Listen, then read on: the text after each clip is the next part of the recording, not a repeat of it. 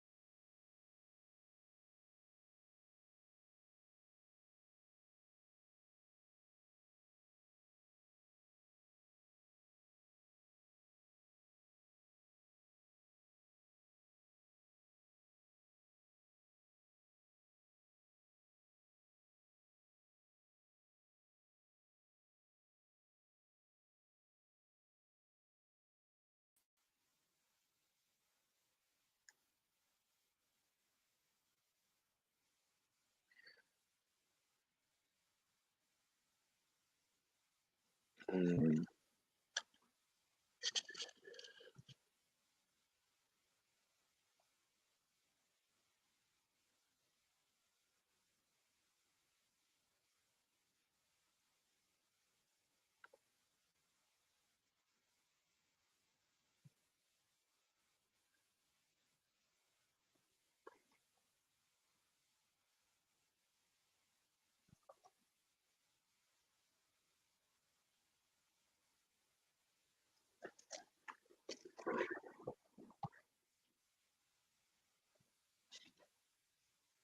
No, no, no, no, no, no, no, no, no,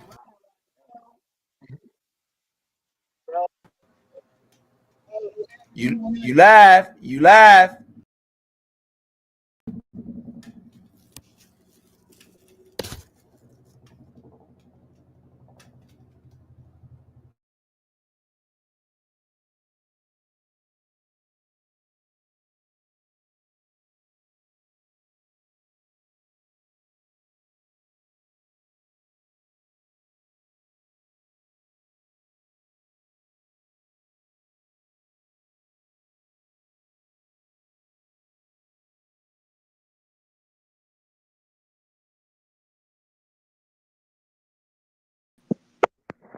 there we go. There we go.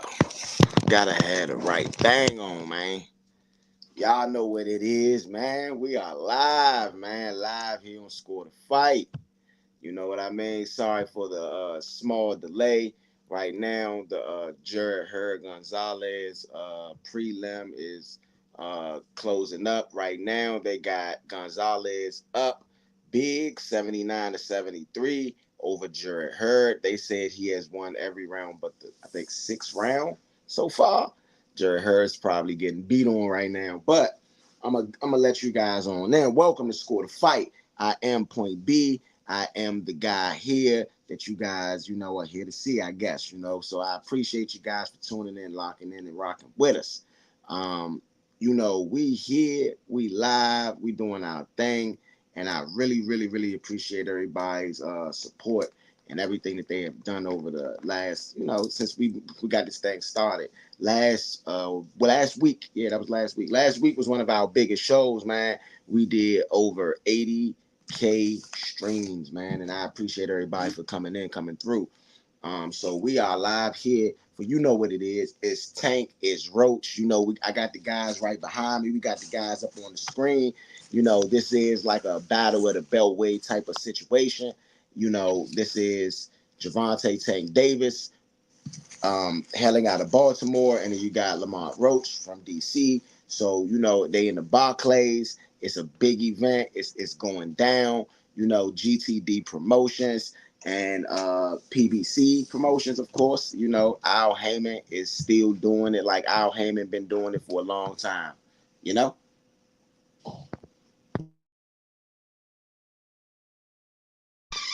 Yes, sir. Yes, sir. So I mean, right now, Jared Hurd, man, he has not looked good this fight. He basically is, the last couple rounds, I would say he's been doing all right, but the jab, he just it's like he not throwing his hands, he's not doing his thing. So welcome, man, welcome, man, welcome. And I know it says the broadcast starts shortly, but I'm here. I'm with you guys, man. I'm locked in with you. So, I'm just sitting here in awe about all of the love that we've gotten over the last couple months, man. I mean, we've done some major numbers. And this is a show that is still new, still in its first calendar year, even though this is the second season. And so you gotta love and respect that. You gotta know that we are here to give you guys the best boxing analysts, the best boxing, representation. We are bringing integrity back to boxing here on Score the Fight, and we want to score it fairly. Okay, so with that being said, we gave you guys the preview show, and if you want to know a little bit more about the fight, I would suggest you guys go check that out. That is on our X, that's on our Facebook, that's on our YouTube. You know what I mean? So y'all guys go check that show out if you want to know a little bit more because we want to keep you guys up to date with what's going on today and in fresh time. Okay. So this is the 10th round in the bout, and right now it looks like Gonzalez is a runaway winner, and this would be a upset, to be honest. You know, if you look at the card, this would definitely be an upset. So, I mean, I don't know, man. I don't know how this thing gonna go.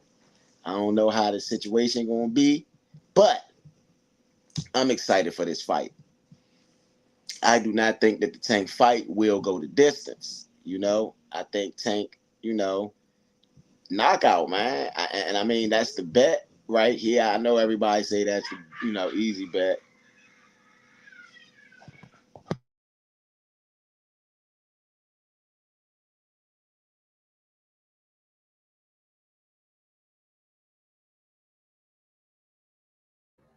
I definitely agree.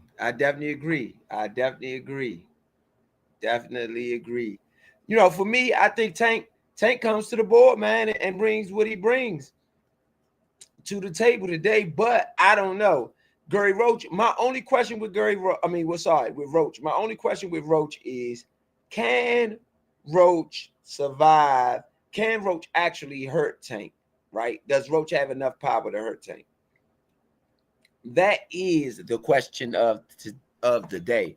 Roach is coming into this only with 10 knockouts. Out of all his wins, I think he has 25 wins, 10 knockouts. Yeah, So the question of the day, 25 1-1 with 10 knockouts. So the question of the day is, can Roach actually muster up enough power to hurt Tank? For me, do I think he can muster up enough power to hurt Tank? I don't know.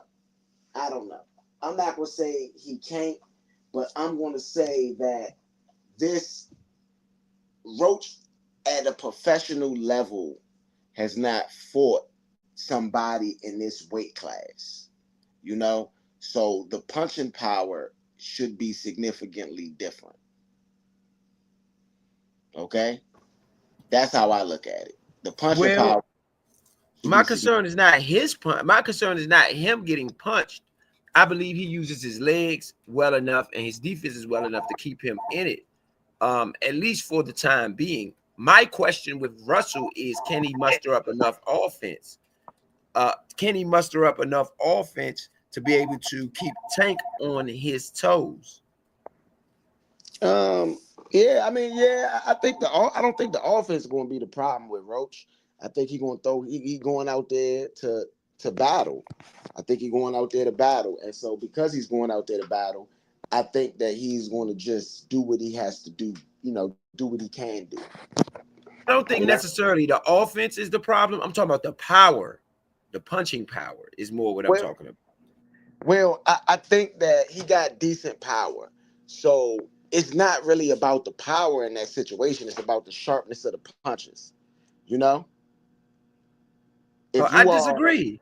I don't know if he has. You could say he has decent power. He has average power, decent. I don't know. I don't know if I agree with that one. I'm gonna say he got decent power from what I've seen. I mean, realistically, every fighter don't catch their stride right away. Some fighters develop a little bit slower, and I feel like Roach was a good talent, but at the professional level, he didn't develop as fast as a Tank Davis, nor did he have the backing that a Tank Davis has had. You know, I was looking at I was looking at Barry Hunter talk about, what it's going to be like being the top trainer and stuff like that.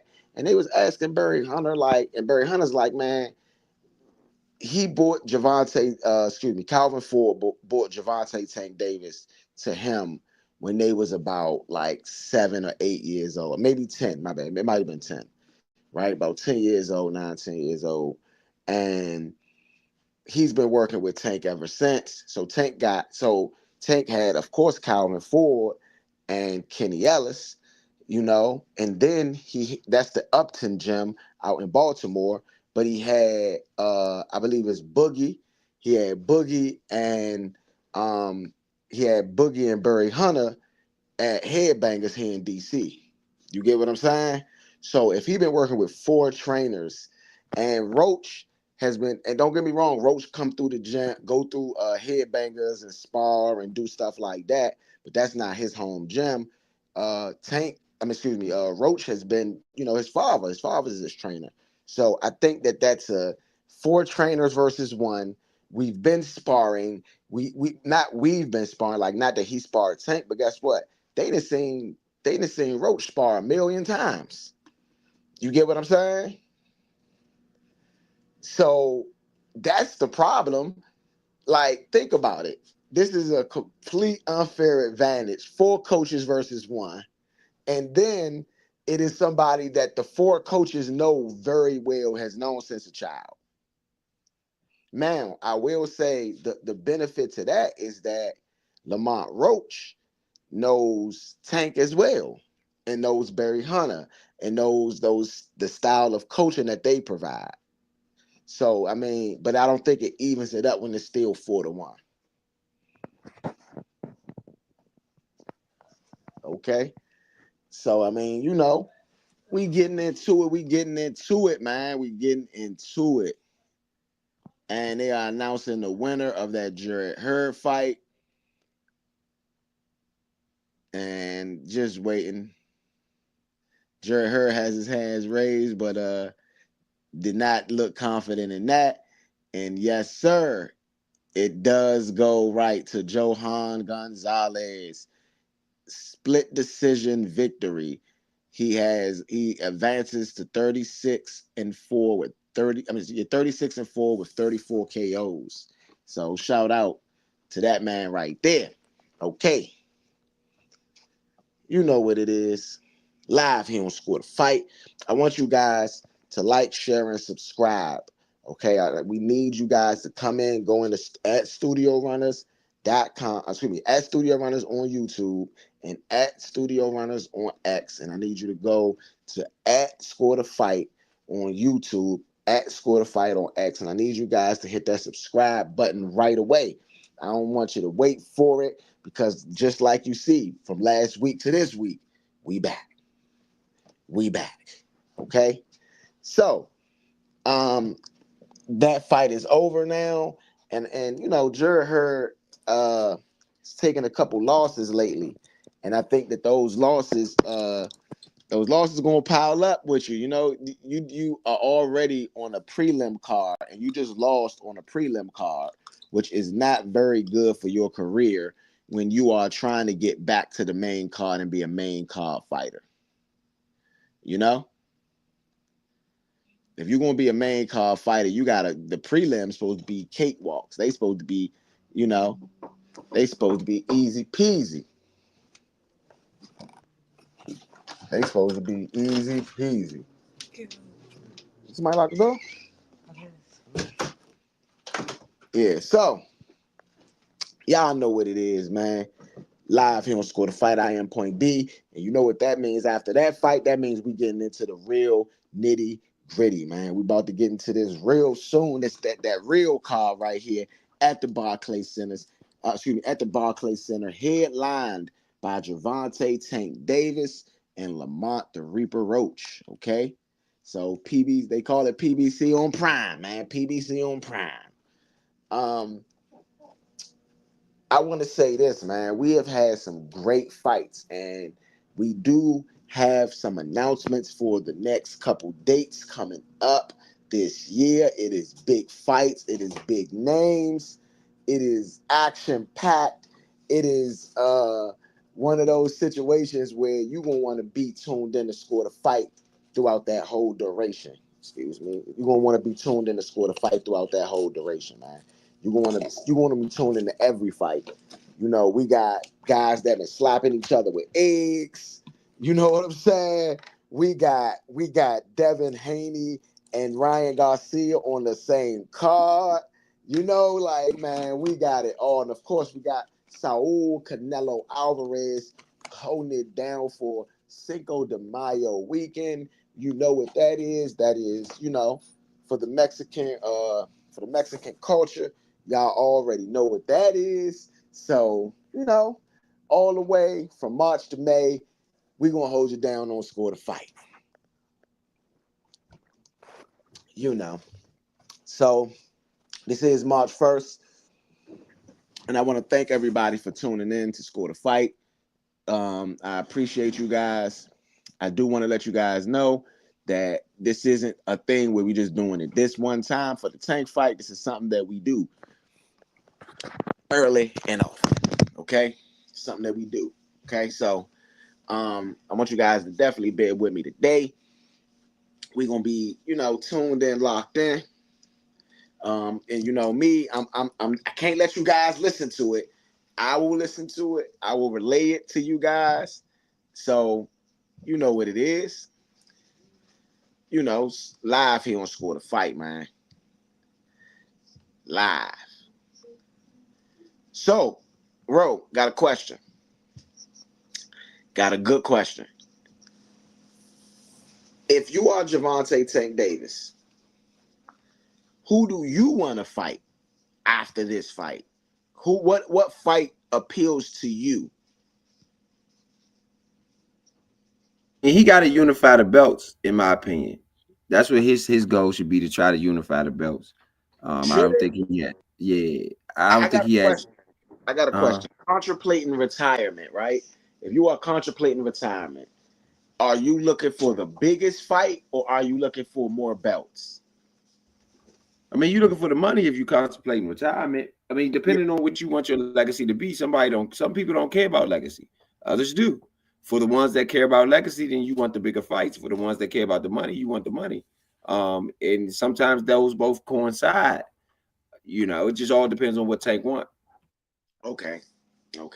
I don't know if he just want the money. I can't say he just want the money. I do think that he is a guy that wants to be recognized for his skill. Now that's the thing about Tank. I don't think much matters to Tank. I don't even think that matters to Tank. I don't think that he really cares about what people say about him as far as what he's done in the ring and what his resume is and all of that. I think that he is just being honest with himself. You know what I'm saying? Look, this is who I am. I'm that guy. I am Gervonta Tank Davis. I'm the biggest name in boxing. I'm the guy that sealed the arenas out. I got the biggest gate numbers. And all of those things are true when you're talking about Tank.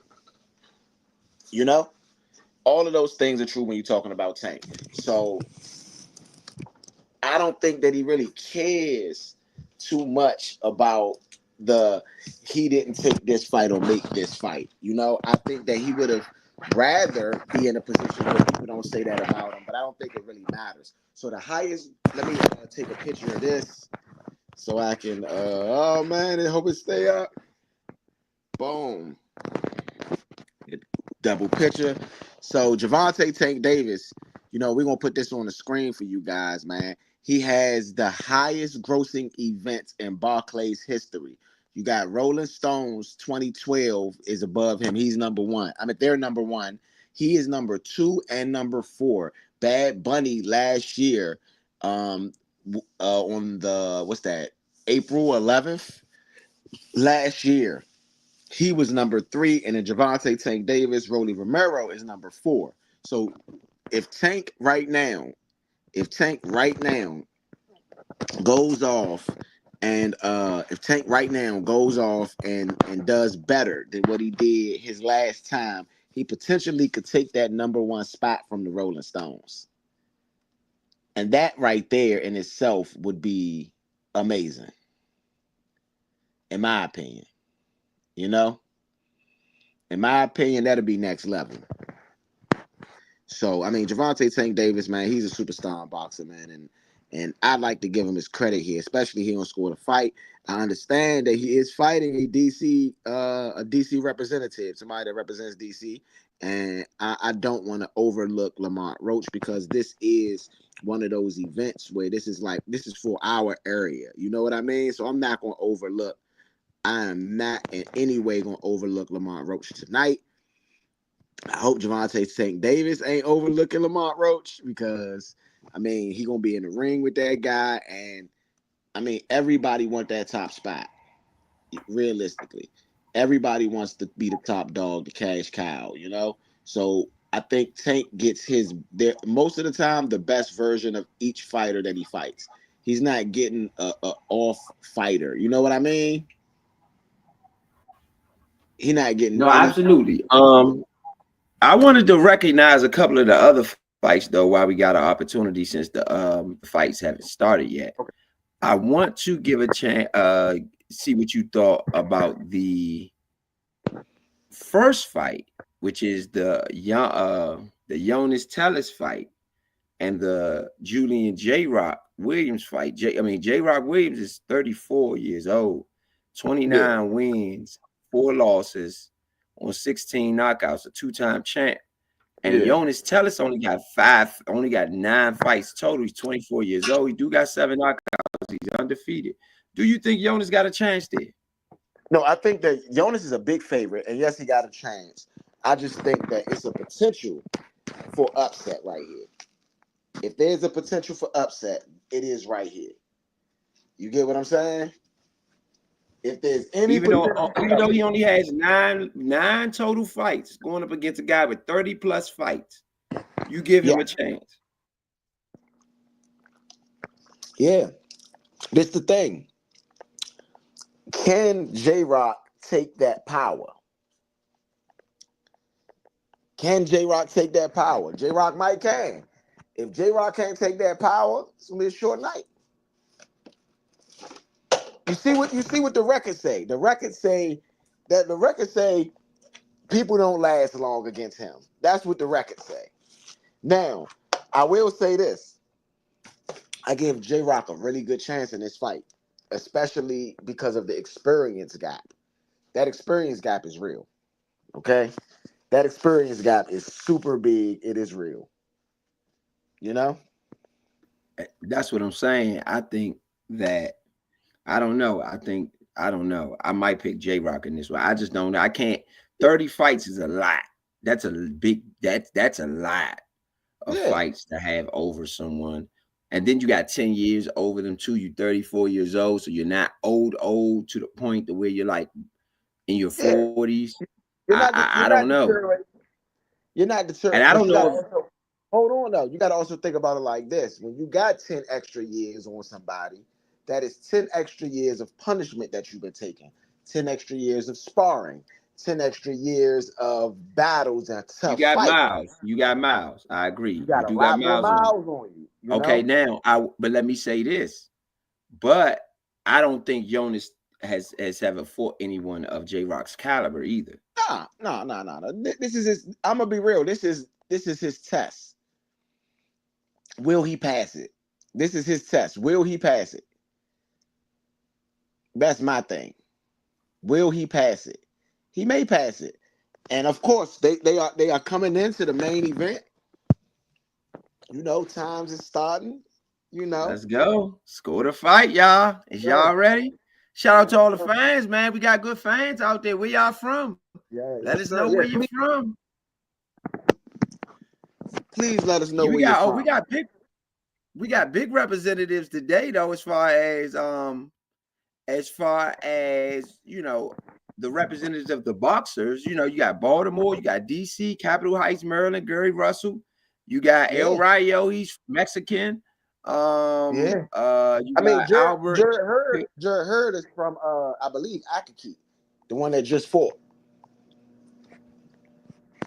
Okay, so you got Jared Hurd, Agoe, then you got Sandor from Barcelona.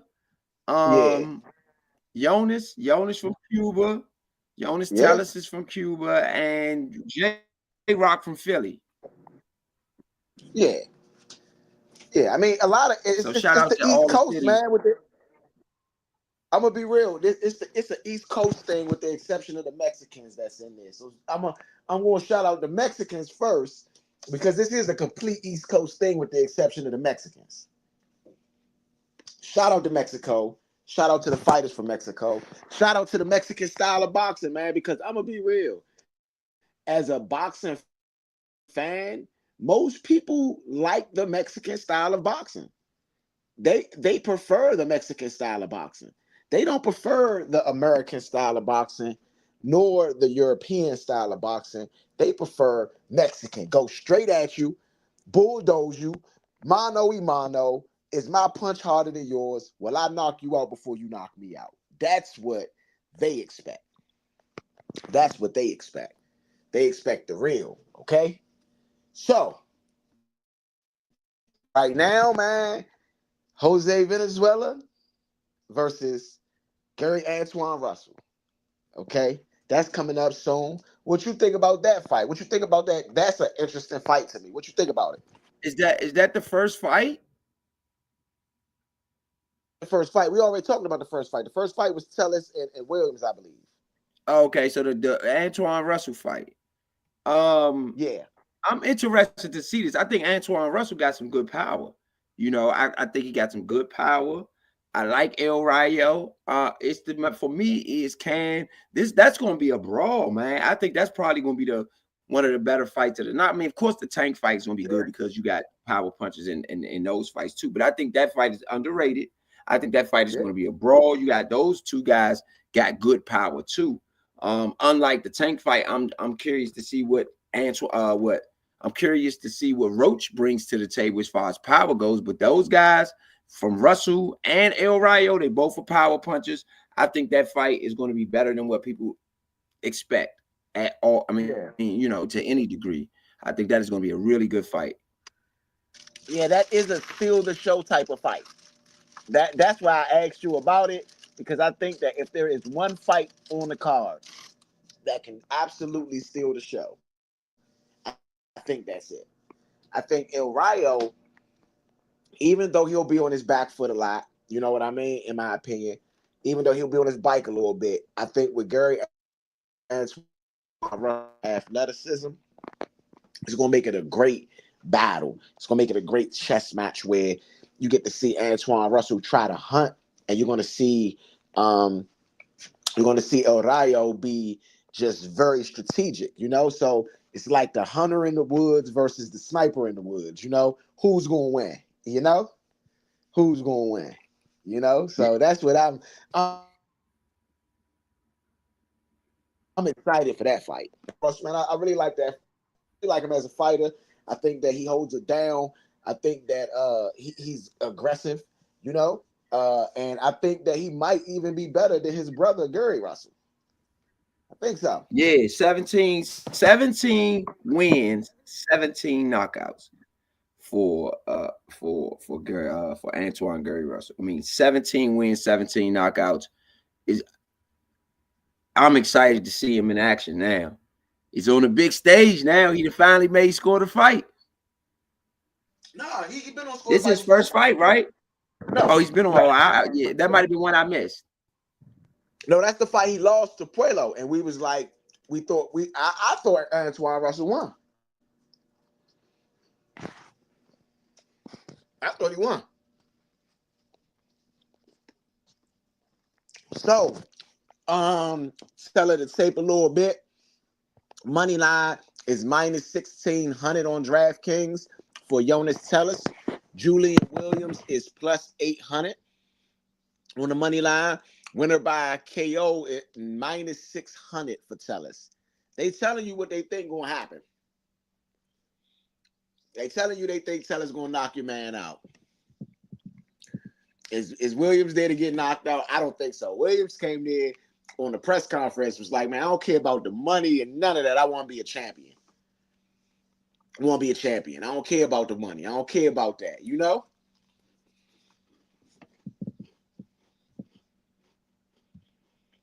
He in the city of champions right now, Super Bowl champions, right? That's the attitude of Philly right now. Yeah. Yeah. And honestly, he don't have a lot of love in there. He's from Philly. It's in New York. You know what I'm saying? It's closer to him than it is to us. So I'm excited, man. I'm excited. Hey, so what do you think? Do you think there will be any knockouts tonight? And if there is going to be a knockout, who do you think gets knocked out? Of course, the first one is Roach. I mean, I think you be out your mind to pick anybody else get knocked out. I mean, I hope he don't. That's the hometown boy.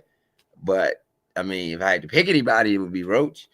And I mean, anybody can get knocked out. I mean, you got some knockout kings in this, from Jonas to Gary Russell to El Rayo. I mean, you got some guys who can boogie a little bit today, some power punches. So I think in every fight, you're going to have a knockout. So I'm not going to call Roach the most potential knockout. I'm going to call J-Rock the most potential knockout. Okay? This is a young kid with a lot of power. Okay? Young kid, a lot of power. That means he got a lot of enthusiasm, a lot of energy. I think Roach is a very good boxer. Okay? The one thing that I do think Roach, the one way I do think Roach has a disadvantage is footwork. I feel like Tank don't get enough credit for his footwork. His footwork is very good. I ain't gonna say impeccable, you know what I'm saying? But I'm gonna say his footwork is really good. And he is able to use angles. He's able to inch in. He's able to do those things with his feet. And the other fighters don't even see it coming. So I would imagine Tank is able to inch close enough to unload certain power punches on Roach. Okay?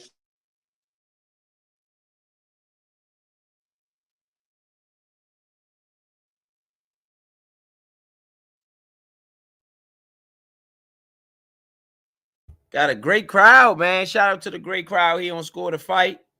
You know, Roach shout said a out to lot the of. great crowd here on Now, Score hold the on. I'll Fight. give you this. The one thing that Roach ain't been talked about on yet so far, right? People ain't said a whole lot about him, is the head movement. Roach has really good head movement. Really good head movement.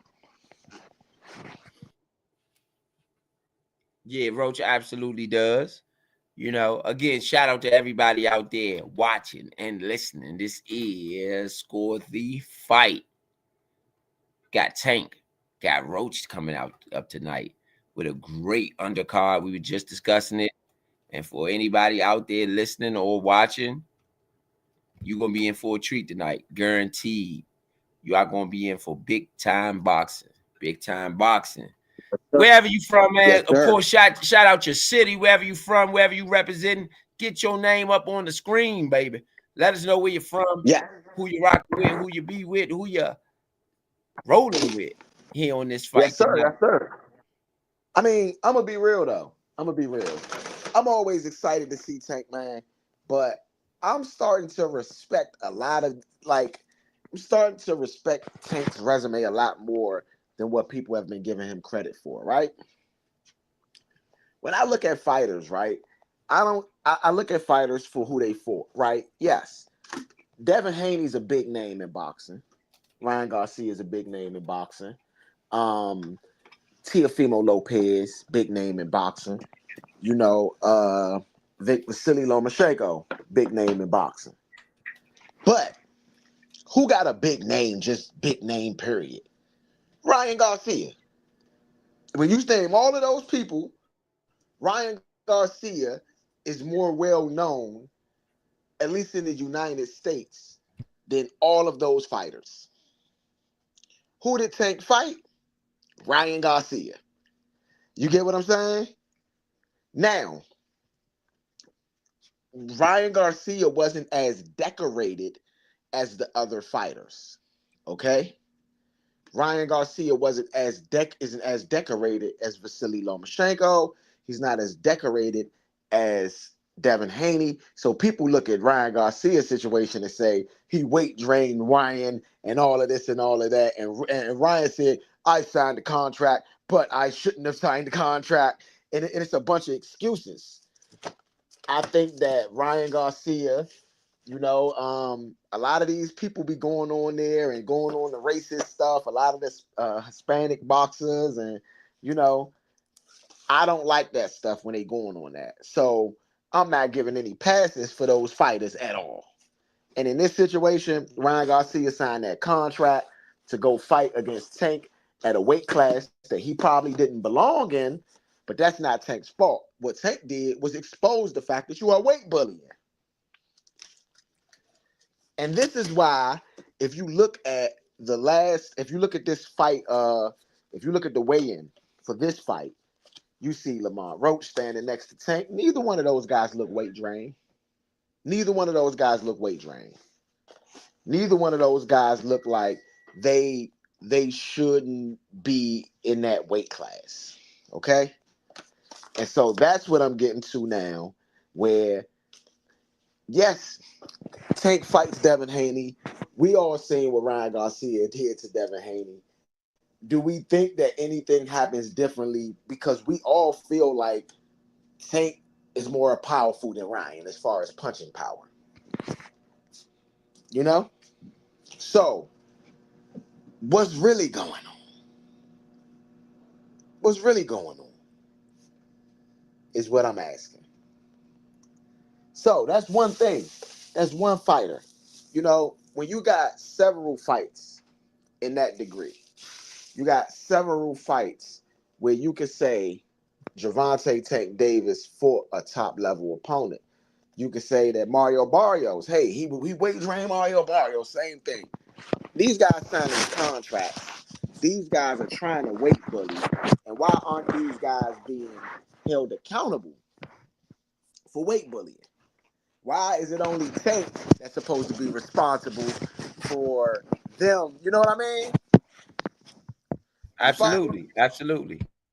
You following me? So that's what I'm saying. That's what I'm getting at. Because realistically, right? Realistically, these guys cannot be weight bullying each other and thinking that it's not going to be exposed. You know? They thinking it's not going to be exposed. But that's getting exposed nowadays. Weight bullying is real. And the only division in boxing that don't have a real and this is a real weight bullying situation is the heavyweight division.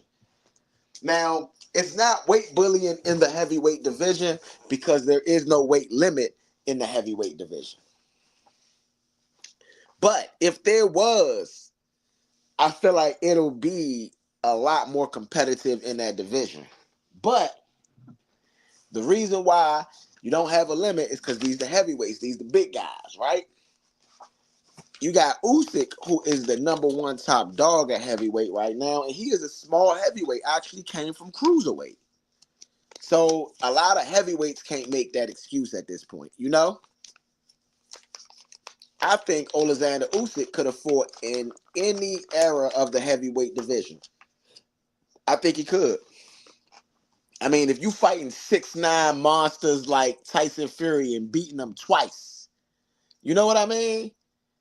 Like, you gotta give a guy like that respect. A guy like that's a dog. That's a different type of dog right there. Okay? That's a different type of dog right there. I totally agree. I totally agree. Yeah, like he can. That's what I'm saying. When you think about the era of boxing, right? The different eras of boxing, you think about the different fighters at different levels and stages of boxing. You absolutely gotta understand that there's beasts and there's dogs. Now there's beasts and there's dogs. There's people that is dominance in the sport. You know, there's people that's going to beat people up. There's people that's going to be violent and reckless, but there's guys that just got pure skill. Okay, and the guys that got pure skill, they can fight at any era of boxing. And the reason they can fight in any era of boxing is because skills pay the bills. Skills is the thing that drives boxing, one good boxer into a great boxer. An amazing All right, boxer. yeah. So let's give an update for the fans. Julian Williams is in the building and he is in the ring. They are calling him out right now. Julian Williams is in the building. He's in the ring. They are calling him out right now. Shout out to everybody out there listening. This is Score to Fight. About to get Indeed. ready, man. Both guys in the ring. Indeed. So, Ro, got a question. You say you think what's the name is Williams is going to be the upset right tonight? I got Williams in this one. I got J-Rock. I got J-Rock in this one. Who Yeah, you got in this fight right here? I told you, I got the young bull, man. I got the young guy, man. Because I mean, realistically, J-Rock, man, J-Rock a beast, but power is something different. Power is what you do. I get it, but I mean, for me, I think that I think that J-Rock gonna come to the I think J-Rock gonna come to the board and really do his thing. You know what I'm saying? All right. So Eric Dolly is gonna be the man in the middle tonight. I'm getting myself boom right there. You know. So Tank Davis on DraftKings is minus 1,600, not minus 2,000 like on Bet Online. Oh, okay. Boom. Julian Williams, tell us. Williams comes out with a snappy jab right away. Let's get Williams is a bit awkward fighter, man. You gotta people. Yeah, you gotta be able to operate in that space with Williams. Williams is a very awkward fighter. Very, very awkward. First good snappy jab. Okay, they exchange jabs.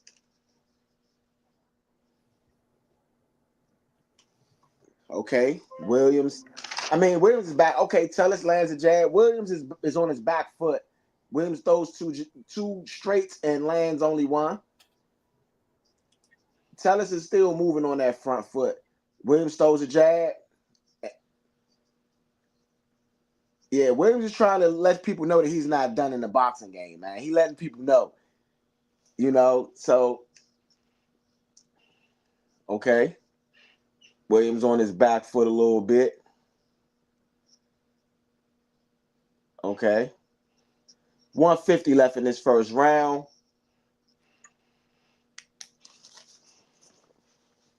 And I mean, they just, Tellis, man. Tellis being the aggressor, man. Tellis lands a really good check left hook.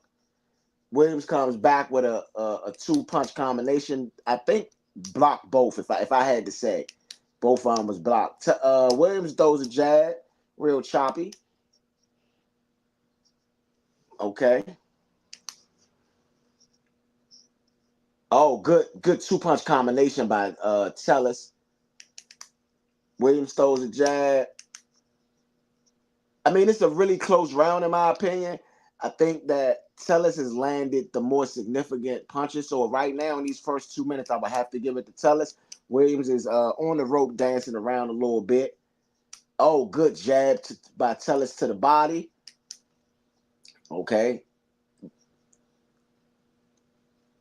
Williams has only thrown 10 punches in this opening round. Tellis.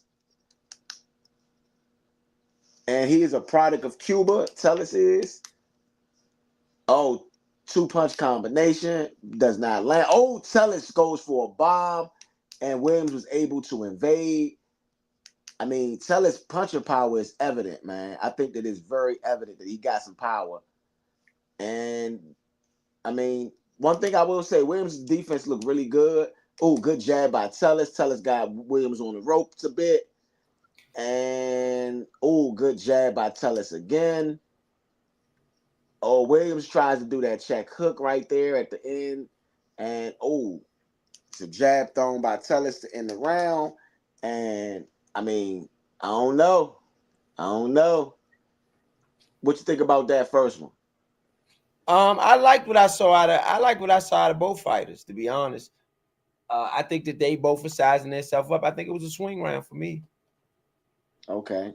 I mean, I'm gonna take Tellis on a swing round. I think it was a swing round for me. Yeah, I'm gonna take Tellis on a swing round. Can you get this second jump for me? Yeah. Oh no, never mind. I got it. My bad.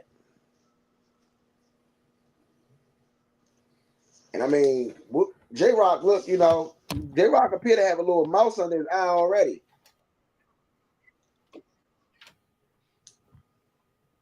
Okay. Round 2. Yeah. Uh-oh, yeah, you're right. This guy Tellis is coming with it in the second Tell us round. coming with that heat. You want to go ahead and get it? Because I think you were a little bit ahead of me. Oh, Tellis lands a really big bomb on Williams' right hand. I mean, Tellis punching power is real, bruh. Tellis punching power is real. I'm actually hoping Williams win as an upset. You got Williams in the middle of the ring in the white and red trunks, and then you got the black and red trunks would be Tellis. Williams with a jab, two jabs, jab to the body for Williams. Tellis on the front foot. No, neither guy actually throwing any punches. Williams comes with the left, the right, and the left. 3 punches all blocked. Uh-oh, Tellis with a overhand right that landed. Williams, Tellis on the front foot. He got Williams over in the middle of the ring now. Tellis walks into a 1-2-3 combination from Williams. Williams with another jab. Williams with another jab. Lands, both lands. Tellis with an overhand right. Underhand all blocked. Williams in the corner. Williams grabs him. Tellis do got something going on with his eye. He looks to be uncomfortable a little bit. Okay.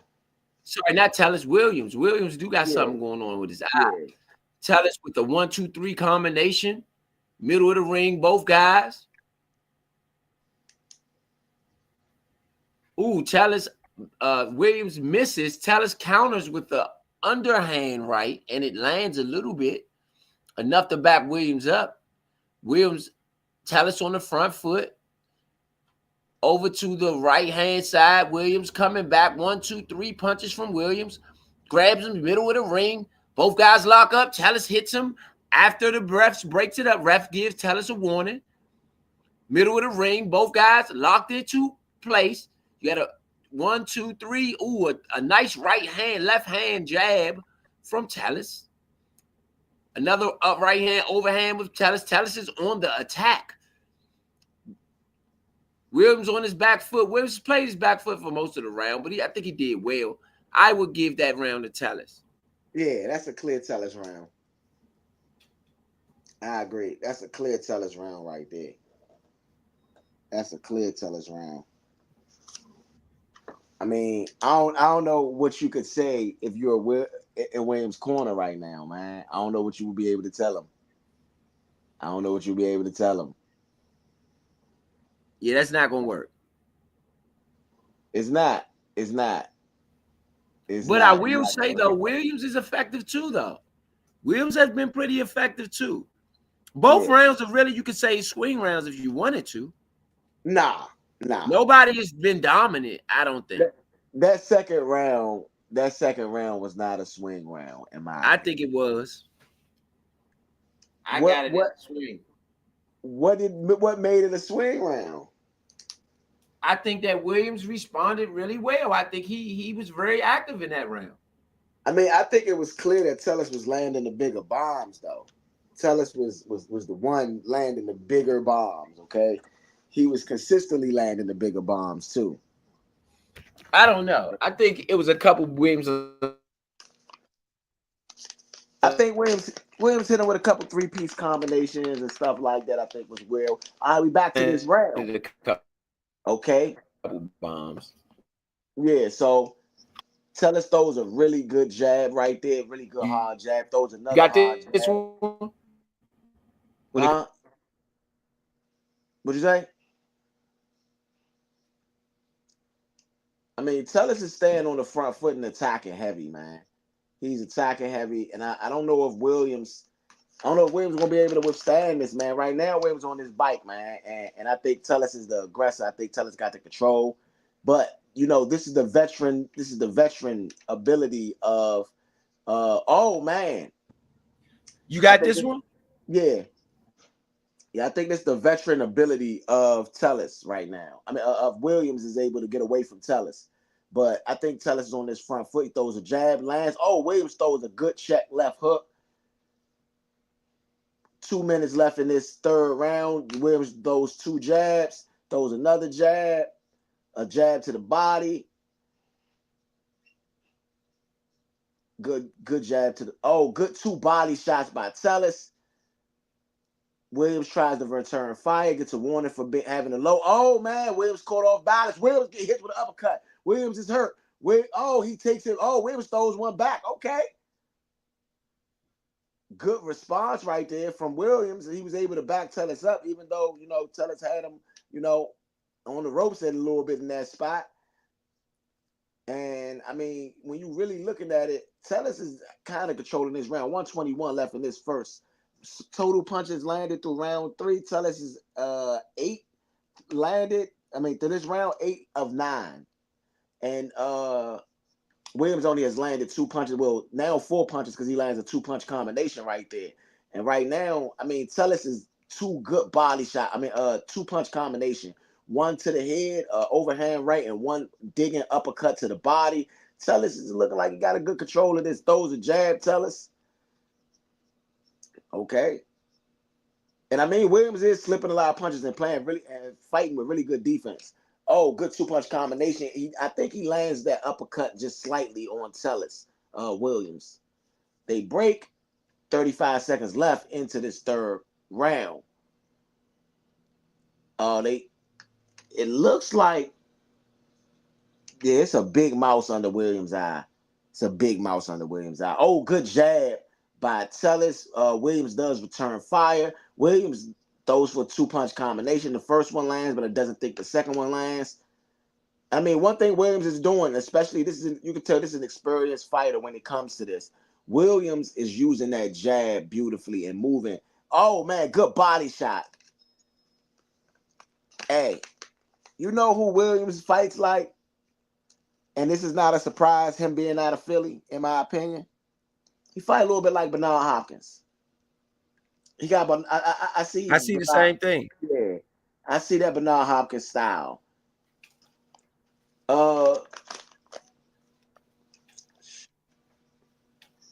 You want to take over this round? Yeah. Okay, man. This was we got the beginning of the 4th. Tellis in the red and black trunks. Williams in the white and red trunks. Williams on the bottom of the ring stumbles a little bit. Tellis on his front foot, got him over in the right-hand corner. Tellis back to the middle of the ring on his front foot. Ooh, good jab from Tellis. Another one, Williams blocks it this time.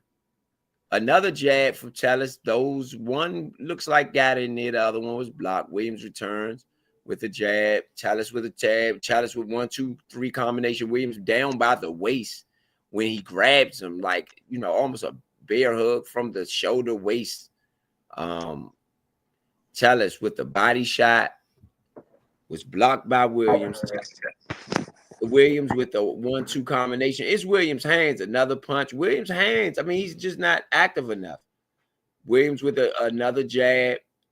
Tellis. Oh, Williams down by the waist again. He grabs him, holds him down by the waist. I don't understand that part.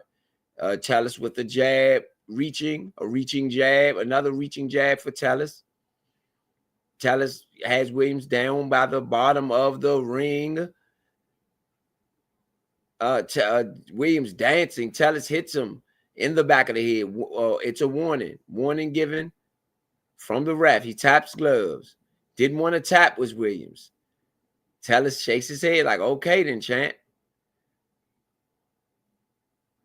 Let's go. Williams moving, shaking, moving. Williams on his back foot playing all defense and no offense for Williams. Oh, Tellis got him over in the corner. Williams slides out of that one. Still hasn't thrown with so many punches. He throws a jab for Williams, another jab for Williams, another jab in the right hand and the left from Williams. 2 of them hits. Oh, Williams coming back on some offense. Okay, Williams. Another jab from Tellis. And 2-1, 2-3. Ooh, and a body shot from Tellus. Tellus over with a shoulder shot. Another shot from Tellus over on the shoulder.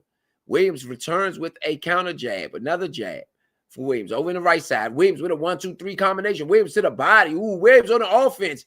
Oh, return is Tellus. Tellus with a jab. Tellus with an uppercut. Tellus with a check jab. Tellus which lands. Tellus with another jab that lands. Williams returns 1, 2, 3 for Tellus. None of them land. Tellus on the front foot. Williams bouncing around the back foot. Tellus with a jab on the right side. Tellus with another jab. Refs breaks it up. That is the end of the 4th round. What you got there?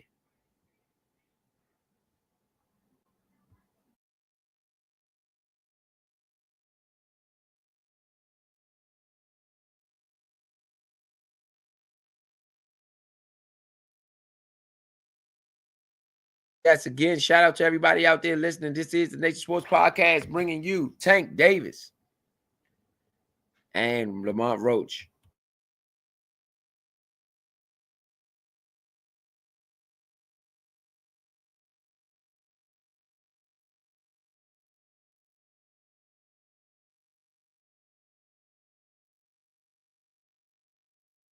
Yes, indeed. Yes, indeed. So, I mean, what do you have on that round?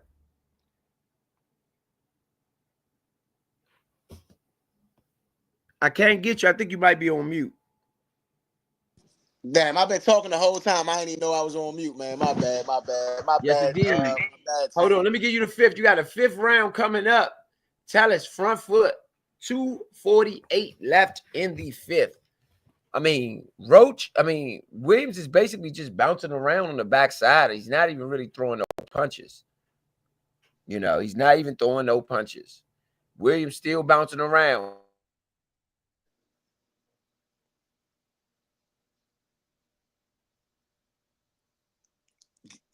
Yeah, can you hear me?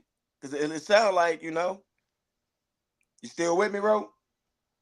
Williams with the 1, 2, 3, another jab. Williams over to the right side. Williams with a 1-2 combination, another 1, 2, 3 combination. Oh, Tellus with a nice left, a nice right hand jab. Tellus, oh, Williams might be hurt. Tellus, oh, he grabs him, maybe not. Williams still playing defense. Williams giving you enough offense, I think, to stay in it, but not enough to win. Yeah. I mean, I'm telling you, I don't even know if he's in it. I just think that he's surviving. I think he's surviving. Both men on the right side, bouncing around the right side. Bouncing around to the right side. Williams. Oh, Tellus got him on the back rope. He still throws it to another jab. Another jab. A jab from Williams. 2 jabs from Williams. Oh, they just exchanging jabs. All was blocked. Both men playing really good defense here. Williams with a left hand jab. Tellus comes back. Oh, all misses. Ooh, good defense from Williams. 3-piece combination. All misses. Both men in the middle of the ring trying to gather their breath. Tellus with a 3-punch combination. All blocked. Another jab from Tellus, blocked. Williams over in the right corner. Sorry, top of the ring. In the mid, top of the ring. Both guys sizing each other up. Tellus tries 1, 2, 3, 4, 5. Tellus again, and all blocked or missed. Williams with the great defense. Tellus with a jab. Williams returned with the counter. Ooh, good jab from Williams. Williams with another jab. Misses. Williams over in the right corner. Tellus got him cornered. Williams slides out of that. Back to the middle of the ring. Williams with a jab. Williams with another jab. Both misses. Both blocked. Williams with a 1, 2, 3 combination. All blocked. Tellus, Williams, middle of the ring. Tellus looked like he's trying to gather his breath. Ooh, a 1, 2 combination for Tellus. Both blocked. A little bit of chippiness after the bell. A little bit of chippiness after the bell. I think I gave that one to Williams. I ain't got you. You might be still muted. My bad, my bad, my bad. I ain't gonna knock that. No, I think that Williams definitely won. I agree with that. That's a round I gotta get to Williams because he clearly outboxed him in that round. Tellus was not able to get his offense off, and you know it's pretty crazy. Yeah, absolutely. Tank Davis, they giving a little interview to Tank Davis. They say Tank Davis is a low output, high accuracy fighter.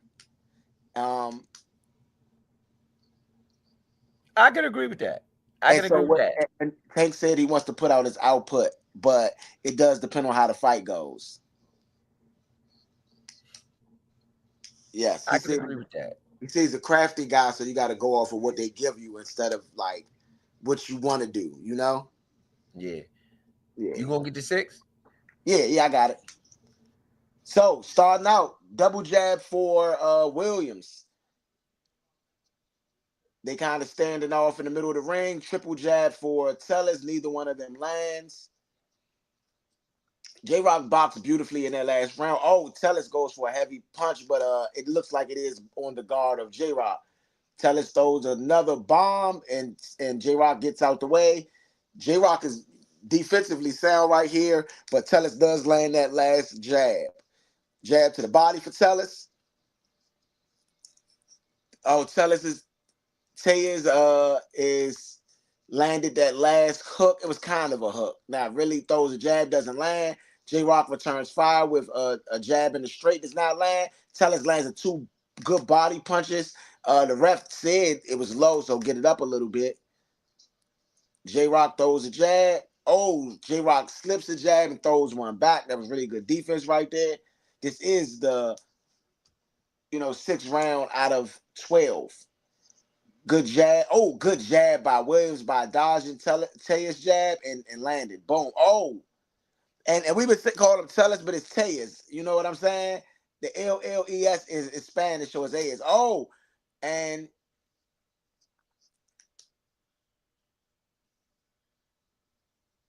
My thing is, can Williams keep up the pace with the movement? Williams is doing a lot of movement, and I wonder, can he keep this pace up? well, I don't know. Maybe he's fighting off his back foot, but he's not overexerting like any energy because he's not throwing a lot of punches. Oh, good jab by J-Rock. Oh, Tellus goes for a 3-punch combination. J-Rock is able to invade. Williams' defense is looking impeccable in this round right here. Yeah, it definitely is. Yeah, it is looking impeccable. Okay, J-Rock on an uppercut that lands. Ooh, and a clean jab that lands as well. Another jab to the body.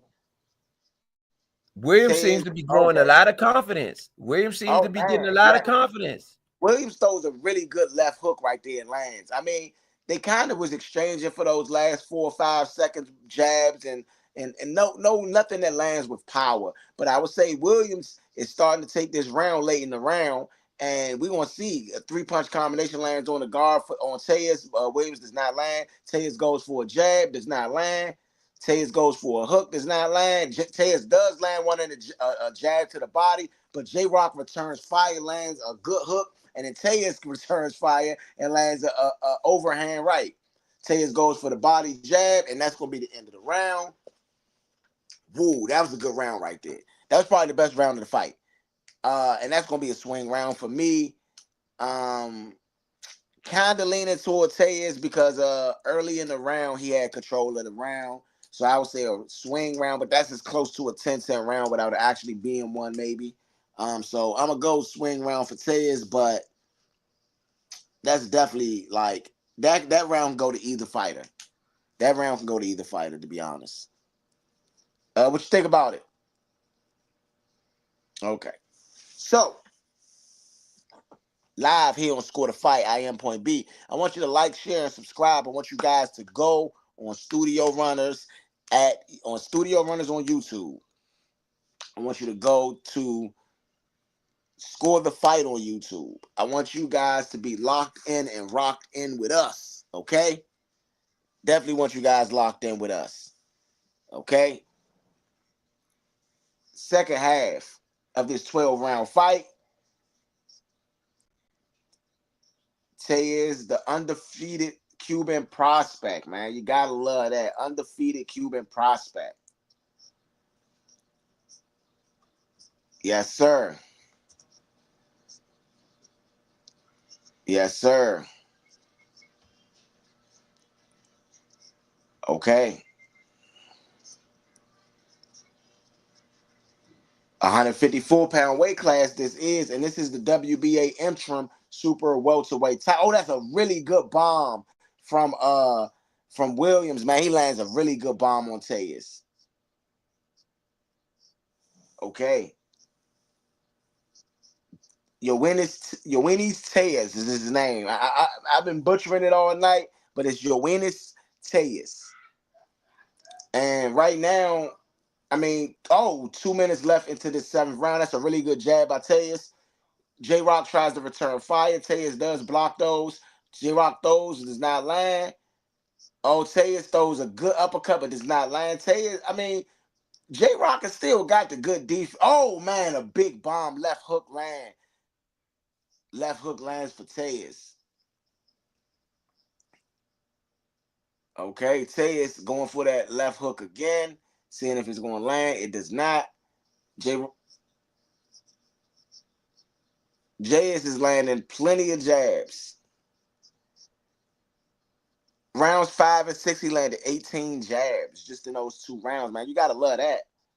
You got to love that. Triple jab for Tellez that does land. Oh, man, J-Rock looked like it landed, but, that might have been camera angle. Double jab with the overhand right. Right now, power punches landed through the couple rounds that it has been. 43 for Tellez, 27 for J-Rock. Tellez's highest round was the 3rd round with 11 power punches landed. I mean, it's clear. It's clear that Tellez is right now winning, in my opinion. Ooh. Okay. Tellez lands a good body shot right there. Man. Tellez is starting to step on the gas right here in this 7th round. Yeah, Tellez is stepping on the gas, and Williams ain't going nowhere. Williams is not going nowhere. He's fighting like a determined fighter, and he's boxing beautifully. But this round is definitely going to Tellez. This round is being dominated by Tellez. 10 seconds left. Body shot from Tellez. Jab from Tellez. Boom. Woof. That's a good round, but that goes to Tellez. I think he was completely dominant in that round. After that swing round, Tellez said, I'm not going to leave it up for debate. I'm going to do a lot better that round, and that's what he did. I agree with that. I think that round was his. Yeah, clear Tellez round, man. I think he dominated that round. So the over-under is starting to get – it's there. It's 8.5 for the over-under. So if it's going to be, then it is what it is. Hey, and so Lamont Roach, we want to talk about a little bit about Lamont Roach. Lamont Roach told a reporter that if Tank Davis don't get off to an early start this fight, if he starts slow, it is going to be a long night for Tank. Okay? Okay, so I don't know.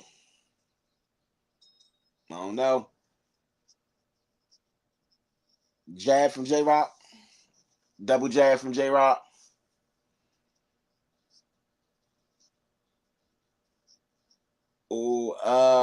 Tellez tries to throw a 3-punch combination, does not land. J-Rock throws a jab, does not land, but that straight right hand does land. This is definitely a different J-Rock for the round. He's kind of being a little more cautious. These are both orthodox fighters, Tellez and J-Rock Williams. Oh, good. Tellez was 20 of 53 in that last round. Williams only landed 7 punches that last round. That shows you what happened. Both guys landed a jab, and neither one of them are really shaking up. I mean, this to be real, you can tell that Williams got a really good chin, man. You got to respect it.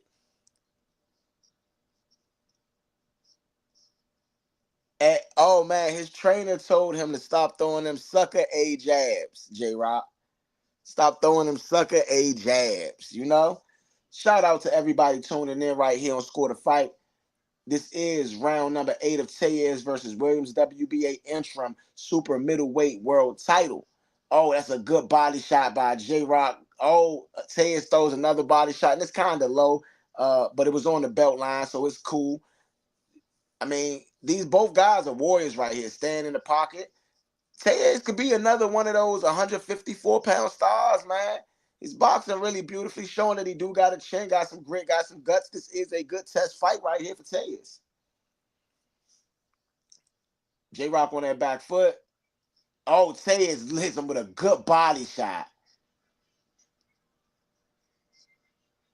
It was a hot start for Williams in this round, but now Tellez has had control of the last minute. Who's going to control this minute? Whoever controls this minute is going to win this round. And right now, Tellez is the only one throwing punches. Williams might be hurt because he ain't throwing a whole lot. Good jab thrown by Williams. Williams does not land. Tellez is throwing 3-4 shots, does not land. Williams blocks or evades all of them. 30 seconds left on the clock in this 8th round. Oh, good jab by J-Rock. Oh, J-Rock throws another straight right hand and does not miss. Tellez throws a straight right hand and does not hit. I said it does not miss, does not hit. 10 seconds left in this 8th round.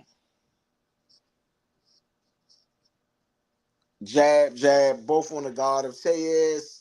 Another jab on the guard, and that's going to be the end of that round. That's going to be a swing round because I really don't feel like either one of those fighters took control of the round late in that round. But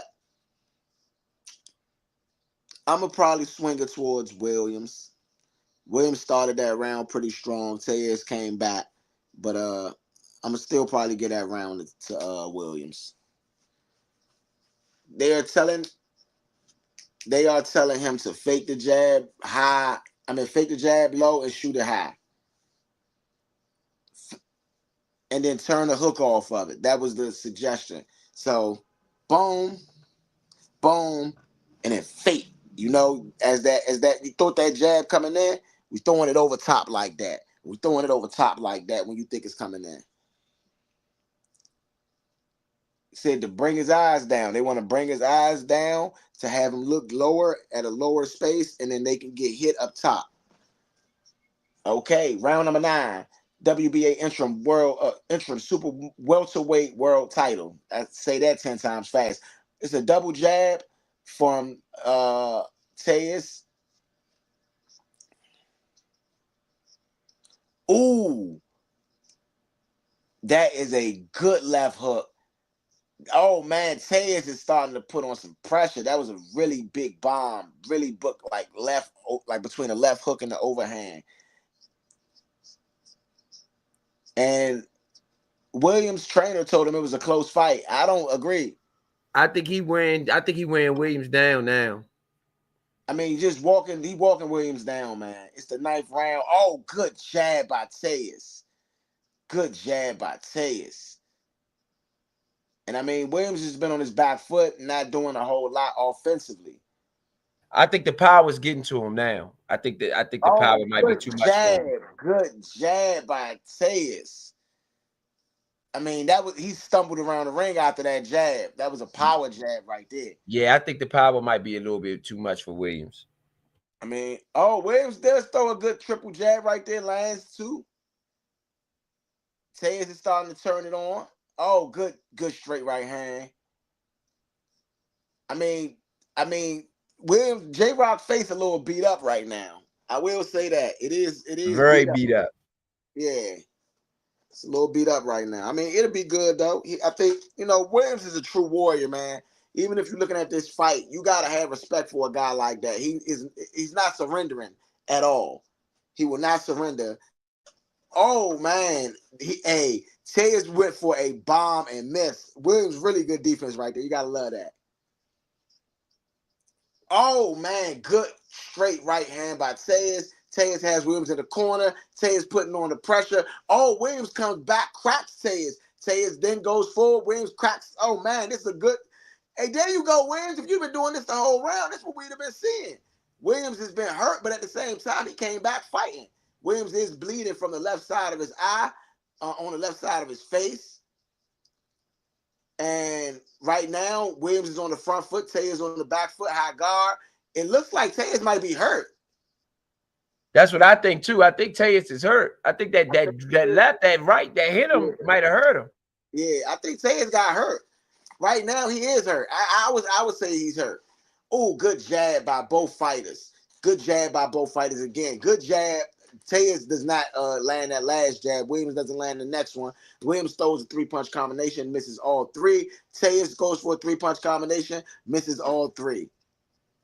I think that you got to say that Williams got a chin. I know that much.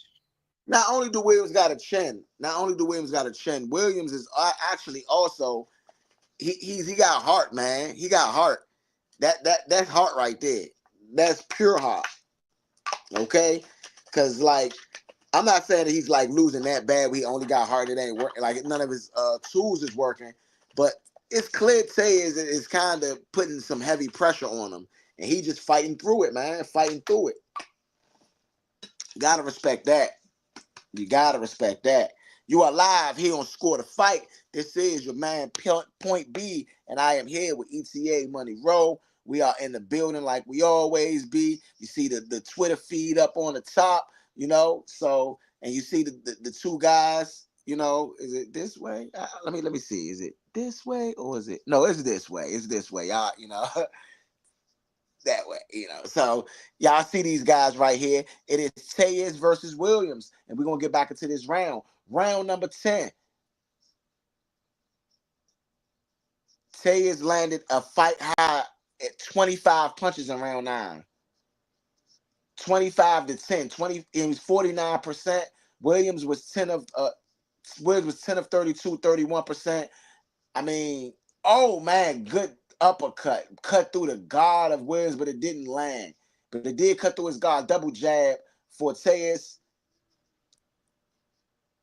I mean, I didn't expect this. I said Tejas might get the knockout, but Tejas is looking like he a 12-round fighter. Oh, good jab by both fighters, but that jab Williams landed on Tejas was nasty. Oh, three-punch combination. Oh, man, Tejas lands a clean straight. Oh, Tejas lands another right hand. Oh, he's pushing the pressure. He's pushing the pressure. Tejas, are you gonna go for the knockout? I mean, because Williams ain't throwing a lot of punches. I mean, oh, good jab by Williams. It's just a little bit of this to the jab. Oh, good body shot for Williams.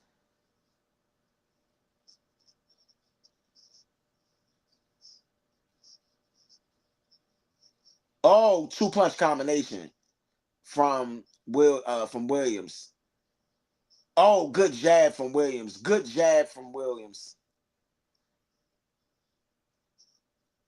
Oh, three-punch combination from Williams. You know, oh, got clipped by the right hand. Tejas is going to work. Let's see if Tejas is going to close the show. No, Williams is good defense. Williams is kind of waiting to see if he can catch him. Oh, good. Oh, man, good uppercut from Tejas. Oh, good. Another. That was partially blocked, though. But it was another good uppercut from Tejas. Partially blocked from Williams. Good defense from Williams. And, I mean, Williams' face is a little beat up. He has mouses on both eyes at the bottom. I mean, he looks like, you know, oh, good jab by Williams, man. One thing about Williams, man, he's showing how much of his veteran skill is. I mean, yeah, definitely when he get in tough moments, he's finding his way out of them and showing that he has the wherewithal and experience to deal with anything that comes his way. He's been stopped 3 times in his career, but it don't look like it's going to happen tonight. I might gotta go put in another bet because I thought I put in one for Williams for it to go under.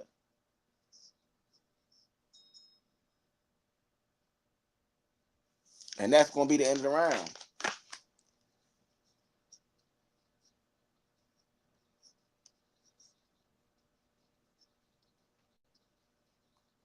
It's going to be a bunch of the small guys is next. It seems like the weight classes is going down from 154. It go from 154 all the way down. Okay, I did not bet on this fight. I didn't feel comfortable. I knew I didn't. It's going to be a good fight. I mean, it's going to be a good fight all the way through, though. But Puello, who beat Antuanne Russell, is fighting next. You know, even though Antuanne Russell is going to be fighting after Puello, I mean, it's later in the card than Puello. Ain't that something? All right, Taz, championship rounds. We are into the 11th round. You know what that means. You know what that means. And that last round, I did give to Taz. J. Rock Williams being looked at by the medical staff. He is okay to continue on. Here in round number 11, scheduled for 12, championship round. This is what the gold round's for, baby. Oh, man. Right now, they have Taz up big, only losing the first and the 8th round. Every other round, they got Taz up. I gave Taz the first round. I did the 8th round. I did give to Williams, though. Good jab. Good jab by Taz. Oh, good uppercut by Williams. Really good uppercut right there.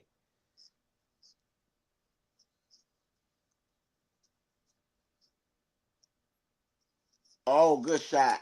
Good shot from Taz. I mean, Williams is showing great IQ right now. Showing that he is an elite veteran. I'm not saying elite fighter, but veterans, they're not necessarily elite fighters, but these are guys that are skillful. These are guys that know the game, that know how to be crafty and do stuff like that. That's what elite veterans do. Ooh, 3-punch combination, ending with an uppercut, and that was Williams landing that cleanly. 2-punch, boom, with that uppercut. Just, the jab. Taz is using the jab beautifully in that. Lands a good left body hook. Throws another left hook to the head. Does not land. Jab. Double jab for Williams. Another jab for Williams. I feel like Williams winning this round, man. Jab to the body from Taz. Another jab to the body from Taz. Oh, man. That was not really, it didn't really land, but, man, it kind of did at the same time from Taz. Like an overhand right. Jab from Williams. Jab from Williams again. Oh, good body shot from Williams. Philly is throwing his, Williams is throwing his hands. Okay.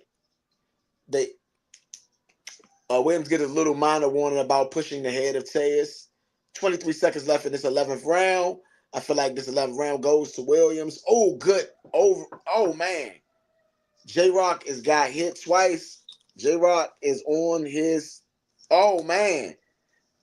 This late in this round, Taz is starting to turn up a little bit more.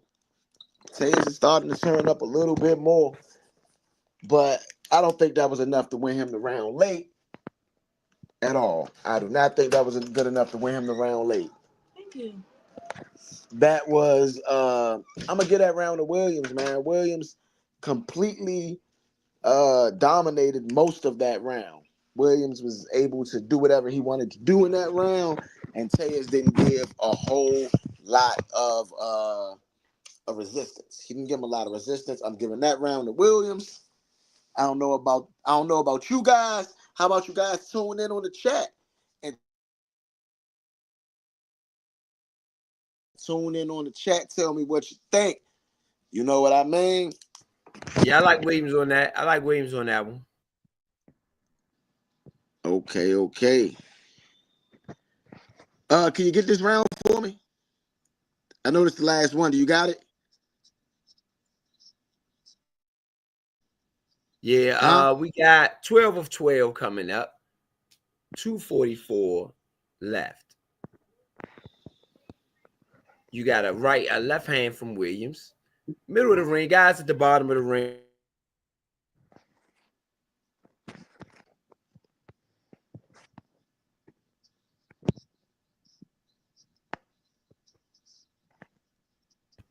Left hand, right, a left from Williams. A right to a right and a left.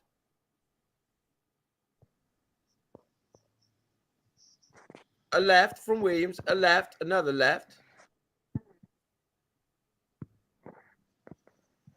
A left and a right. From Chalice, he returns. I mean, both guys kind of just look like they patting through the round. Middle of the ring. Guys over to the right side. Throws a punch. Williams holds him. Another left, another left, another left. Just 3 lefts. Oh man, good combination. Good combination. Chalice comes back. Those guys middle of the ring, man. I mean, it just Williams playing good defense. 122 left, 12 of 12. Williams with a 3-punch combination. Chalice returns with a 4-punch combination for Chalice. Oh, he pulled back. Chalice might have had him, but he pulled back. Williams. He whispered something in Williams' ear. Don't know what it was.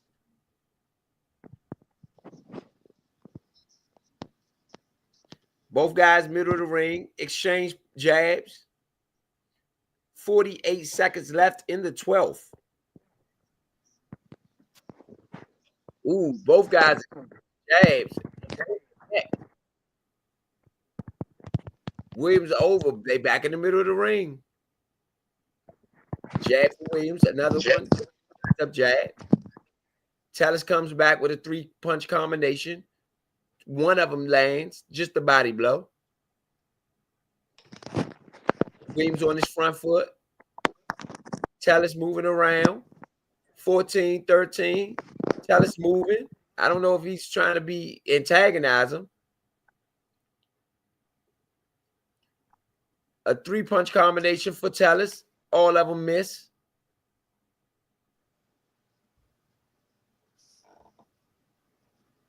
End of the fight. 12 out of 12. This one goes the distance. Let's see what the refs got. What you got on this? I got 8-4 Chalice. I feel like J-Rock won the last 2 rounds. I feel like Chalice dominated most of the fight.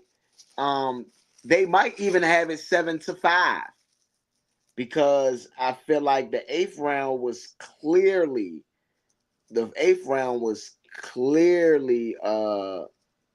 J-Rock's.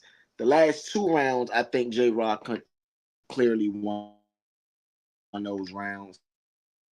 And then when you add the 1st round potentially being around and the 5th round potentially being around, I could see 7 rounds to 5, but I still don't think that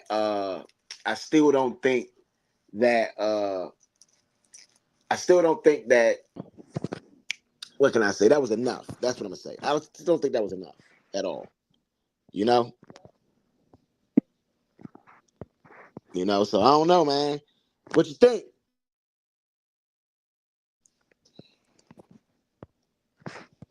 I got it scored at. What you think? I got it close. I think this, I think Williams could pull it out, but I got it scored at 7. I'm gonna go with Williams with the win. I'm gonna stick with Williams with the win. Williams with the win? I'm gonna stick with Williams with the win. 7-5 Williams. 7'5" Williams. Oh Yeah. no, bro. Oh, hold on. Let me get these punch stacks. Let's see what the All Twitter. right. Let's see what the Twitterverse think.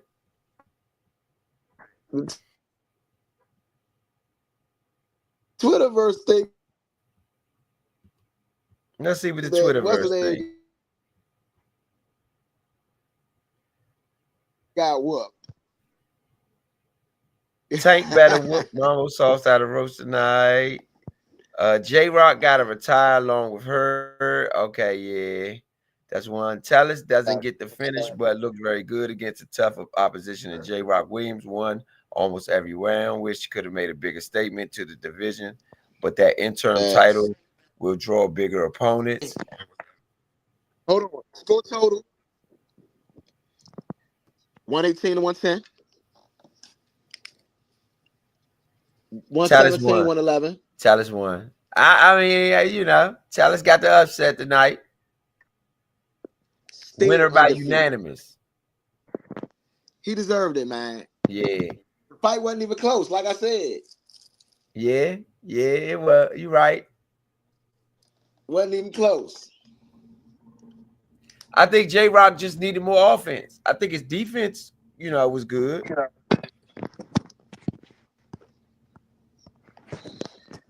Daria Ashley on the Twitterverse says new class of boxers are going up against the OGs. Tallis did well against Williams and definitely taking the dub. Love to see it. Fight night. Tank Roach, Tallis, Williams. Tallis, buried in gold. Burium Boxing said Tallis didn't get the KO, but this was an impressive performance against a crafty veteran. I like what I saw after 3 more fights. I would love to see Tallis against Zayas. I don't know what Bradman is smoking in the corner, but in my book, Julian only won 1 round. Okay. I'm sending some stuff over to the chat now. Give me a second. Sending some stuff over to the chat now.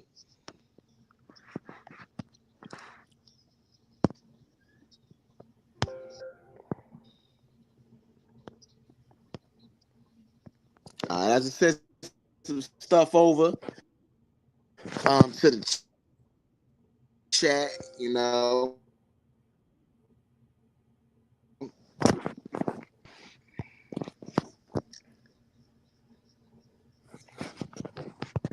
Okay. I mean,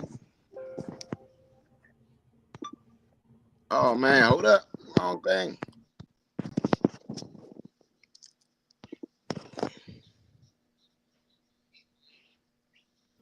Shout out to everybody out there listening. You know, this is the Nature Sports Podcast bringing you Tank versus Roach here live. Yeah. Got a lot of people in the building in the Barclays Center for that sold out crowd. Live DC East Coast boxing as they pegged it the night. So it's a little bit of everybody up in the building. Danny Garcia, Shakur Stevenson, and more, of course, came out to witness it live.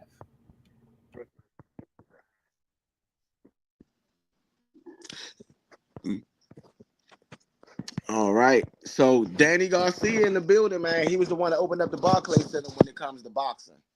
So shout out to Danny Swift Garcia. You know, shout out to Jonas Tellis. I did send some stuff to the group chat, you know, so we might get some of that stuff posted up. But I mean, when you think about it, right here, this is the time. This time, man, we're getting closer and closer to the main event. We still got 2 fights left on the card before the main event. So we got to get into the swing of things, especially here on Sport Fight. But it's the time y'all been waiting for, man. I believe y'all been waiting months for this, like I've been waiting months for this. I mean, when you really think about it, Gervonta Tank Davis is the face of boxing. Shout out to Jonas Tellis for winning this fight. I think that he did a phenomenal job and was able to, you know, outpoint and outman and our man J-Rock, you know, but people are here to see Tank. And so if you can impress the fan bases on a Tank card. You know what I mean? He seems like the fans liked it. If the fans like it on a Tank card where you didn't get a knockout, but you still got a victory, you gotta love that. You gotta love that. So big shout out to you guys. Big respect to you guys. I want to thank you guys for tuning in to Score the Fight. I am Point B. We got my man ETA Money Row in the building. We are live out of Washington, D.C. So this fight, this battle definitely means something to us. For sure. For sure. For sure, for sure. So, I mean, I don't know what to tell you people about this fight other than it's going to be a barn and burner, right? And what I mean by that is that, I mean, Alberto Puello coming up next. And Puello is one of those guys, man, crafty, super crafty, super crafty. Yes, indeed. Shout out to everybody out there listening. This is the Nation Sports Podcast, bringing you Tank Davis, man. Again, you said Albert Puello, super crafty. I do think Puello is super crafty. I'm excited to see Puello on this big stage, and maybe he can make a name of himself the way that I think that Jonas Tellis did in the previous fight, because a lot of people seem to have liked what Tellis is doing and like the fact that he is young and up and coming in boxing. A lot of people love where boxing is going right now. So I think that this is also an opportunity for Puello to do the same thing, even though he's older. He's 30 years old, and he's had a number of fights, 23 fights thus far. Still, he hasn't had that big name fight to make a name for himself, in my opinion. So, again, shout out to Albert Puello and everybody out there listening. Tell her the tape. Puello is 30. His opponent, 31 years old. So it seems to be that these guys are even on the scorecard. It should be an even fight. Again, we all said that this was going to be a great fight going into it. And we all know that to be. Just to go over a few stats with y'all, Albert Puello, 30 years old, 23 wins, no losses, no draws. He has 10 knockouts on his career. He is from San Juan del Manga, Dominican Republic. He will be fighting Sandor Martin, 31 years old. Sandor has 42 wins in his career, 3 losses, no draws, 15 KOs for Sandor Martin. He is 5'7", 140 pounds, has a reach of 69 inches. He is from Barcelona, Spain. Albert Puello has a 71-inch reach. Albert Puello is also a little bit taller at 5'9". He also weighs 140 pounds. So that's where they will be fighting out of tonight, 140.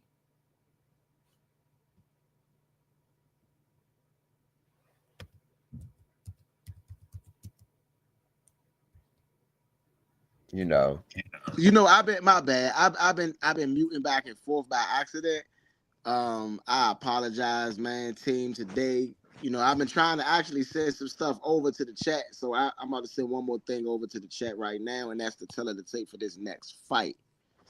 But the whole time I've been talking, I guess that you ain't been seeing or hearing me. No. I'm about to go grab. I haven't had a chance to go over it. So my bad, team. My bad. Nah, that's on me because I'm sitting there. I can't look at this screen and send it at the same time, thinking that I'm being heard, and I have not been heard. I mean, it's okay though. So, fighters are making their way to the ring. The fighters are making their way to the ring, and first going on his way to the ring is, Puello.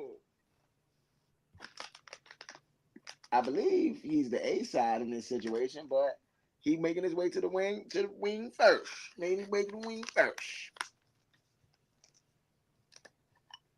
Okay. Oh no, my bad. Martin was already in the ring. They just slipped him in the ring. They ain't even give him no ring intro or nothing for real, you know?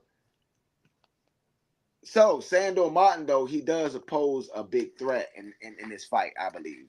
I believe Puello wins, but I do think that Martin does he poses a threat. He definitely poses a threat, you know?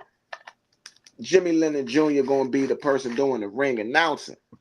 Okay. Okay.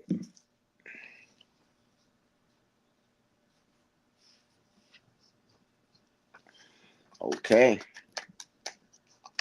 You got a lot of people on the Twitterverse Okay. We appreciate Twitter like normal. Twitter been excited thugging about it this out for us. fight. Let's see what we got going on.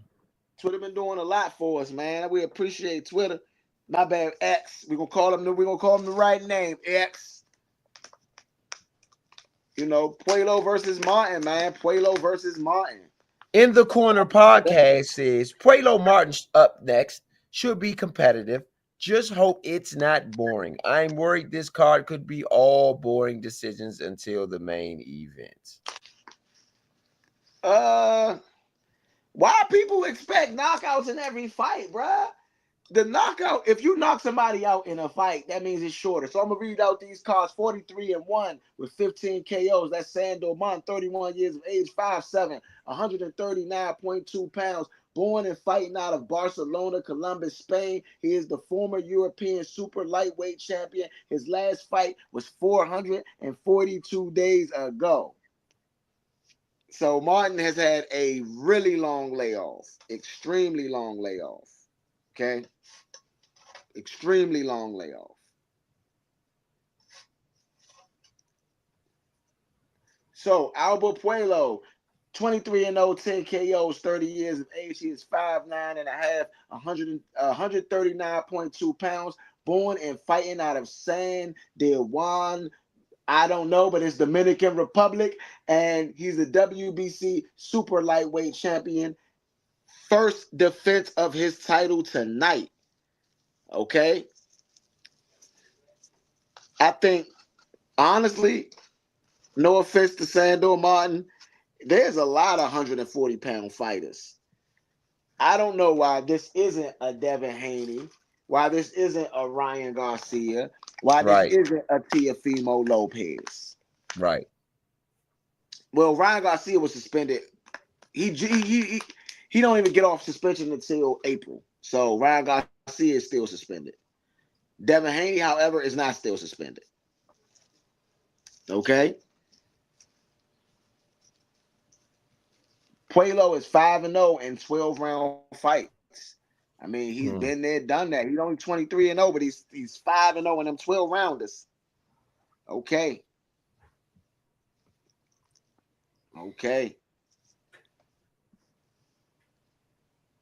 They say Puello ready to make it an uncomfortable night. Let's see. Let's see how uncomfortable Sandor makes it for Puello. Puello double jab. Puello. Just a bunch of arm fencing, hand fencing for this first round so far. Sandor Martinez throws a good quick jab. Oh, good defense from Martin starting out. Just a little bit of hand fencing right here so far. Oh, both fighters throw. Neither fighter lands. It kind of get tangled a little bit. Both fighters are southpaw fighters, which is southpaw versus southpaw, which is pretty cool. You don't see this a whole lot. Oh man, Puello's throwing with some bad intentions, but I'm gonna tell you the truth. Sandor, but Martin, man, defense look really sharp. But Martin is pushing Puello back. Martin is on the front foot. They're throwing a bunch of heavy, fast shots, but neither one of them are landing so far. Oh, good shot to the body from Puello. I mean, Martin only has 15 knockouts and 43 wins.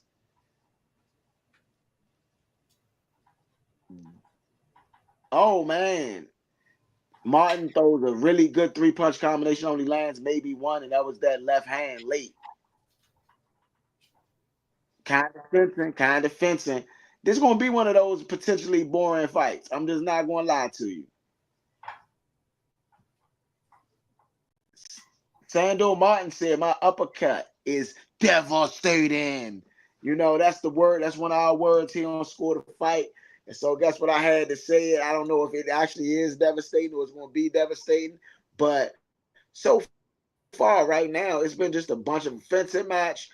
Puello, oh man, Puello catches Martin with 2 clean. I mean, the first jump was clean. Just boom, right hook, and then he catches him with another left hook on the end of that exchange. It is 44 seconds left in this first round. Alberto Puello lands one on the jab, one on the guard. Puello. It's kind of just fencing. Martin hasn't been able to land anything of significance on Puello. I think even in this whole round, just about. But we'll see. It's a good defense in this round, though. I will give both of these guys credit for this defense. Oh, good jab. Martin's putting the pressure back on Puello, and Martin lands pretty decently at the end of that round, man. Shout out to Sandor Martin. Martin is I'm not giving him that round, but it was pretty close. It was pretty close. You know?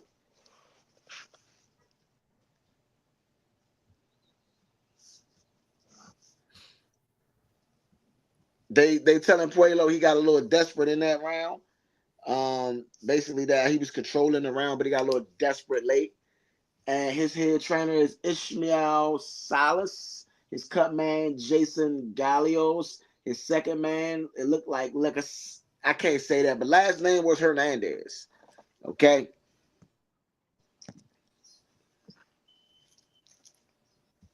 Okay. All right. Okay, let's see.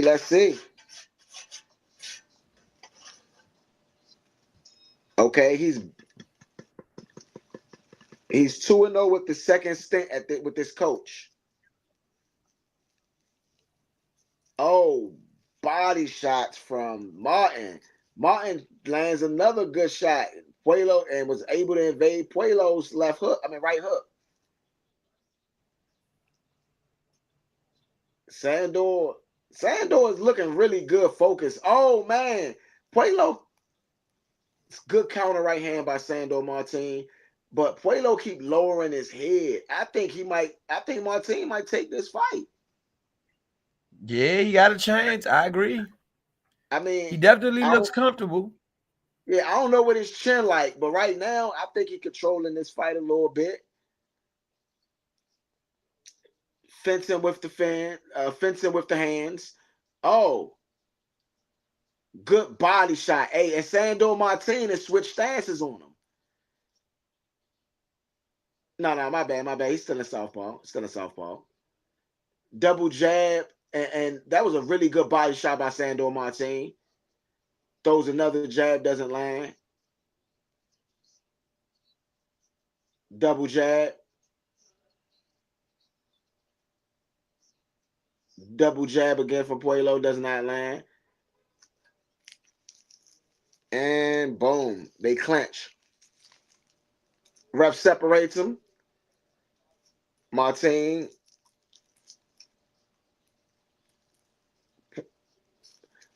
Oh man. Puello starting to shoot some shots. Puello lands a good body shot. Oh man. Puello lands a really Martin lands a body shot, but Puello lands a really good right hook. Backs him off a little bit. Double jab for Puello. Puello moves Martin back a little bit. Now Puello is starting to be on that front foot. Martin is kind of trying to figure out how to start putting the pressure back, but I mean, it ain't no retreat right now from Puello. Puello lands hey, you got to watch that hand. That looked like it was about to go to the back of his head, Puello. 39 seconds left in this second round. Double jab from Puello does not land. He does land one of those last jabs. Sandor Martin throws a 2-punch combination, does not land.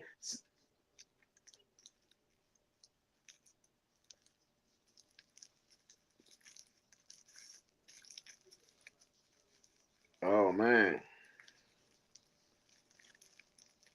Oh, good. Oh, man. Good 2-punch combination right there from Sandor Martin. Good left uppercut by Martin. Yeah, I like that round. I think that was a good round for both fighters. I'm kind of leaning towards Martin in that round, though. That's who I had. That's who I got on that one.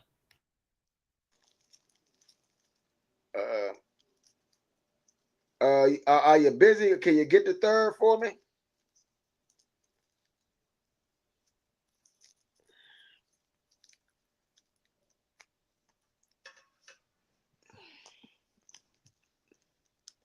Did you hear what I said? Yeah, I got you. All right, cool.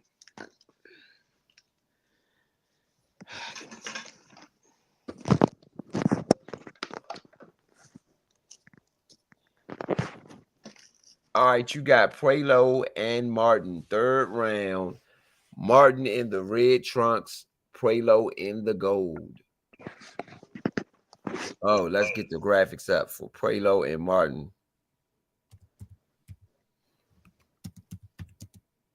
Okay, Martin and Puello, middle of the ring. Martin got him in like a headlock, holding his head down. Refs break it up. Another headlock.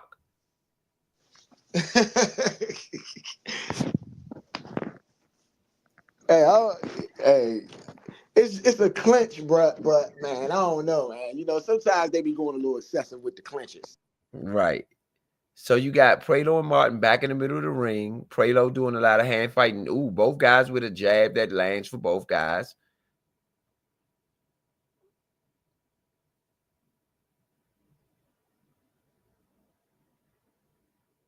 It's just a lot of, middle of the ring. Nobody's throwing any punches. Okay. Puello tries a double jab, misses on him.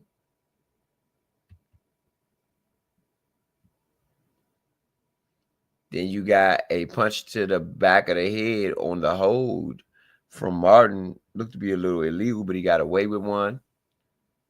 You have a jab or a 1-2 combination for Puello that lands. Martin comes back, middle of the ring. They tie up.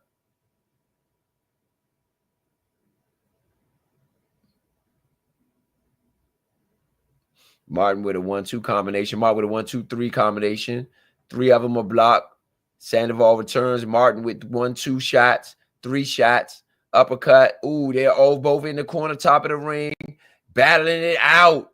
Oh, here comes Sandoval. Comes back with another shot. He comes back with a body shot. Oh, these guys are battling it out. Oh, another shot from Puello. Middle of the ring. These guys going at it. Another shot on the right-hand side from Sandoval. Oh, Puello grabs him now, holds him down. 46 seconds left in the third round, and this has turned up. Yeah, this has been one of the best rounds of the fight so far. Yeah, Puello with the right throw over the top, right hand over the top. Martin with a left blow to the head. Oh, Martin goes for a jab, misses, and ends up in another headlock. Both guys middle of the ring. A jab from Martin, misses. A jab from Puello, misses. Both guys clinch middle of the ring. End of the round. That was the best round this so far. I don't know. I think I don't know. I think that's a 10-10. I think can that's a say that. 10-10. I do, man, because both fighters kind of got it on, man. Both fighters got it on.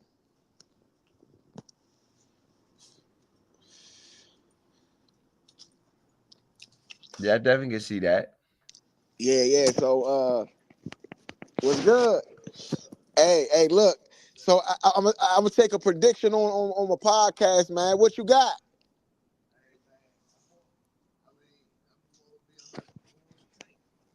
Said he going with Tank. Knockout or decision? He said by decision. Tank by decision. I don't know about that, man. I don't know about the fight on down though. Puello fight. He 2 fights away. It's Sando Martin right now, and then there's one more fight before him, the Gary Antuanne Russell Jones. Yeah, that's my neighbor. You know what I'm saying? We wanted to get a good quick commentary, and we are into the next round. Puello throws a triple jab. Sando Martin. I mean, right now they got 18 punches landed for Martin, body punches versus Puello's 10. And that right there is an indicator right there that it's getting real. It's getting thick. Okay? So, oh man, Martin lands a really good left hook. Martin looks like he got Puello in a little bit of trouble.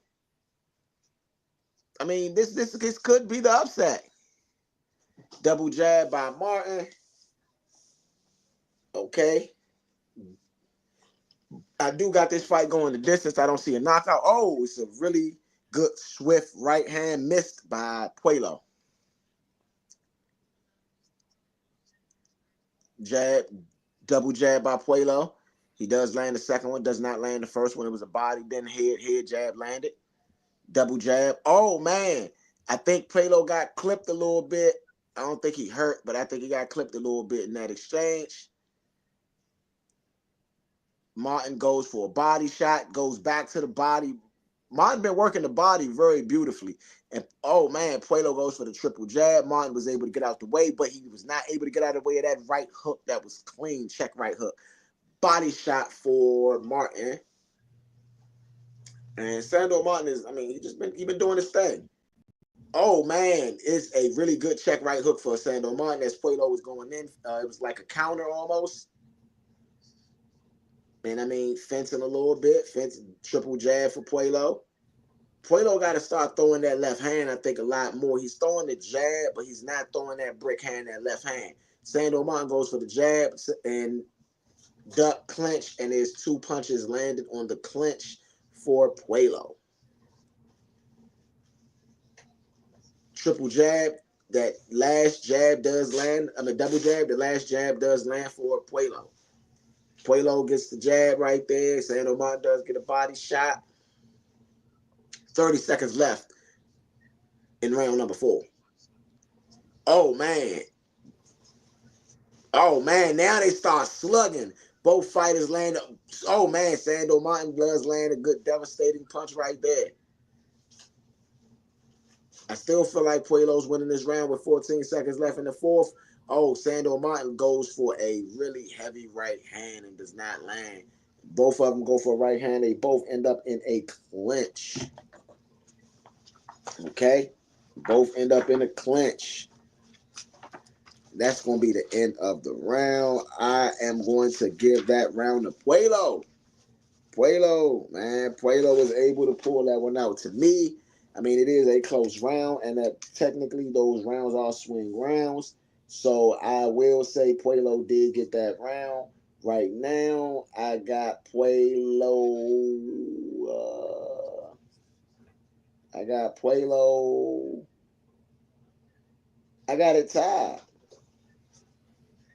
I got it tied right now through 4. No, actually, I got, excuse me, I messed that up. 1, 2, 3, 4, 10, Puello, 9, 10. I'm about to. 9. Yes, indeed. You got so this your man you talk about RS Mage? That's your man right there? Huh? Yes, indeed. We got Oh yeah, what's good, bro? Yeah, you with me, man? Yeah, for sure, man. Yeah, for sure, man. What's up? Y'all know how we represent for the city today, man. You know, That's why I'm leaving it on, man, because you know we gotta represent for the real city. I appreciate you for tuning in, man. Same thing, man. Same thing, man. Just trying to get these people the right show, man. We had a real successful show last week, and I'm thankful that you are here this week with us, man. Tuning in, watching Score the Fight with us. You know, he said he was going to lock in with us, bro, and definitely that's what he did, man. Shout out to RS Mange, man. You know what it is. And so right now, Larry has a scorecard, has Martin up 39-37. He's giving Martin every round, but the third round, I have the third round being tied. Just my personal opinion. Puello, oh man, Puello land. Oh, Martin lands, Puello lands. Both of these guys are going at it real hard, man. Both of these guys are going at it real hard. So I'm going to get back to the fight. This is the fifth round. And right now you see Puello trying to push Martin back. Martin and he's not standing his ground, but he's not staying on the back foot. He's able to flip the ring time to time with his footwork. And every time that Puello inches in for that jab, Martin kind of retreats just a little bit, just gets out of range and ducks out of the hand of Puello. So 122 left in this fifth round. Martin goes for a bomb, does not land. It was like an overhand right, wasn't necessarily pretty. Oh, good jab right there by Puello. Good jab by Puello again. Double jab, one lands on that end. This does not look like, even though they're throwing heavy punches, this does not look like a fight somebody's going to get knocked out. We are in there like swimwear. Tank getting crushed. Tank is going to win tonight, man. I think Tank wins. I don't know. I personally think by knockout. 7th, 8th round maybe is my prediction. But I think it could be even as early as maybe the 5th or 6th. I don't think that I think Roach is really a really good boxer, got really good head work, but I don't think his feet is going to allow him to stay out of danger. I don't think that footwork is going to be able to get him out of the contention of getting hit. So, fencing off, both fighters throwing shots. Neither one of them are necessarily landing. And that's going to be the end of the 5th round. I actually gave that round to Puello. Yeah, I got Puello on that too. Yeah, so Puello. Hey, Ro, what you think about what do you think about this fight so far? I think Martin has been a pleasant surprise so far. And Puello has not been as active as I would have liked him to be, or I would have thought he would have been in the beginning or the onset of the fight when you went into it. Knowing how Puello has fought his previous fights, I just think Puello could have come with more offense in this one. Like, he's not really doing himself any service by holding his hands. Okay. I agree. I can't lie and say, but I'm saying Puello's throwing his hands. He just ain't able to land that jab. And Sandor Martin has been able to just counter. He's been able to counter a lot. Round number 6. And it starts out with Sandor Martin just going in, clinching right away. He wasn't even trying to like box. Oh man, that's a good man. Puello throwing some bombs, and Sandor Martin is able to evade. I mean, this is starting to pick up in pace a whole lot. These guys are throwing heavy shots. Martin is able to just, throw that uppercut, throw heavy shots, and he's not landing. They are landing on the guard of Puello, so Puello is having good defense. But these guys are starting to throw shots with bad intentions, and the pace is definitely picked up early in the 6th round. Oh, jab for Puello does land. Excuse me. Martin lands, and then Puello lands a jab on the back end of that.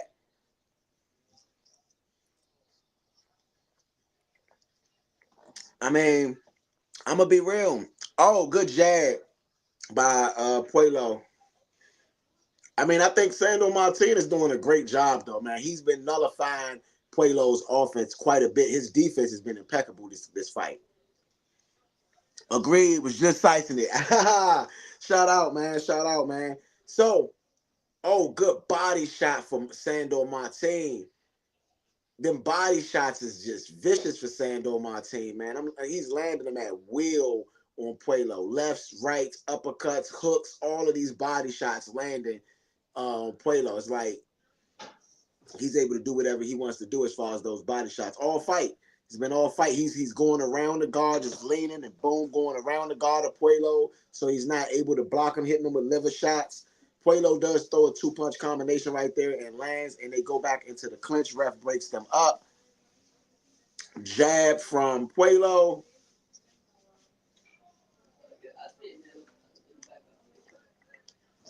Sandor Martin is holding a lot in this round, man. He came out holding. He holding quite a bit. Sandor Martin throws a check hook, does not land. Sandor Martin throws a body shot, does land. They go back into the clinch. Ref breaks him up again. This round is starting to slow down a lot. Puello lands a body shot to the jab. Oh, Sandor Martin returns fire with a clean jab that does land to the head. Puello throws a lead right hook and misses. Puello throws a jab, a 2-punch jab and misses. Puello throws a triple jab, lands the first one, but does not land the second one or the third one. Oh, good shot for Puello. Sandor Martin lands a really good body shot. Sandor Martin hits it with a 4-punch combination, 2 to the body, 1 to the head, or 3 to the body. It was just quick, man. That was pretty. I'm gonna probably get that round to Martin though. Definitely get that round to Martin. Gervonta, Tank Davis warming up in the locker room, man. Him and Barry Hunter. I actually like Puello in that round. I actually like Puello. I gave it to Martin because Martin was able to land in body shots, and a lot of the shots that Puello was throwing was not landing. He threw a lot of punches, but they just wasn't accurate. Okay, so let's go to the Twitterverse. It says Sandor's got the skills. Puello might. Puello the might. Could Sandor take it? Sure, but a KO is off the table. Okay.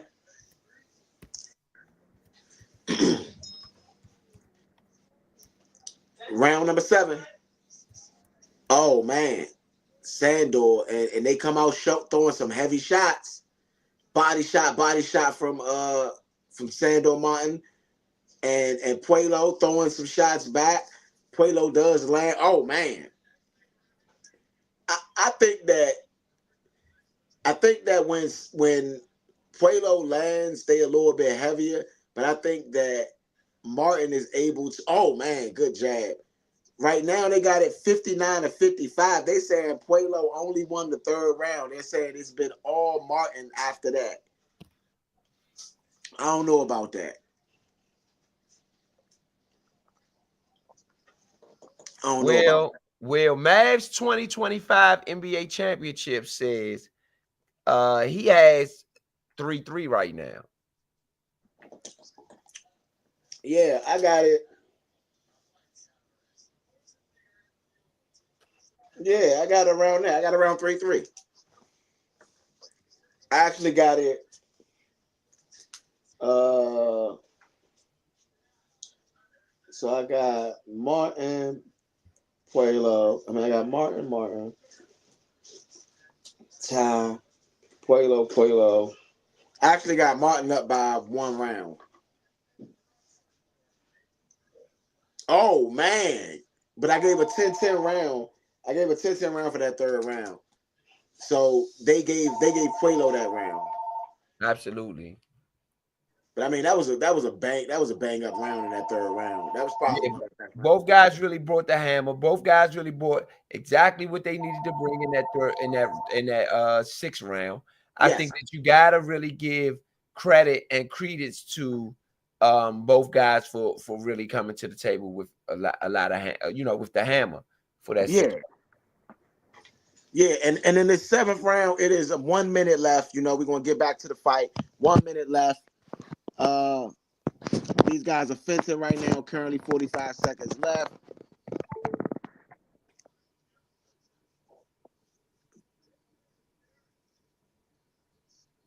Double jab for Puello does not land. They go in a clinch.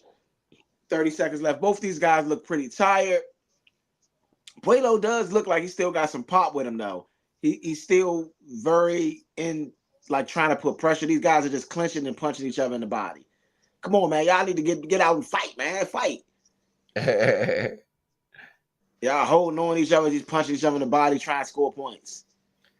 DDK says 3-3 Puello. Puello did a better job of committing his attacks and punches.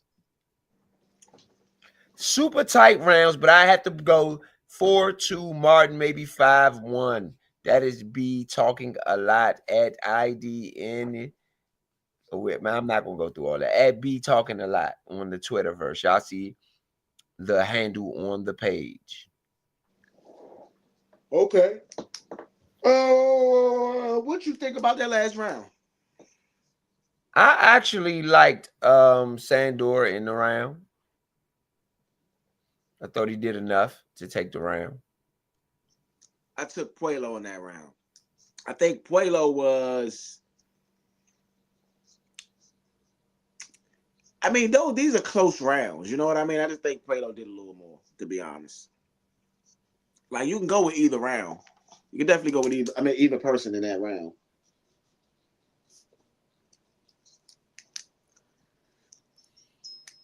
I agree. Double jab for Puello coming out in the 8th round. Oh, Puello lands two monster shots on Martin. Wow. Right overhand and a right hook and a left overhand, excuse me.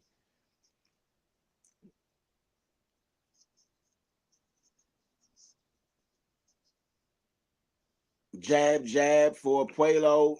Martin does return fire. Martin, 2-punch combination right there for Martin. Martin is just like, I keep calling him Martin, but it's Martin.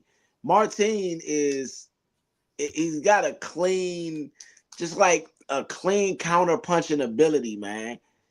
And he's using kind of the shoulder roll technique a little bit to to evade some of Puello's punches. I mean, it's just clean. Oh man, they just in the middle of the ring, just slugging it out.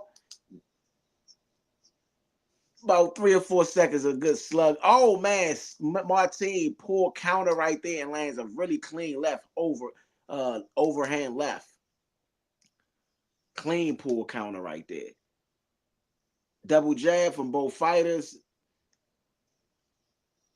Puello goes for uppercut, 3 uppercuts, does not land, but he does land a hook on the end of that. He counters Martin's, like, I guess it was a right hook. It's a lot of clinching. Double jab for Puello. Puello jab to the body and a right hook to the head does not land. Oh, Martin lands a really good overhand right counter. Oh, double jab. Oh, double jab for Puello. I mean, they just kind of slugging it out a little. Oh man, both fighters land a right hook.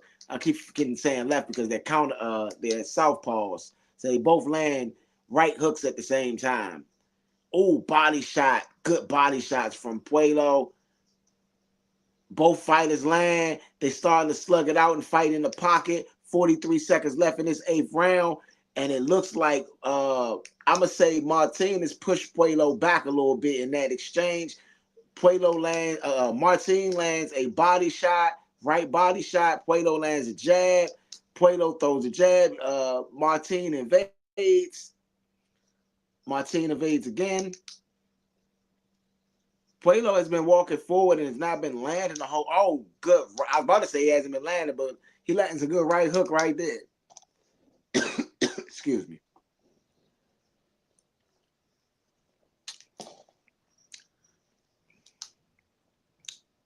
Sandor Martin. Okay. And that is going to be the end of the round.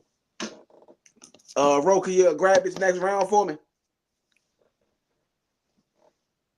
What if Roach won? What would you do? I don't think Roach is going to win. If he does win, I'm going to be shocked, to say the least. I'm going to be shocked if Roach is able to pull out this victory on Tank. And I'm not going to be the only one shocked. Roach would have shocked the world. I shook the world. He would have pulled off the probably one of the biggest upsets in sports history. He is minus 2,000 on some books and minus 1,600 on others. So it's a lot of people that's going to be upset and have lost a little bit of change in this situation. Ro, you going to get this next round for me? Okay, I'm going to get it. I got my partner right here with me.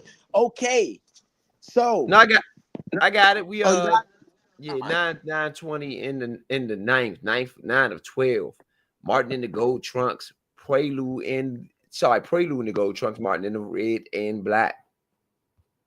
Middle of the ring, man. Both guys been slugging it out all round long. Oh, Martin and Prelude, middle of the ring. She's got a jab right now. They got 1, 2, 3, 4, 5, 6, 2, 3. They got Martin on top of Prelude. 77-75, according to PBC.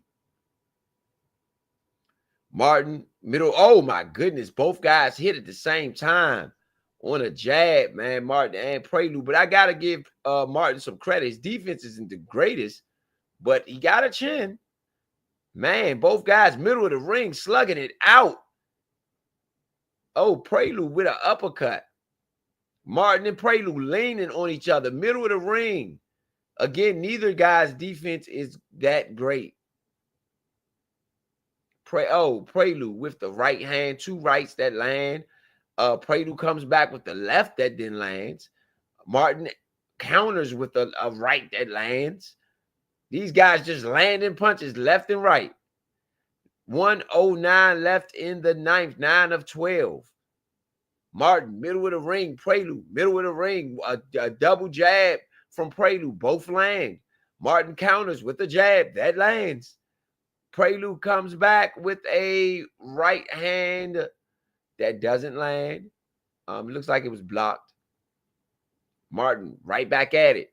Ooh, with a good right that lands. 1, 2, 3, 4. Oh, most of them missed, but he did slide one in there. Prelude, Martin leaning on each other on the left hand side of the ring. On the ropes. Both guys seem to be a little bit tired. You got 29 seconds left in the round. Martin, Prelude. Oh, my goodness. Prelude with a nice, Martin actually with a nice jab that lands, then slides Prelude on the other side of the ring behind him. Both guys leaning on each other, middle of the ring. 14 seconds left. In this round, 9 of 12. Martin, Prelude with a jab. Both guys land. Prelude then with a body shot that lands into the round. I like Martin in that round, probably. I mean, I'm going to take Martin in that round too, but that's a swing round. That's a really close round right there. Shout out to Peter John. Peter John says Venezuela for the win. Well, I think Venezuela could get this win. You know, I think it's very possible Venezuela get this win. You know what I'm saying? But I'm taking Antuanne Russell. I mean, I'm being real. Russell, he could clip you any fight, right? And Venezuela, I think he's going to try to box.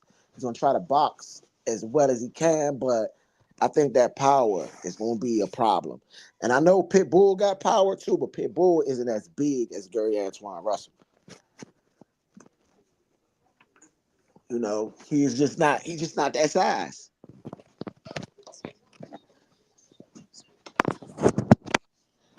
I mean, Puello landed a really good right hook in that round, man. Like a really good right hook, and it was nasty. I mean, it was a good bomb right there. As we get to the next round, okay, they start out firing. Round number 10. Oh, man, uppercut by Puello. I mean, this is a close fight, man. Really closely contested fight. They are fighting in the pocket. They are throwing shots at each other. Jab. I mean, it's a lot of heavy shots being thrown. Some of those are landed on the guard. And one thing about Martin is he's using that shoulder very well. It's like almost a shoulder roll, but it's not exactly a shoulder roll. He's just using it and fighting in the pocket beautifully. Jab to the body for Puello, double jab back for Martin. That jab does not land, but it does, push the guard back. Uppercut for Martin. Oh, 3-punch combination for Martin. Puello does throw a left hook that lands. They are in the pocket fighting. Both of them are kind of holding now. Ref breaks them up. 158 left in this 10th round. Body shot for Puello. Oh, hook for Puello. Right hook. That was a clean right hook for Puello. That was a left body shot and then a right hook. That was nice. Jab for Martin. Martin does go for lunging. Martin was going for some heavy blows right there. Puello was Martin was going for him. Puello was able to avoid. Ref breaks him up after the clinch on the rope. I guess both fighters landed jabs in that exchange. It was kind of awkward. Martin is kind of lunging a lot. Martin is lunging a ton, and that's a knockout formula if Puello was to do what Martin's doing a little bit in the pull counter. Uppercuts, 3 uppercuts in the pocket, and a big left hand, a big right hand from Puello. I mean, Puello's landed pretty good in this round. Even though 3-4 punch combination for Martin. A flurry right there, but Puello punches through it and lands a really big straight right hand on Martin. 38 seconds left in this 10th round. They just kind of fencing a little bit now. It's been an action-packed round so far. Oh, it's just like an awkward 3-punch combination. 2 of those punches does land on Martin. This is a fight I wouldn't mind watching again. I'm not going to lie. Oh, man. Martin with the good pull counter does land a left hook. Puello pushes him against the rope. There's a break, 10 seconds. Double jab for Puello, and that's going to be the end of that round. I'm going to get that round to Puello.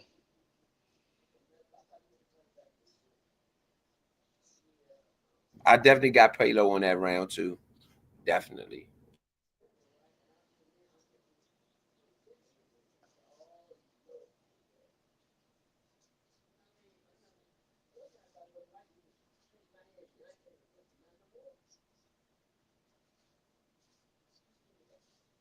Okay, so right now, Tank Davis is getting his hands wrapped by the great Calvin Ford. That means what it means. That means get closer to game time. Game time. Okay. A lot of them uppercuts, man. There's been a lot of uppercuts thrown in this fight, man. A ton of them. I wonder if they I'm gonna see if I can pull up the punch stats later and see how many uppercuts thrown in this fight, because this was crazy. 11 out of 10. This is the golden round, man. We in the golden round. The first of 2 golden rounds right here. Body shots for Martin lands.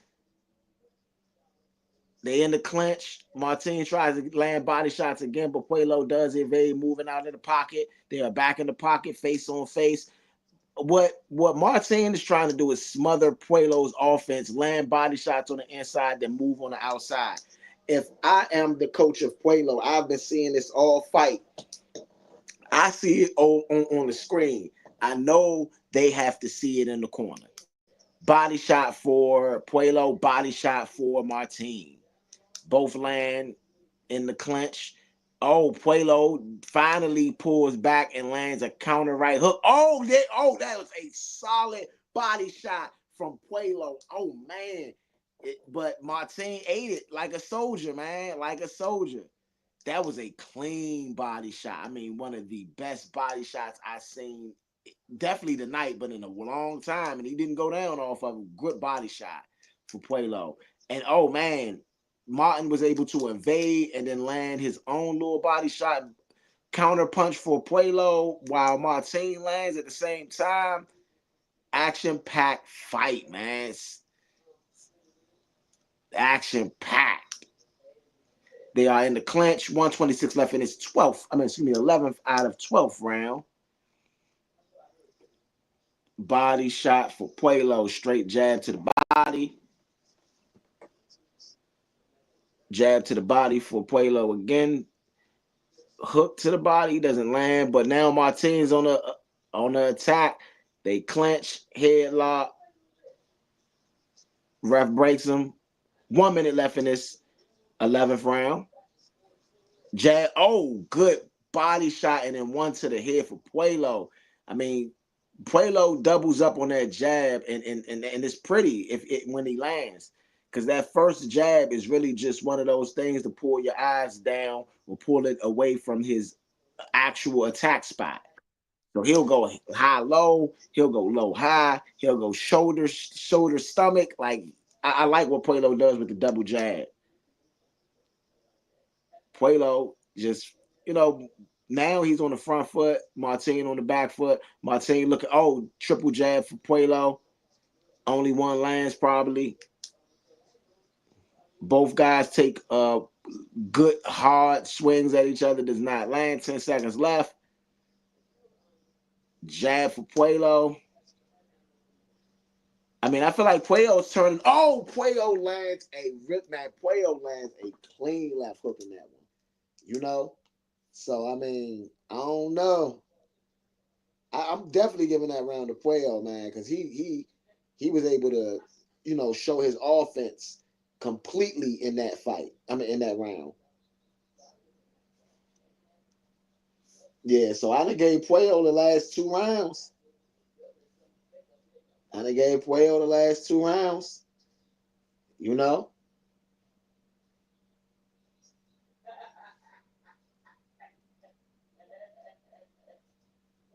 Yeah, I think that was a good way to end it for Puello. The last 2 rounds to end it for Puello, towards the end of the fight. I think he's doing a good job of hanging in there and banging it out. I think whoever wins this round wins this fight. I think it's that close. Whoever wins this round may win this fight. And for me, I got a 10-10 round. So that's why I'm saying what I'm saying. Body shot for Martin. Right now, they got Martin up 103, 106 to 103. They gave Martin the first round, the second round, the fourth round, the fifth round, the sixth round, the ninth round, and the 10th round. After this fight, we will be showing the rounds. We got to give some each for each fight. So, the next fight, we're going to be showing the cards on the rounds. Definitely. Oh, man. But, we don't go by their cards. We go by our own. So that's the only reason why we're not pressed to show theirs, That's what I'm just giving you guys the real. Jab for Puello. Okay. Oh man, it's a really good check hook from Martin. Martin throws a 2-punch combination, doesn't land. Martin, for this first minute, I'm giving him this round. Martin's throwing the jab, Puello throwing the jab. But I will say Puello's on the front foot, Martin's on the back foot, and Puello is the aggressor. So, oh man, Puello pushing Martin against the ropes. Now Puello's going to work. Oh man, both fighters land in the pocket. Oh, good jab for Puello. It's a minute and a half left in his 12th round. This is the golden round. Oh, Martin goes for a left hook, does not land. He does land that check right hook. Both fighters throw shots. Neither one of the fighters land. I mean, they haven't been accurate in this last round. There's 1 minute left. Who wins this 1 minute? Who wins this fight? 1 minute. To the body and then to the 2 shots to the body for Martin. Excuse me. Puello Puello jab to the body, jab to the head. Oh, clinch up again. 42 seconds left. It's not a lot of action. Who gonna land some punches? Puello lands a shot to the body, jab. Martin. Oh, both fighters clinch. As soon as they start throwing punches, they clinch. Right on the ropes. 24 seconds left. Very disappointing 12th round after how great this fight has been, in my opinion. Puello throwing jabs. I'm going to get his last round of Puello just on activity. I mean, I know they got Martin up. They got Martin winning the fight. It's been a swing fight pretty much the whole fight. Almost. Basically. It's been a swing fight. Basically, and this is a kind of a weird fight because it's really hard to score. You know? It's a really hard fight to score when you're in this situation where you're like, all right, this round is close. This round is close. This round is close. This round is, you know, you get in the habit of saying that. But I do feel like 3, 4. I got Puello out winning by 7 rounds to 5. I think he did enough. But with a fight that's 7 rounds to 5, it could also be 6-6, and it could also be 7-5 the other way. Right. You know? Right. This was a very close fight, very tough fight to score. Right now, in punch comparison, hold on, let me grab this for you guys.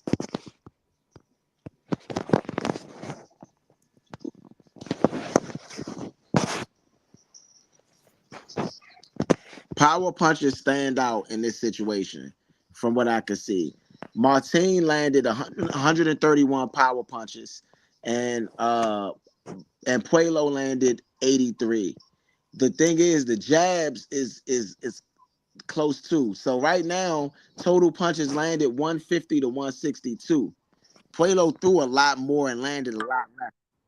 And I mean, Martin, from what they saying, Martin was able to do what he had to do to evade, I guess, all of those punches in that situation from Martin. I am sending you guys cropping the pic so I can send it over to the chat real quick.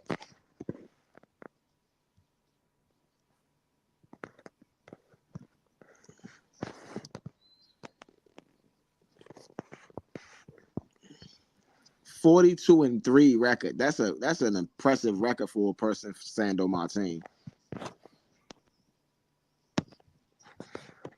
I mean, that's a lot of rounds, a lot of experience.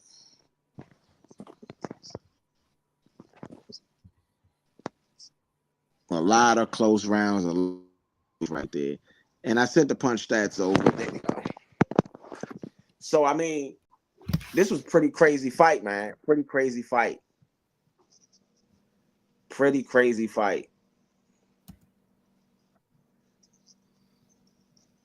I mean, that uppercut was lame.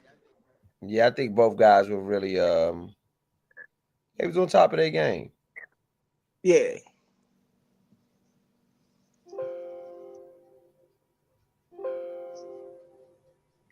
I think both guys was on top of their game. So I'm looking at. I took Martin for the window on my betting. Oh, you did? Yeah.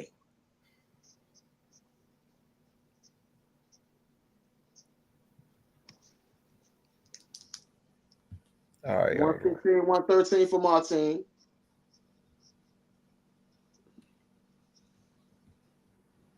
$115 for $113 for Puello. Like I said, 7-7 on each side. 116 to 112. Puello. Oh my goodness.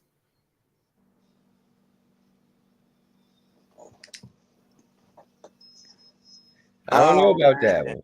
I don't know about that one. That last card, man. That last card. One card was my exact card, 115, 113 for Puello. You know, even though I bet with Martin, because I bet with Martin for the for the best money in that situation. So I do gotta go back on my bet and see if I can throw me another bet in, because that did crush my little bet for the night. I took Martin because he was plus 125 and he had the experience. And so, this is what we do as bettors, to take our risk to make our win. But I do not agree with that last card. It has nothing to do with me betting, because I actually scored it 115 to 113, just like the other judge scored it 115 to 113. Actually, both judges did, but they split in that decision. One went to Martin, one went to Puello, and then you got a situation where you're looking at it like you gotta it should be close. It shouldn't be like and don't get me wrong, 116, 112 is really 8 rounds to full fight, and I didn't see an 8 round to full fight. I didn't see an 8 round to full fight. I don't know about everybody else, but that's not what I seen. I felt like it was very close and very competitive, and so did the other judges. 8 rounds to 4 means like Puello was just kind of beating up Martin, and I don't see it to being that. Now maybe it was just close rounds, and they just felt like Sandor Martin did a little more, and I can respect that. I mean, it felt like Puello did a little more in those close rounds, but I don't know about that. That's close, especially with Sandor Martin landing more power punches.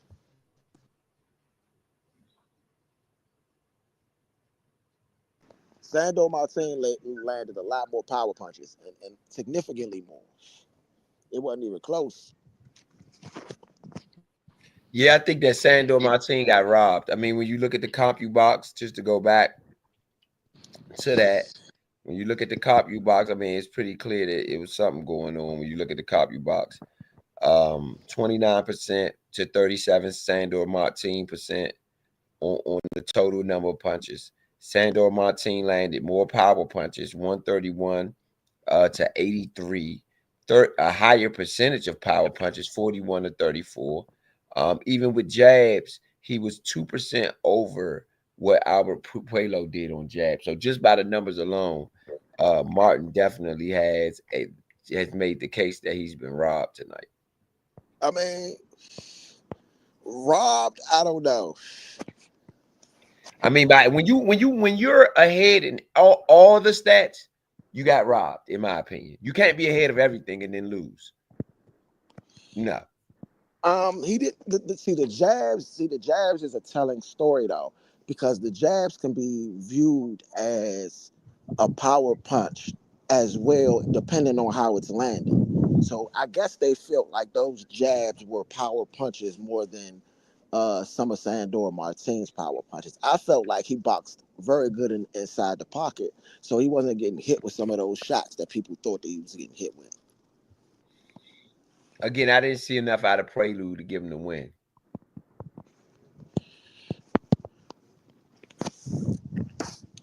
I don't know. I gave Puello the win, but it was just a closer fight. I just gave it to him in a closer decision. Right. Not me. I didn't think he did enough to win. I don't know, man. Maybe, man. Maybe he did. Maybe he didn't. The judges felt like he did.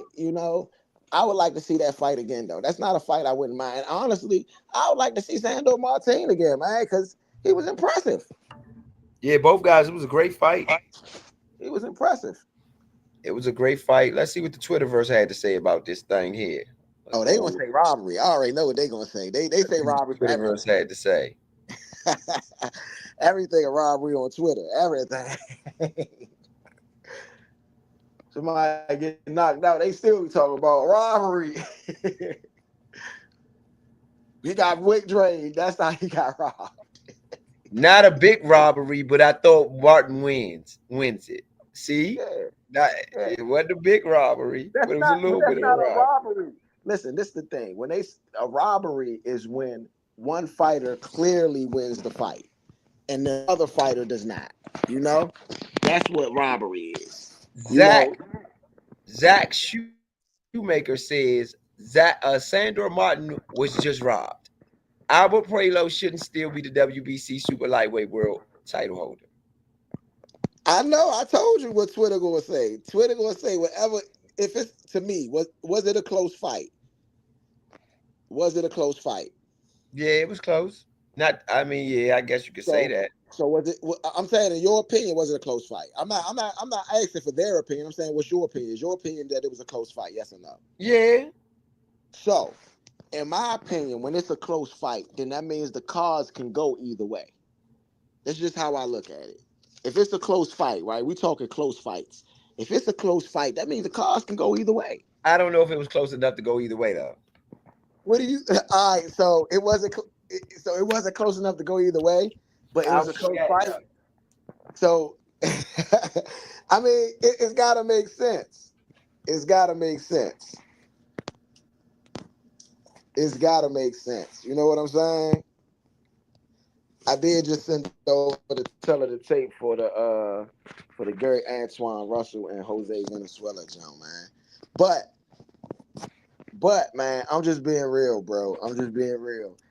If to me, when robberies, like a robbery is when like it's a 8 round, it's a 9 round of 3, 8 round of 4 fight clearly, and they give it to the other person. That's what a robbery is.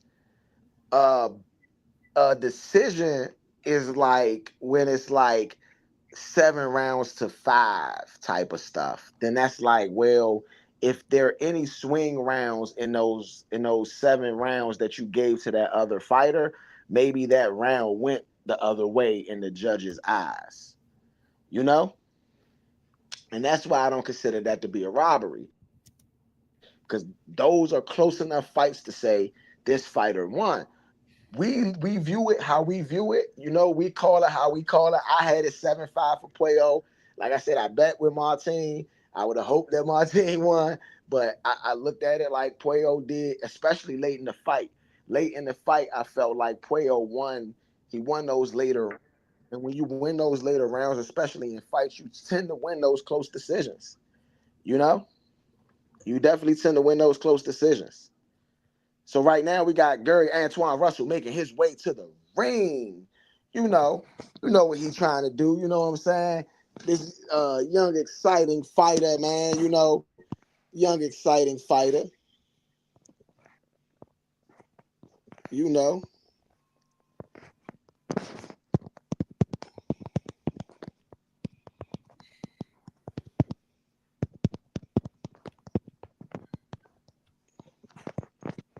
Yeah. So I mean, Russell coming out in the gold, man. You know, he coming out the big extra plug. You know, you know.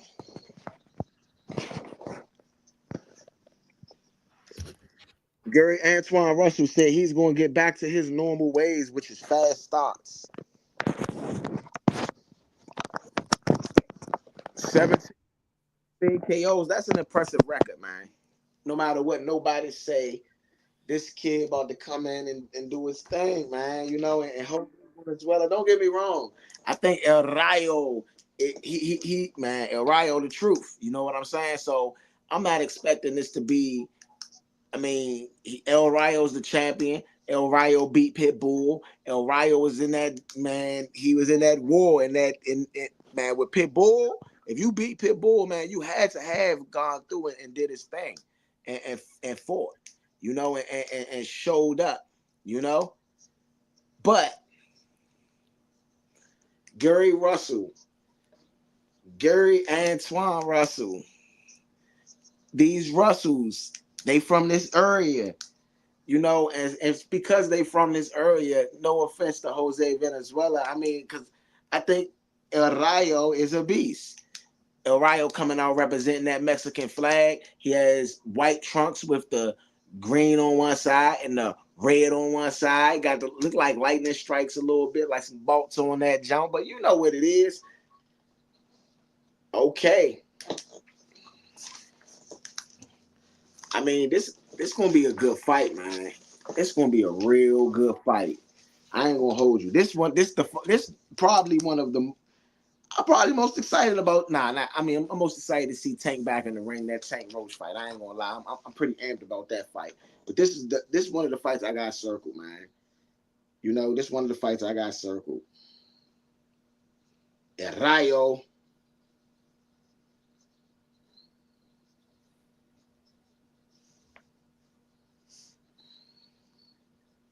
Okay.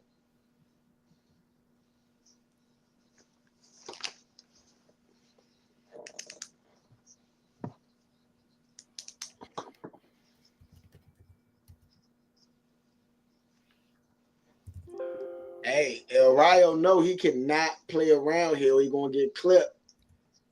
You know what I'm saying? He know he can't play around. He gonna get clipped. That's how it happened here. It's going to be devastating. You know, like we say here. Welcome to Score the Fight. You know? Okay. We're gonna get into it. Jimmy Lennon Jr. doing the ring announcement. It's a okay. WBA title. The judges, Max DeLuca, Tom Shrek, and Benoit Rousseau, I believe. That's how you say it. Harvey Dock gonna be the ref. You know what it is. It's a co-main event. WBA Super Lightweight Champion. We got Gary Antuanne Russell, 17-1 with 17 KOs. He is 28 years of age. He is 5'10". His weight is 138.2 pounds. Born and fighting out of Capitol Heights, Maryland. He is 2016 U.S. Olympian, excuse me. Okay, when he win, he knock him out. Okay. Okay. Co-main event. Hope y'all in here tuned in with me. I want to thank everybody for being locked in with me because we only one fight away from the main. Okay. Now let me give you guys the rundown on El Rayo. Okay.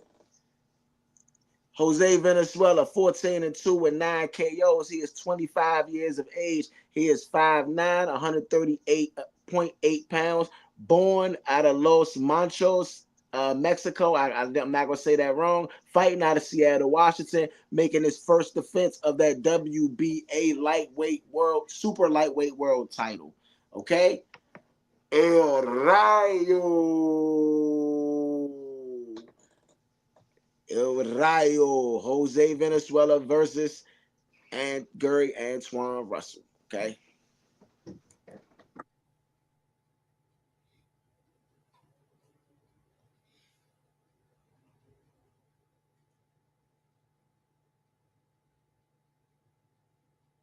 Okay.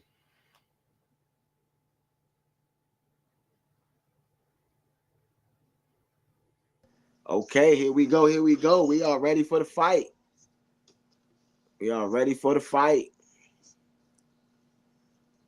Okay. Gary Antuanne Russell has 5 knockouts in that building. Okay, they start out. Gary Antuanne Russell starts out jabbing, several jabs, does not land. It was probably about 5 of them. Jose Venezuela. Oh, yeah. Can you put it in the refrigerator for me? My bad, fam. Oh, El Rayo goes for a huge left hook. Jab for Gary Antuanne Russell. Does not land. El Rayo El Rayo looks scared. He looks scared. I mean, I don't know, man. Jab for Gary Antuanne for El Rayo, lands on the guard of Russell. Russell gets in, throws a 3-punch combination, does land in the body, doesn't land on the head. El Rayo throws oh man, they both land. Russell's speed looks really good. Russell's gonna be in the He gold does truck. look sharp. Rayo's He in the do look Mexican sharp. color truck. Oh yeah, he looks super sharp. Oh man, both fighters swing, both fighters miss. It's a lot of jabs coming off of Gary Antuanne Russell. Just a bunch of jabs. Oh, he now got him cornered a bit. What? You got to watch pushing the head down, Russell. I mean, so far it's the first minute and 30 seconds gone in this co-main event. Neither fighter really is pulled away from the other fighter. They both. El Rayo lands a really good left hook. Really good left hook. I'm gonna give that first round. I'm giving the first round so far. Oh, El Rayo lands a 3-punch combination. Russell lands a jab. Russell does land another jab. 1 minute left. I'm good I'm going Russell. Now, El Rayo. I'm giving it to El Rayo right now. I'm going Russell. Body jab. Body shot by Russell. Goes to the bottom, misses to the head. El Rayo. Oh, El Rayo lands a really good left hook. Lefty versus lefty battle. Really good left hook, though, from El Rayo. Russell's throwing a bunch of jabs. Didn't necessarily land right there. Russell does land on a left hook on the body right there. Lands a jab. Oh, I don't know what that was. That was kind of a weird, awkward shot right there from both fighters. 10 seconds left. El Rayo throws a big left hand. Loads one to the body. I'm giving that first one to El Rayo, bro. I ain't gonna lie. I'm giving it to Russell. I felt like Russell, even though he might didn't have the power punches, he still controlled the fight. I feel like Russell was controlling the fight, controlling the pace, controlling where the fight goes. I like Russell. I mean, I can agree with controlling the pace. I think that this is Russell's pace, and I think that he's been closing in on the distance. But I think that El Rayo landed the bigger punches. Robert Garcia and Robert Garcia Jr. are the trainers for El Rayo. You know, the famous Robert Garcia, one of the best coaches in the game, Robert Garcia. You know what I mean? So we're going to see. El Rayo ain't no slouch, man. I gave it to him because I just felt like he landed the power punch. I felt like both fighters did well in that first round. I just felt like the power punches stuck out a little bit more for me. And we're going to get to this second round. Okay.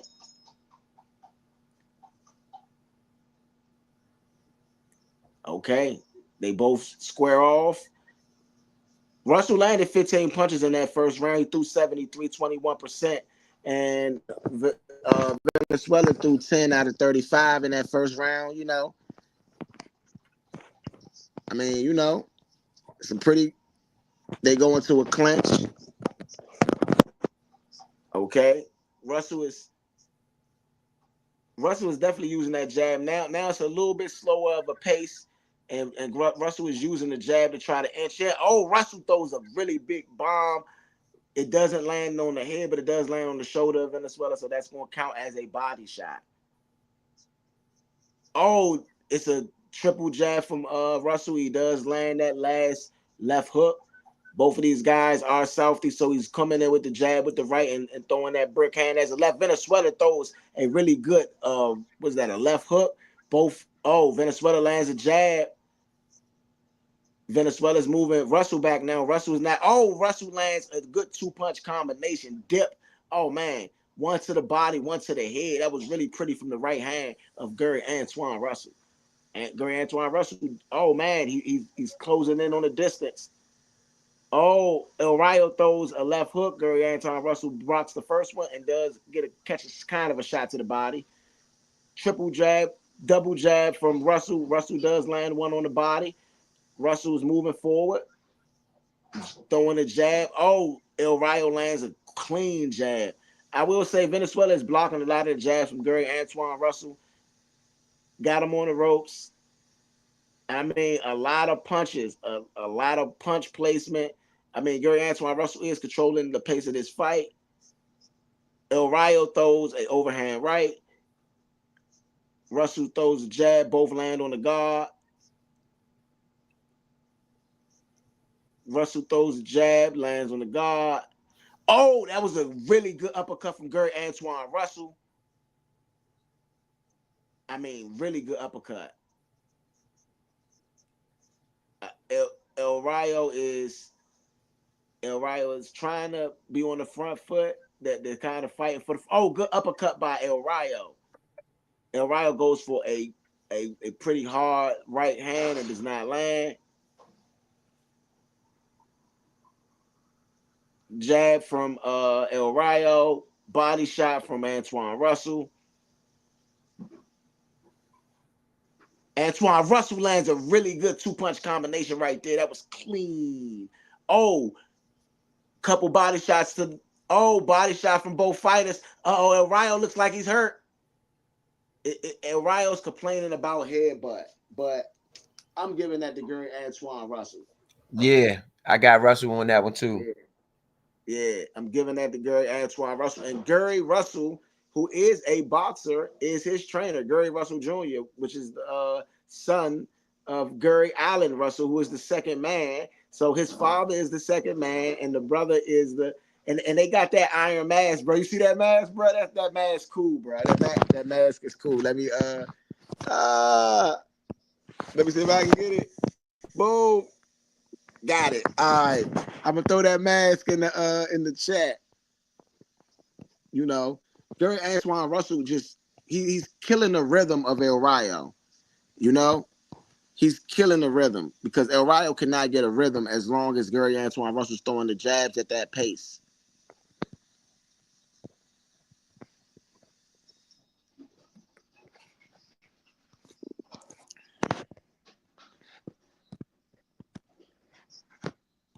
Round number 3. Gary Antuanne Russell goes to the body, throwing the jab. Oh, 3-punch combination from Gary Antuanne Russell. 2 lands on the body, none land on the head. But El Rayo is kind of in the corner. El Rayo throws a good jab that does land. Gary Antuanne Russell moving in on the jab. Venezuela. Oh, Venezuela is right close. I mean, Gary Antuanne Russell is smothering the offense of Venezuela. Venezuela does land a shot to the body. Total punches landed 37 for Gary Antuanne Russell compared to 17 Venezuela. Gary Antuanne Russell throws 3 jabs, 1 to the body. The 2 jabs does not hit, but the 1 to the body does. Gary Antuanne Russell is using the jab. Oh, Gary Antuanne Russell 3-punch combination. The speed of it. I mean, Venezuela is not able to do anything right. Oh, good body shot by Venezuela, and then return fire for Gary Antuanne Russell. Venezuela throws a 3-punch combination, but does not land. Okay. Oh, uppercut from Gary Antuanne Russell. And I mean, this is a very exciting fight. This fight is living up to what I thought it was going to be, at least. 8. Yeah, I totally agree.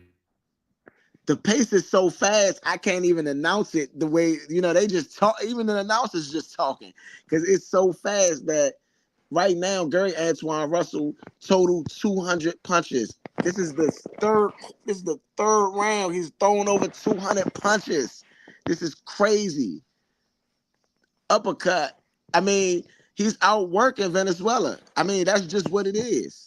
Totally. And he just throw. I mean, he just. I mean, it's hard to say. It's really not. He outworking them, bro. Like, that's all you can say.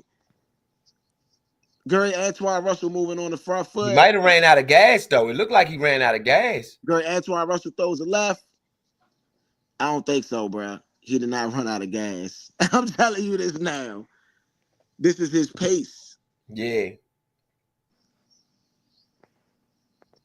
Venezuela pushes him to the back, pushes him back.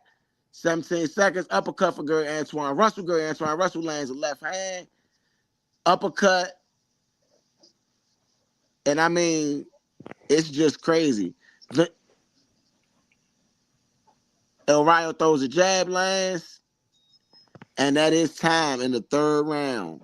Okay, I'm being real, bro. I'm sending these two Jones to the chat right now.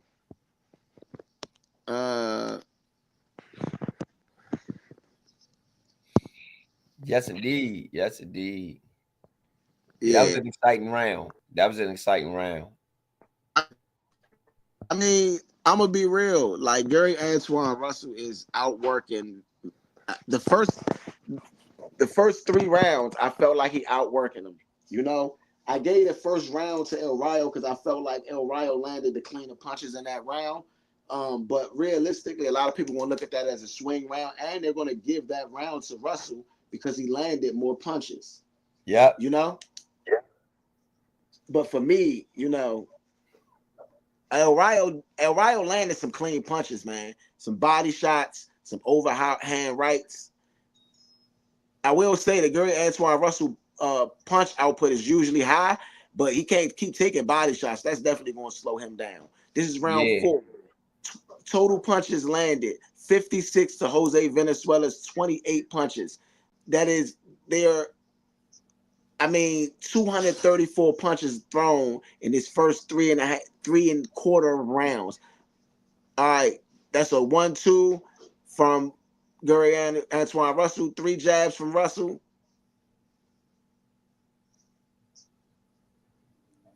Oh, good body shot from Gary Antuanne Russell. Russell goes for a 2-punch combination, then it misses. Russell is just, I mean, he's just not letting them box. Just to be real, he's not letting them catch a rhythm. Venezuela is just, both fighters evade that. I don't think that was a clean punch landed by either. Good jab by, upstairs by Venezuela. Venezuela is landing that overhand left with ease, but I don't think it's hurting Russell. Russell walking right through that. Body shots landed. Gary Antuanne Russell 27 to Jose Venezuela's 14 through rounds number 3. Uppercut for Gary Antuanne Russell that does land and a straight jab. El Rayo goes for like a wild right hook and does not land. And I mean, right now it's just been Russell. Russell's been first. A lot of jabs. Jab from El Rayo, jab from Russell. Russell dips under El Rayo's clean jab for like a tuck. All right, double shot. Excuse me. 2-piece combination for El Rayo that lands on the guard of Russell. Jab lands for both fighters. El Rayo lands a good 2-punch combination right there. Russell does fire back. Venezuela is making a miss sometimes, though. I will say that. Good. Oh, man, it was a really good body shot from El Rayo. El Rayo does land a jab. Okay. Russell is now he's leaned back a little bit. He just in his face. El Rayo throws a jab. Now when Venezuela's on the front foot now, throws a 3-punch combination, does land one. El Rayo does slip in a good punch, right? A good check hook right there in a counter check hook, I guess you can call that. Oh, good pull counter from El Rayo. Okay. Ooh, that was a tough round to gauge right there. That's a swing round. But I'm going to give that round to Gary Antuanne Russell. But that's a definitely swing round. I actually like El Rayo. I think that was his best chance to get around. For me, that was his best chance to get around. Yeah, but it was a close round, but I felt like he got outworked early in the round. So, I mean, you could give that round to El Rayo, though. That's why I say that's a complete swing round.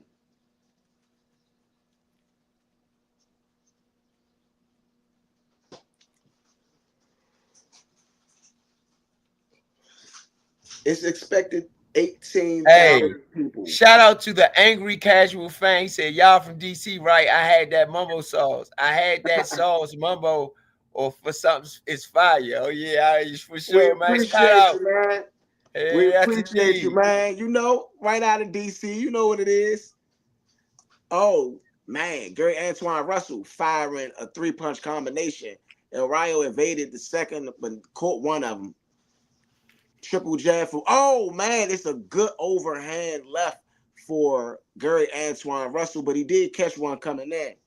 Right now, they have not given El Rayo a round at all on Larry Hazard's scorecard. Okay? Oh, man.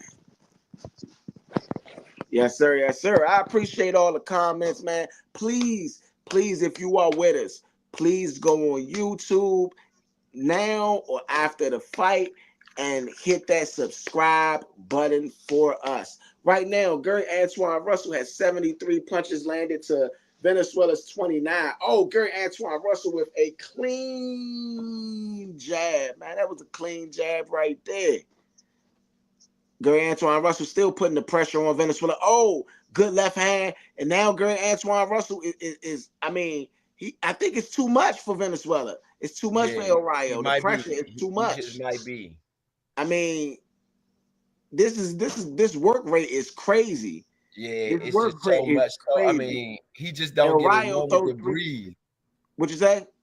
I said El Rayo didn't get a moment to breathe. Yeah. Oh man, El Rayo throws a good two-punch combination. He does land the second one, does not land the first one, but back to the work rate. It's just so many jabs. He in your face.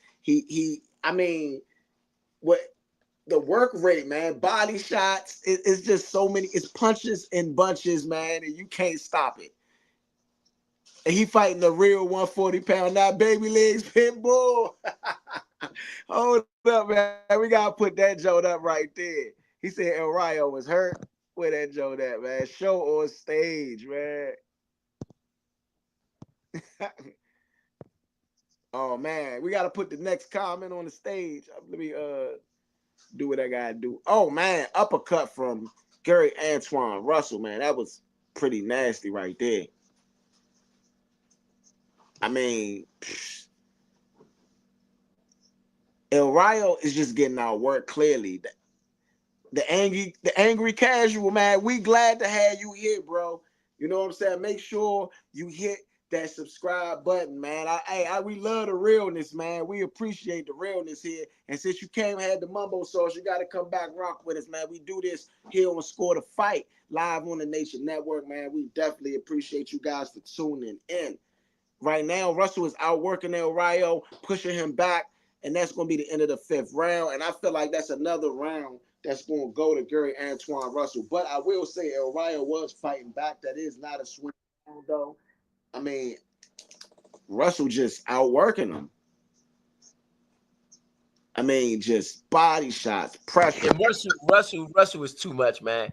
That again, I saw that in round one. When we saw round one, we saw that Russell was just way too much. And even in round one, even if he didn't get the power punches and some of the things that he wanted to get later on in the round, we saw that he controlled the pace.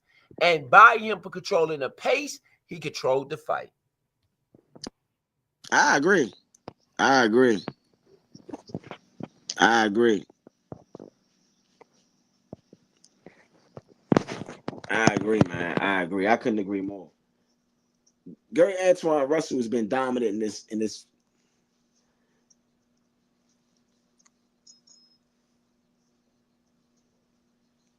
I mean, right now he's landed 34 body punches, Gary Antuanne Russell, compared to Jose Venezuela's 24.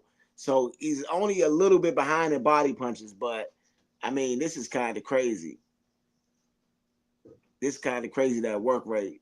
Jab for Gary Antuanne Russell. Okay, El Rayo does land a good overhand right, and El Rayo does land a check hook on the way out, but he does get hit by Gary Antuanne Russell's, like, I guess, jab. I'm calling it a jab because it was like a straight. 93 punches landed to Jose Venezuela's 51 punches landed for Gary Antuanne Russell. He's thrown almost 400 punches, though. He's not doesn't have a high success rate. He's just outworking them. He said he fighting like Big Gary tonight. You know what it is, man. Hey, good jab. I mean, El Rayo's still in the fight. I would say this: the fight is not over. It's still halfway through. And if Gary Antuanne Russell didn't burn himself out in this first half of this fight, he might could take a step back and cruise a little bit. Oh, 3-punch combination from Gary Antuanne Russell. Only one of them land. Oh, that was a really good uppercut for El Rayo. El Rayo does counter with a jab and then pivots out of the way. Oh, good body shot from Gary Antuanne Russell. Good body shot from El Rayo to return fire. You get one, I get one. El Rayo lands a left, like uppercut to the gut. Oh, double jab for Gary Antuanne Russell. El Rayo does return fire with that jab. Oh, El Rayo does land the left hook. Oh, El Rayo does land man. El Rayo's landing right here in the 6th round. And I don't know if Russell's hurt, but he's moving backwards. Oh, both fighters land. Oh, man, Gary Antuanne Russell with a killer overhand left. Oh, man, that was devastating. Oh, man. Hey, El Rayo don't want to taste that again. I know he don't want to taste that again, man. No, no, no. Good shot to the body for El Rayo, but Gary Antuanne Russell's pushing in. Gary Antuanne Russell is, I mean, El Rayo was boxing beautifully, but I mean, it was already a closely contested, and now 30 seconds left in this 6th round. Antuanne Russell is just moving forward. El Rayo is a double jab. He's switching his feet a little bit.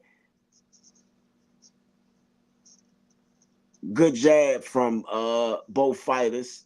And El Rayo leaps for left hook, does not land, and a little bit of choppy at the end, but that was actually one of El Rayo's best rounds, but I don't think he did enough. And especially with that bomb on him, I mean, they're gonna remember that the judges are gonna remember that bomb out of everything else in this round. I mean, say he fighting like Big Gary, right? I mean, they said he was fighting, and the angry casual man, I appreciate your realness, because El Rayo, he beat Pitbull, and Pitbull is really a 135-pound fighter. He won the belt and just had to defend it. He defended it against an opponent that was 4 inches taller than him and just moved out of the way. But I mean, when El Rayo lands, and I mean, Gary Antuanne Russell just, I mean, cleaned him up on that 2-punch combination after that. Yeah, Gary Russell's offense is just a lot. It's Yeah. a lot, man. Yeah. They don't have El Rayo winning no rounds so far. I know. El Rayo double jab. Yeah, I mean, good double jab from El Rayo, but now he's just getting our work. He's just getting our work, bro. I mean, I know at this scorecard looks a little crazy. Scorecard looks a little crazy through 6. I'm gonna tell you that. It look a little crazy. Larry Merchant don't feel like El Rayo done nothing. I mean, it is. They say where he's in Capitol Heights, right? From Capitol Heights, he right down the street from FedEx. He right there with FedEx at. Yeah. Let me tell you something. This is a Jaden Daniels, Cliff Kingsbury, no huddle boxing. That's what this is. No huddle boxing. Hey, and I got a Tank versus Roach, a bunch of comments on here, and it's like, oh, nah, we not showing the fight, so we ain't doing nothing illegal. We just commentating over here, buddy. I mean, if y'all coming in here to support, though, we appreciate you. And if you coming in here to troll, I mean, I guess we can appreciate the comments too, because y'all gonna run them up, right? Thank you. So back to the fight. Right now, Antuanne Russell total jabs landed 48 out of 280, 17%. El Rayo has landed 30 and is at 30%. Oh, good overhand left from El Rayo. Antuanne Russell lands a good body shot left hook on El Rayo now. Jab, jab. El Rayo's trying to invade, but the pressure is so much. I mean, Antuanne Russell's thrown a million jabs, and he's just pressuring him. Oh, body shot now. Antuanne Russell is now leaned up against him on the rope, and El Rayo's trying to get space to throw, trying to get a spot to throw a shot, and he doesn't have it. El Rayo throws a good 2-punch combination to the body. El Rayo, I mean, he's not even trying to move out of the pocket, Venezuela. He does push him off. He hit him in the body a little bit. Oh, that was a really clean right hook. Oh, and there's another punishing blow. I mean, right now, oh, uppercut from Antuanne Russell. Oh, El Rayo's hurt. El Rayo's hurt. He's fighting him off. 30 seconds left. Final seconds around 7. Oh, El Rayo uppercut. El Rayo is fighting out of it. El Rayo uppercut. El Rayo's fighting back. Antuanne Russell with the pressure. It's just a back and forth. I mean, not back and forth, but I mean, Antuanne Russell got the pressure on him. But I guess El Rayo fought his way out of that. I gotta respect that. El Rayo being a true warrior. Now El Rayo's on that back foot, tries to throw an overhand right. He does not land. Antuanne Russell's gonna take that round. He's definitely gonna take that round.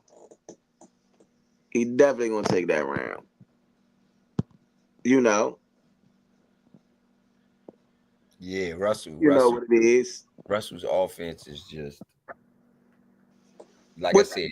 The pace is just is a lot, and I'm gonna say this, and I know nobody. We'll see if somebody on the Twitterverse says it, but I'm gonna say it. I think that Rayo's corner failed him because he looks terribly. He looks to be terribly unprepared and ill prepared for the pace that he's facing, and this is not the first time Gary Anderson has fought like this, guaranteed. Well, last fight he didn't fight at this pace, but this is like his normal pace where he does fight a lot at. You know?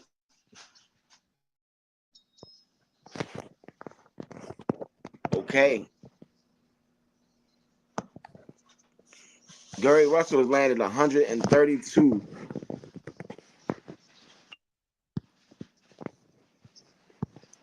Man, there we go. Just having a little technical difficulties over here. Just trying to make sure we back right. I mean, he just broke a record through 7 rounds of punches landed. Rayo is getting his behind beat at this point, says the cottage, the angry casual fan. Yes, he is. He is. I mean, what else could you say?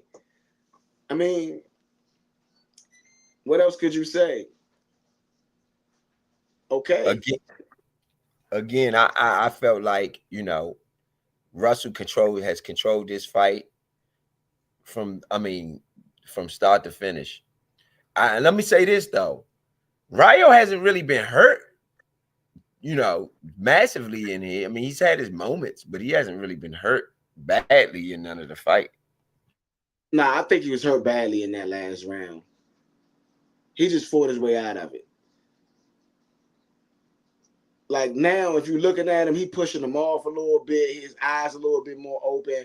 He trying to box a little bit more. I think he was hurt when he was on them ropes. I mean, right now, the speed, Russell just throwing a million punches and trying to hit whatever he can. And you know what? But he got good punch placement. So it's not like he's just throwing sloppy punches anywhere. He's strategic with his approach. But he just, throwing bunches of punches, uppercuts, rights to the body, to the head. El Rayo is fighting back, but El Rayo is not able to withstand the pressure, I think. Even in this round right there, uppercut to the body. El Rayo's throwing the jab. They one thing El Rayo's doing good in this round, he's not getting on the ropes. He's not like he's going at a pace where he's just moving around side to side, stuff like that. 8th round, and he's on the ropes again. 30 seconds left in this 8th round out of 12. That was a low shot, man. You got to get that up, El Rayo. Oh, Gary Antuanne Russell throws a good right hand. Oh, man. El Rayo catches that Russell. Russell returns fire, pushes El Rayo back. And oh, man, he just landed punch after punch after punch on El Rayo. El Rayo is hurt. El Rayo's pushed off. El Rayo's now coming back with his own fire. And oh, man, both fighters land big shots, left hook, right hook. This is a good fight, man. The crowd are on. The crowd is everyone in that place is on their feet. Is on their feet. Everyone in that place is standing on their feet right now. Hey, fight of the night so far. I ain't gonna hold you. That's what we said, though. We said it before the fight. You know, casual angry fan says it's the speed, baby. Hey, he's 1,000,000% right. You are 1,000,000% right. It is the speed. I mean, Russell just coming. I mean, he broke bombs.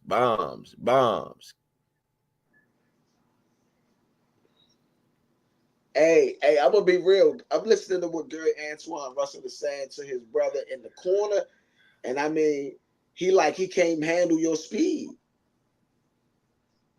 I mean, just that clean left hand in that last round was just devastating. Okay. They got Russell up in every single round, 80-72. I mean, what are you supposed to say? How is he supposed to match that? How is he supposed to match that? Larry Hazard ain't giving El Rayo no love though. That's funny. Oh man.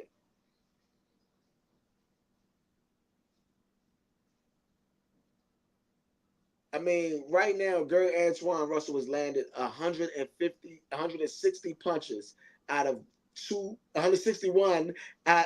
It keep going up. Out of 160, out of 663, 26%. El Rayo's landed at a better percent, but nowhere near the amount of punches. And I mean, hey, you want to know something funny? It's not, good uppercut for El Rayo. Good uppercut. I mean, he's taking away his jab with all of the punches. It's just clean. It's clear that he's taking away the jab. Okay. Oh, Russell is making a bit of his. Russell. Oh man, 2-punch combination. Oh, Russell, that hurt. That look. It's a lot of swelling under the eye, the left eye of Venezuela right now. Oh man, Russell just putting more pressure and more fight and like just punishing him, man. Gary Russell is making a name for himself. He is. He is. I'm sorry to say it. Twitter is exploding. You know, in regards to Gary Russell right now. I mean, they are exploding right now. They said 25 seconds after Russell dropped his mouthpiece at the end of round 8 was some good stuff. Like he was pissed off that it failed and took it out on Rayo. Yeah.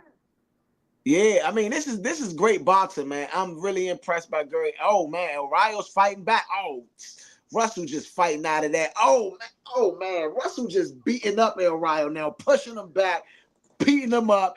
It's 40 seconds left. Venezuela's hurt. Venezuela. Russell's just beating him up. He's looking for the knockout. Is he going to stop him? Venezuela's fighting out of it. But he is wobbly, though. He's wobbly, though. He's definitely wobbly. Man. Good two-punch combination. Nah, he fought out of it. I don't see him going down in this round.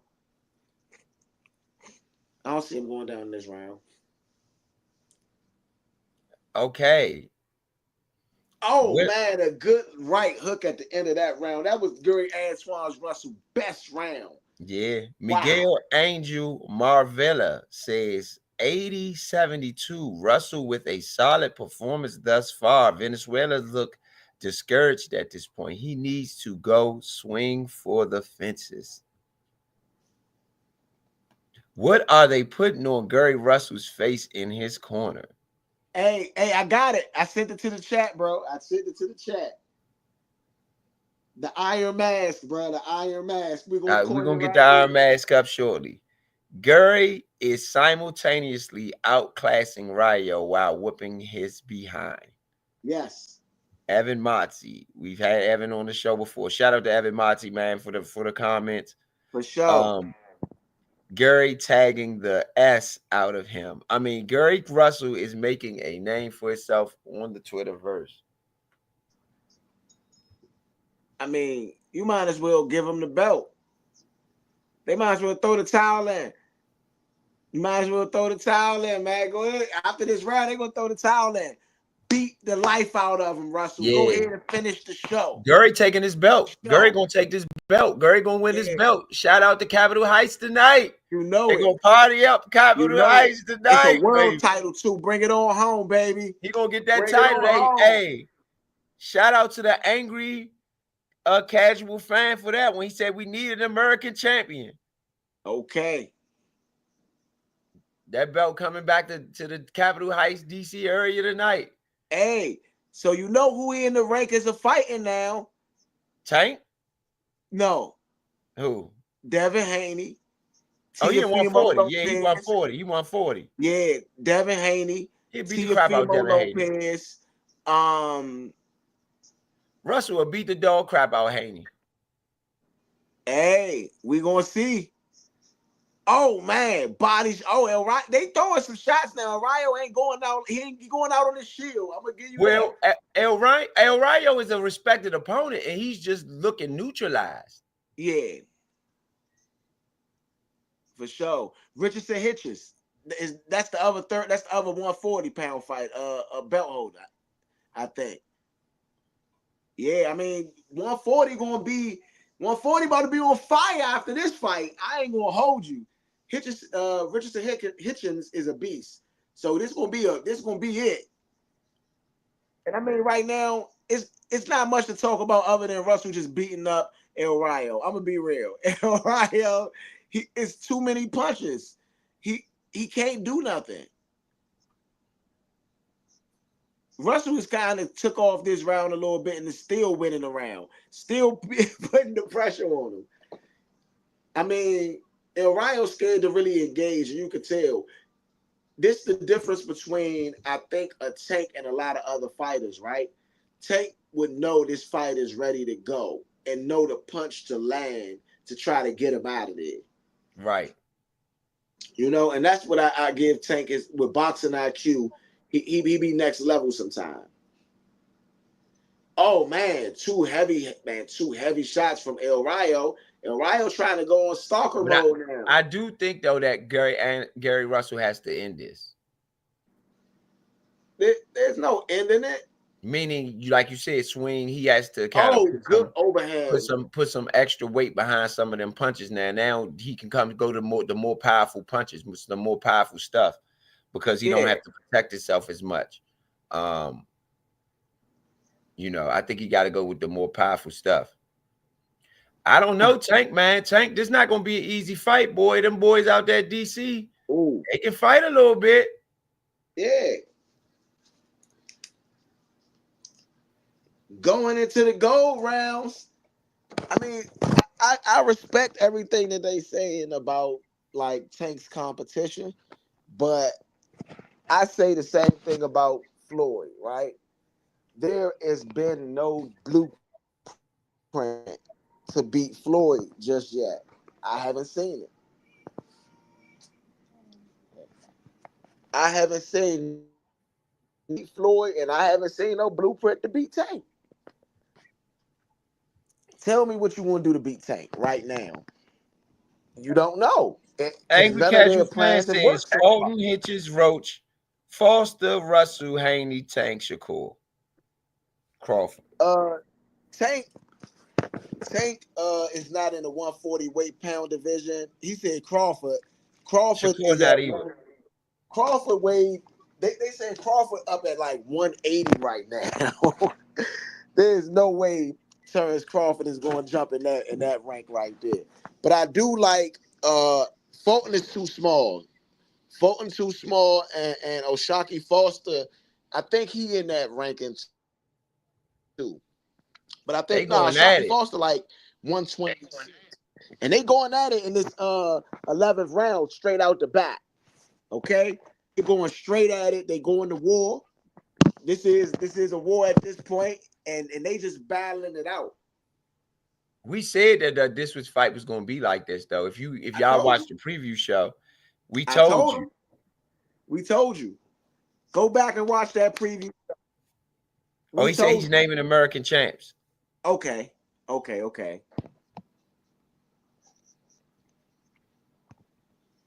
Yeah. But I'm saying right now, though, what look real good is that Haney and Russell. He forgot my man Davis. He forgot my man Keyshawn Davis. Yeah, you know both Davis, him and Tank, both belt holders as well. Yeah. Oh, these guys going at it.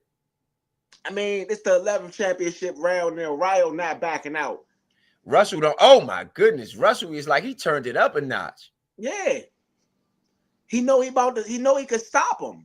And oh man, both guys land a devastating punch on each other, but Russell just kept fighting through it. You gotta see how beautiful that is, bruh.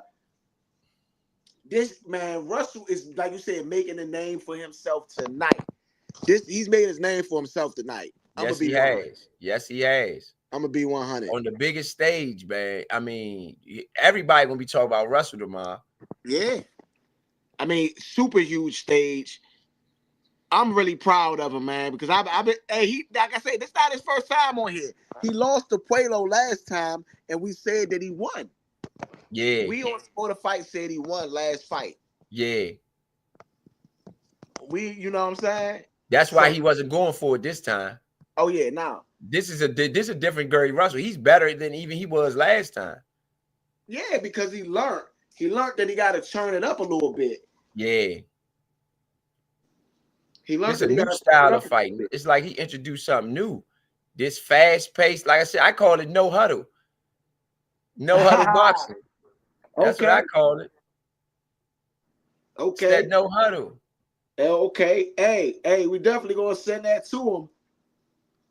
We definitely gonna send that to him. Call it style no huddle. Yeah. Never seen nothing like that before. I mean, he got that boy over there, El Rayo, shaking. I mean, I'm just being real, man. I gave El Rayo that first round because, like I said, I felt like it was 10 to 15 in the punches, right? I felt like El Rayo punches was landed harder in that first round. Since that first round, I have not given El Rayo a round. Yeah. Yeah. And in that first round, I stated it was a swing round because he did land more punches in that round. Yeah. Hey, I'm going to be real. This is one of those butt whoopings of butt whoopings. Get that boy a belt. Oh, man. they stopping the fight. They stopping the fight. They stopping the fight. They stopping the fight. They stopping the fight.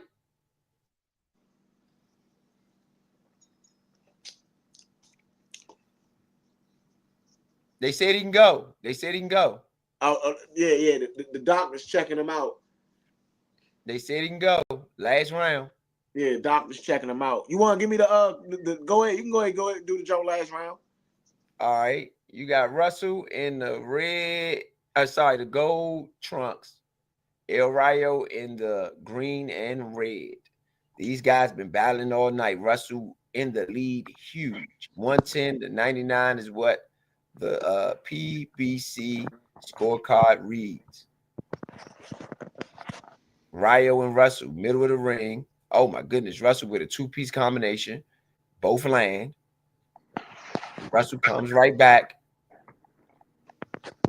It's a jab for El Rayo, a jab for Russell, jab for El Rayo, jab for Russell, two more jabs for Russell. Jab for El Rayo. Russell on the front foot. Two jabs for Russell to the body. Hey, Another jab for El Rayo.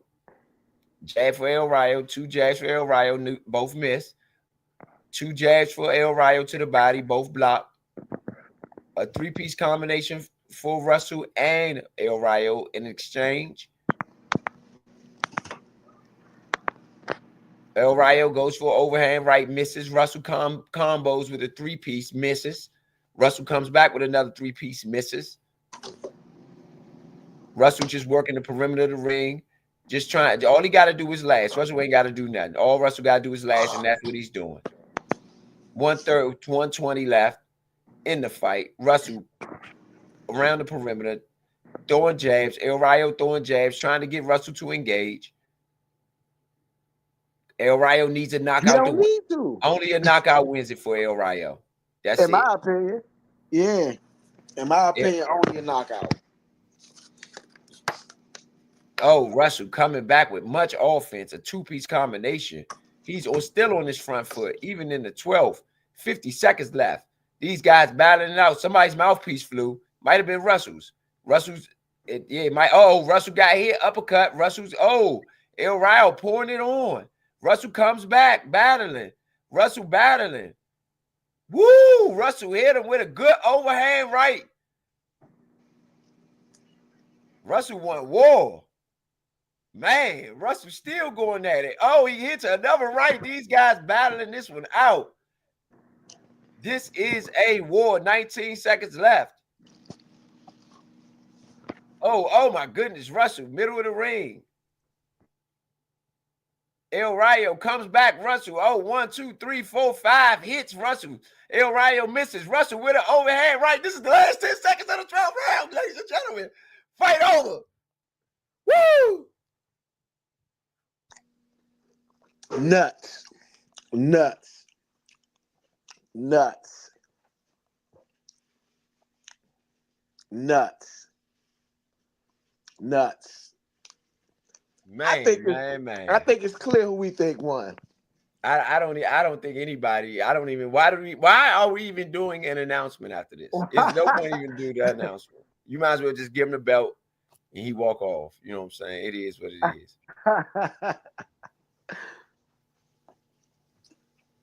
Oh man. If you look at next level, Gary Russell. And I think he probably sticks to this style of boxing, and it's going to be hard for anybody to deal with. However, it's going to even be hard for him to deal with because that's a lot of punishment that he has to take for himself to carry on that style of boxing. That's just a lot, even for him. I don't think that he can do that to everybody, but I think that El Rayo was the perfect opponent for him to show his full ability when it comes to that pace. You get what I'm saying? I seen him fight at this pace a lot. I seen him go hard. Like even the Puello fight was a fast-paced fight. He a fast-paced fighter. And he's in the pocket, like short fighter, like the uppercuts, man. They are showing some just brutal shots, you know? Yeah. I mean, he tore Rayo up.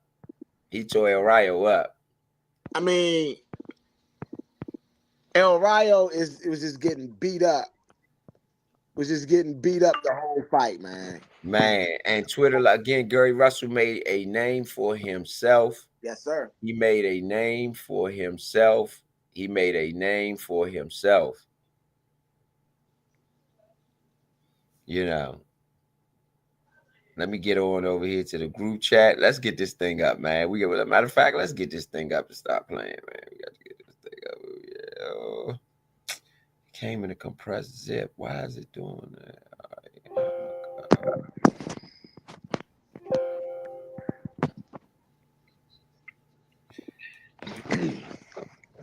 Hey, I'm about to send you the punch stats. This is crazy.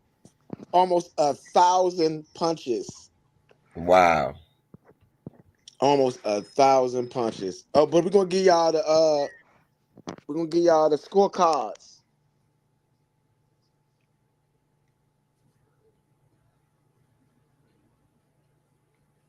119, 19, 120, 108. You know what that means? Yeah. Shut out. Yeah. The shutout.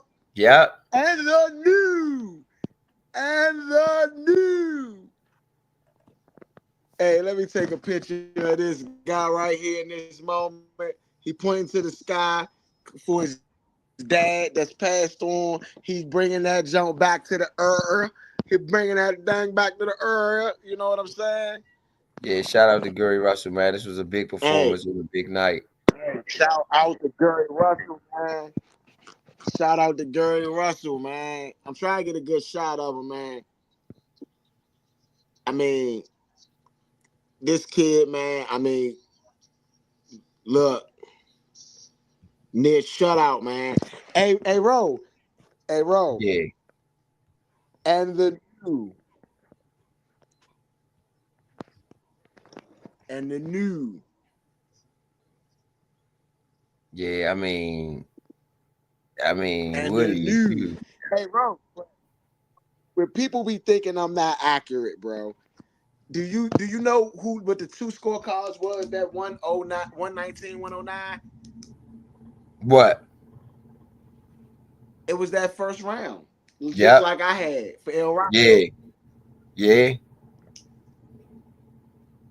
Yeah. On to the next. That On was a to the massive, massive next. win. That was exactly what we thought it was going to be. You know. Masterclass. Masterclass. Masterclass. There we go. I was waiting to get the right picture because I wanted to make sure I get his brother in it too, man. His trainer.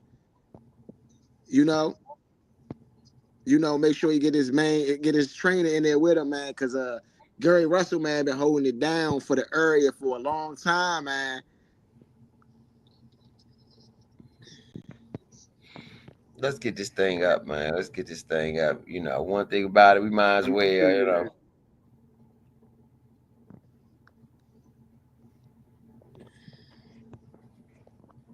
Let's see. Might as well, man. Gotta get the man some love, man. Shout out to Gary Russell. You know what I'm saying? No Hey, joke.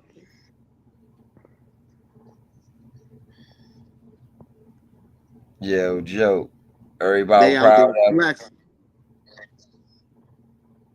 You know, DC gonna go crazy. The DC area, they already going crazy. If you know us like you know us, we already doing the most. Yeah, man. Yeah, no, if you know us like you know us, let's go. Get them up here, man. Get it up here, man. We got to get it up here, man. Got to get it up here, man. Got to get it up here. Got to get it up here. Y'all know what that is. Point talked about it earlier. It's that cast iron, baby. That cast You iron. know. Cast iron Russell. You know what I'm saying? Yeah. Cast iron Russell, huh? You know what I'm saying? Cast iron Russell, you know. Built like some cast iron out there, baby. So shout out to Gary Russell, man. This was a great performance, man. Again, he made a name for himself tonight. Twitter is going crazy. We could go through the Twitterverse all night long about what they got to say about it. But just right there, he like a junkyard dog. Y'all see it up there. They've been saying it all night. DC showed up, man. I'm gonna thank Tank for giving Gary Russell the platform that he's giving them tonight. Putting this video on the way he has, you know what I'm saying? So shout out to Tank, man, for giving it back, man, giving it back forward, paying back forward, baby. Yeah. Now, man, here we go, man. Oh, he got no Savage with him. Hey, it looked like what's the name got no Savage with him, Lamont Roach. Okay. Okay.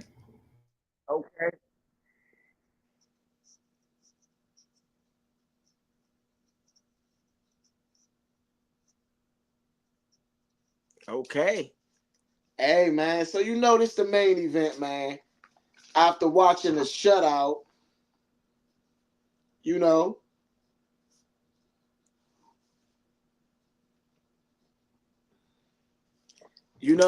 So, bro, we got to this moment, man. We are here at this moment. Any predictions? Any predictions?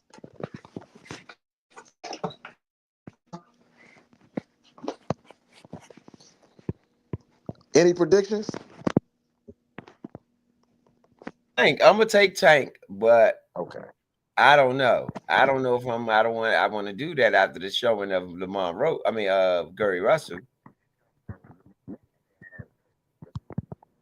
You know, You and said he's what? definitely celebrating after this, the way Gary Russell went out there and performed. I think Lamont Roach gonna be inspired.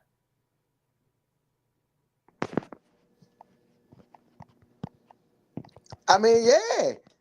I mean, but listen, bro. Listen, bro.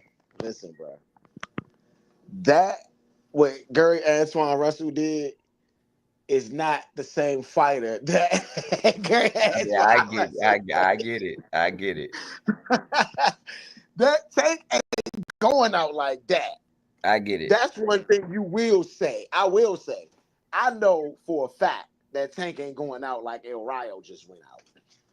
He could try to. He could try that if he want. I don't know. I think Roach is a better boxer than. Don't get me wrong. What I mean by better boxer, I think he's a better boxer than to take that strategy and think that's going to work against Tank. That ain't going to work against Tank. That'll work against an El Rayo that came in unprepared for that type of pressure. You know what I'm saying? And to Right. be real, you gotta blame Robert Garcia and them for that. You like you said, you gotta blame the trainers for that type of stuff. Because when they come in that unprepared, when they come into that spot where they that unprepared, you can't blame nobody else. Who you Yeah, gonna that's blame? whose Who else you fault it gonna blame? is. That's really whose fault it is. Next up, the main event, baby. The main Yeah, event. absolutely. So thank y'all for tuning in to Score the Fight, man. Y'all been with us, commenting with us.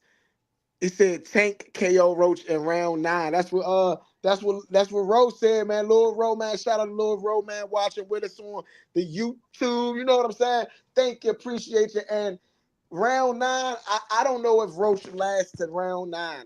I'm guessing between round 6 and round 8.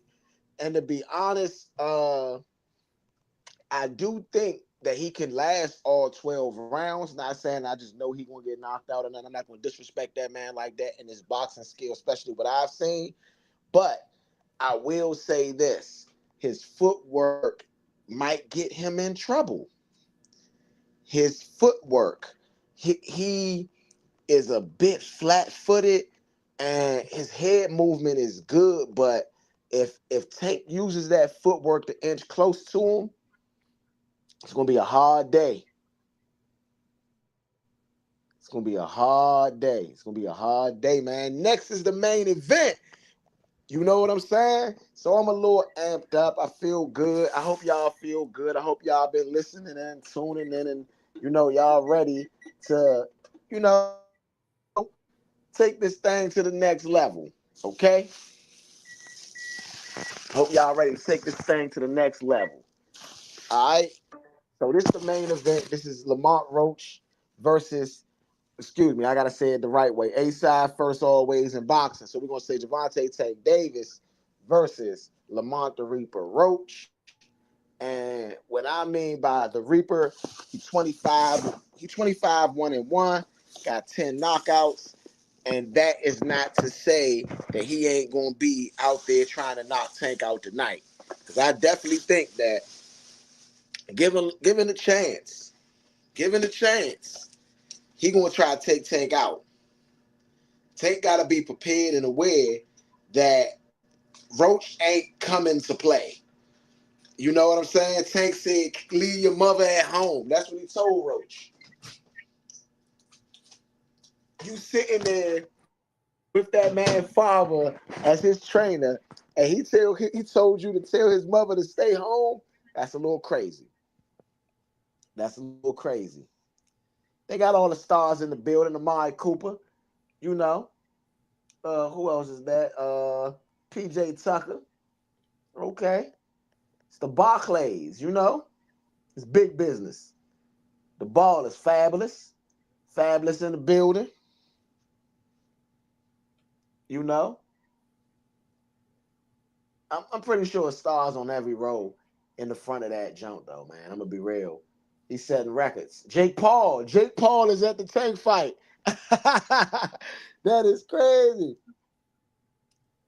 Who the hell is he talking to? He talking to Danny Garcia. You know, man. Take a real one, man. Take a real one. Tank is a real one. And I'm gonna be real, Lamont Roach, man. I'm in support. I'm hoping Lamont Roach do make it through the 12 rounds, though. Just to be honest, because you know he representing our city. I don't want our city to look bad. The I keys to hope success. Roach get the win. I hope Roach get the win. We can do this again, baby. That's what I'm looking for.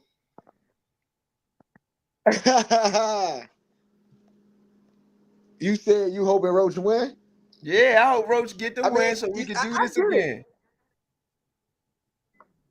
I get it, but I don't know, man. I'm gonna say this. I would say that I do have my picks where I like certain fighters.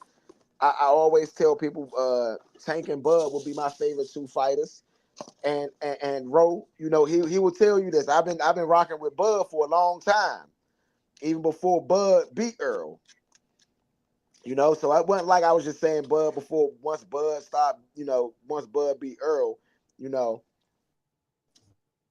I'm a supported Bud before that, just like I'm a guy that's been supporting Tank because I've been watching Tank for a very long time now. Now they trying to show everywhere where Baltimore is beating DC. Talk about the Baltimore Bullets moved to Washington, and the Orioles are up on the Beltway series, and the Ravens lead the all-time series against the Redskins 5-3. Bruh, they only trying to do this because they ain't got nothing else to say. They trying to say in sports that they are better than us. That's what their notion is, right? But how many Super Bowls we got? How many they got? Right. There you go. Who won the World Series more recently? The Orioles or the Nationals? We only been in existence a couple like 20 years, something like that. Last 20 years, the Orioles ain't win the World Series. Can Roach top Tank? That's the question. An angry casual Can Roach said. drop Tank? Can he? Yeah. I don't know if it's going to happen because I ain't necessarily seen Tank drop in a regular fight.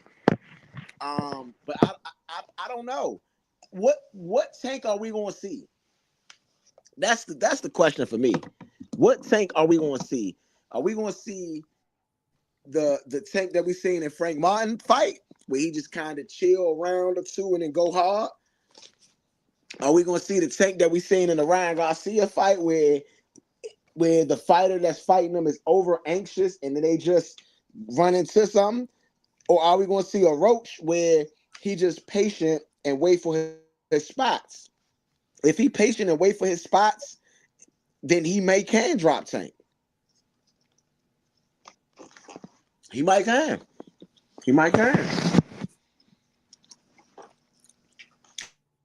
Do you have a Ro? Yeah. Got a question. Who do you think Gary Antuanne Russell should fight next? You got Teofimo Lopez, 140-pound champion. If he can get, go ahead. Hold on. You gotta listen. Alberto Puello, who beat him last time as the 140 champion. And then you got Tio, you got Puello, and you got Devin Haney. I go Haney from Russell. Okay. I think Haney got the biggest name. No Savage is bringing Roach out.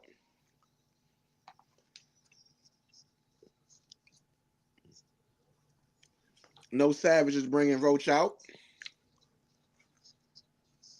Okay. At least you kept it for the city. Yeah. Yeah.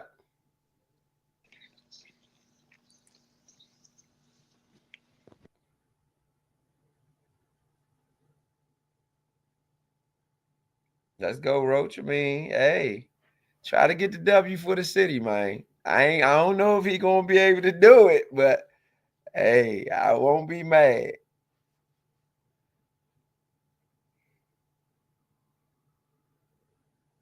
Nobody, everybody, hey, it's literally a Tank crowd.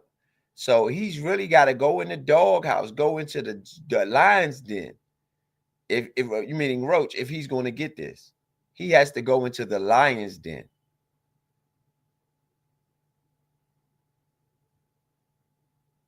He has to go into the lion's den.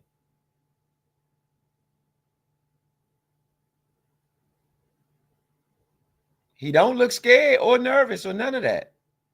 I will say that. He look ready.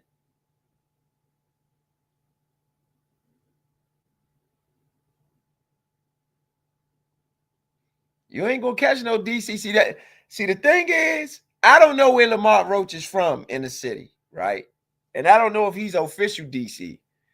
If he official DC, he ain't gonna be intimidated. He ain't gonna get like outright whooped like that. If he official DC, I don't know. But I don't know where his family from or nothing. I can't vouch for Roach. Cause again, I don't know. But if he official DC, I don't know. This is gonna be interesting.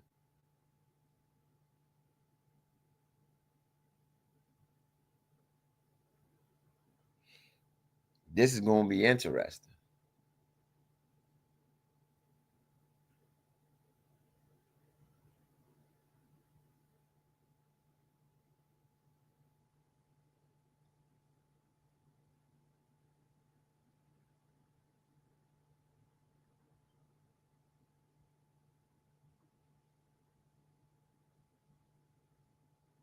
He got Jim Jones. He came out with Jim Jones.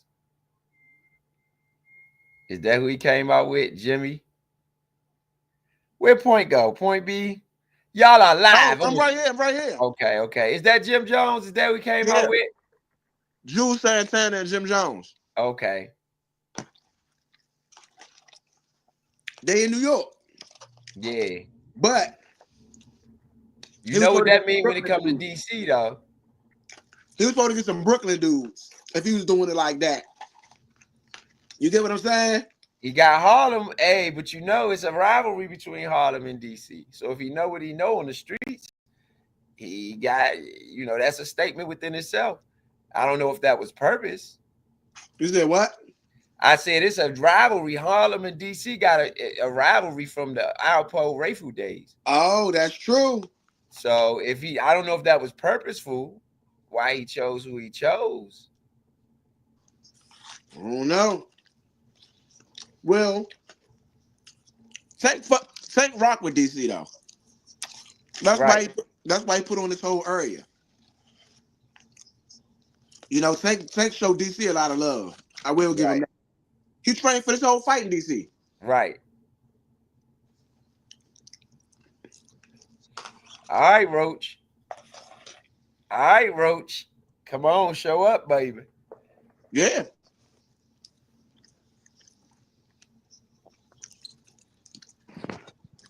Tank might be too. Tank might be what? He living a superstar life. Roach can catch him vulnerable right now. No. He might be too big. No, hey, bro, listen. Tank is one of those fighters that everybody come to. He don't go to them. So he in the gym. You get what I'm saying? He in the gym. He not out here like young Tank. Young Tank was in the club. That's how he know all of them. You know what I'm saying? This version of Tank been in the gym. He in shit. So it's a little different. If Lamont Roach is the DC guys that I wanted to, like a DC guy that I know, I don't know where he's from. Where is he from? What part of the city? I don't know. Is he more of a PG County DC guy, or is he like an uptown Southeast guy? If he an uptown Southeast the Northeast, I would say Southwest guy. Northeast. If I would say, I think his family from Northeast. I If he can't say. official went to, if he went to DC public schools, let's just say it like that. If he went to I DC don't know. public schools, I don't if he know. went to DC public schools, then let me look it up, see if I can find Nah, his high nah. school. Look. How about we focus on fight? Hey, you know, hey, Tank got the wire on his pants. Okay. Okay, let's get these ring announcements in, man.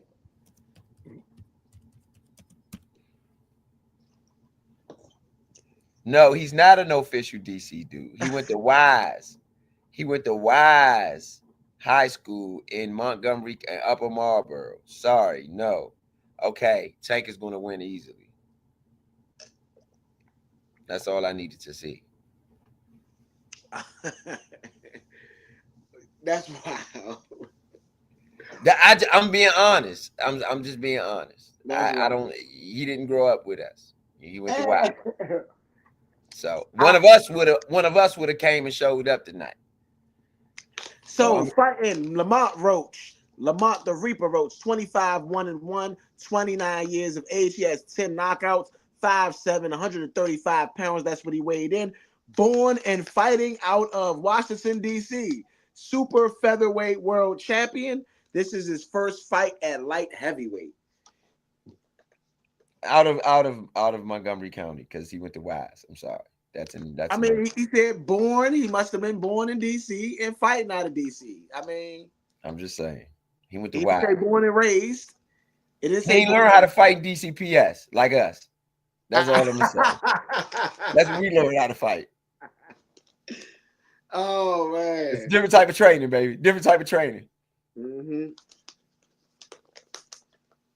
You know. Hey, Tank, man, Tank. 30 years of age. He is 30-0 with 28 knockouts. Gervonta Tank Davis, born and fighting out of Baltimore, Maryland, the WBA lightweight world champion. Last 8 opponents combined record 185, 4-2, and that with a 97.3% win percentage. When people say Tank ain't fighting nobody, his last 8 opponents have only lost 4 fights. Okay? That is a stat that steps out to you, doesn't it? All right? Try to tell these people, man. Indeed. We are here, man. Here. We are live here on Score to Fight for the main event. I would like to see Russell knock out Hitches. Okay, that'll be a good fight. I like that fight. That'll be a good fight. That'd be a real good fight. Okay. You got Calvin Ford. You got Barry Hunter. You got Kenny Ellis. You got Boogie. You got the Tank team over there, man. Okay. I'm gonna say this. I'm gonna say Roach look a little bigger than Tank right now. Roach definitely look hydrated, look healthy. Okay. Steve Willis gonna be the referee. You know? Okay. He said Roach doesn't look ready. I don't know. I think Roach look ready. I ain't gonna say that. I think Roach look ready. I think Roach ready to go. I think, you know. I would feel more confident if he went to BCPS. I'm gonna just say that. Round 1. Okay. And Tank is gonna be in like some fatigue type of pants, has the wire on the back. And then Roach is in like some New York pants. Young Money or something, I guess. Young Money, yeah, it's a Young Money style pants. And now right now, it's only been 1 punch thrown. That's been Lamont Roach down to the body, doesn't land. Roach does throw a jab again. You know how these Tank fights slow, really slow. A lot of feints. Tank does. Roach did try to go down to the body. Tank did not let him go. Okay. So right now, this is just a staring match for the first minute. and Tank throws a jab, Lamont Roach throws a jab. Tank throws one to the body, Lamont Roach throws one to the body. Okay.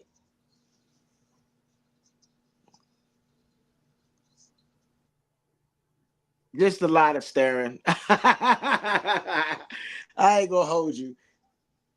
What this is Southpaw versus Orthodox, and Lamont Roach is moving forward towards Tank the whole time, but he's being very patient, very smart, and I like this approach from Roach. Yeah, I like the approach from Roach. Throws the body to the jab. I mean, throws the body to the jab. Throws the jab to the body. Throws another jab to the body. I do think it goes the distance regardless. I think this goes the distance, especially based on the pace that I'm seeing right now. Nah, this is Tank's first round pace. I know what Tank's first. I'm saying the way that Lamont Roach is playing him, yeah, fighting him, this is going the distance, in my opinion. Yeah, I mean, honestly, I like this approach from Roach, especially this first round. I mean, it's a stare down. Roach is Tank 2-punch combination. Tank. I mean, this has been a very boring round. I'm gonna be real. This is more boring than the Shakur Stevenson fights. I'm gonna be real. Everybody say Shakur be boring, but you know, Tank's first round is always boring. Okay, Tank's on the offense. Roach does back out of it. Roach laughs. He's not as Tank is not able to land.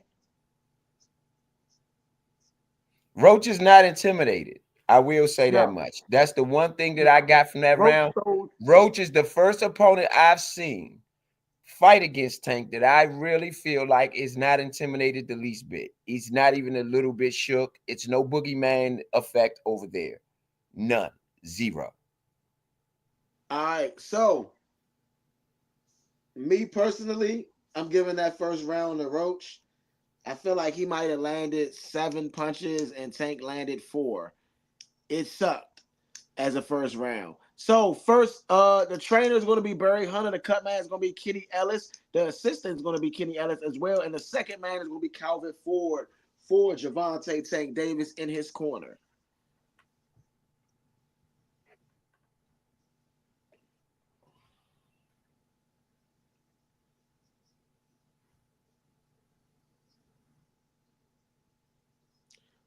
Tank said I wanted to fill him out real quick. So that means he's not done filling him out more than likely. And he's not going to be very aggressive in this round either.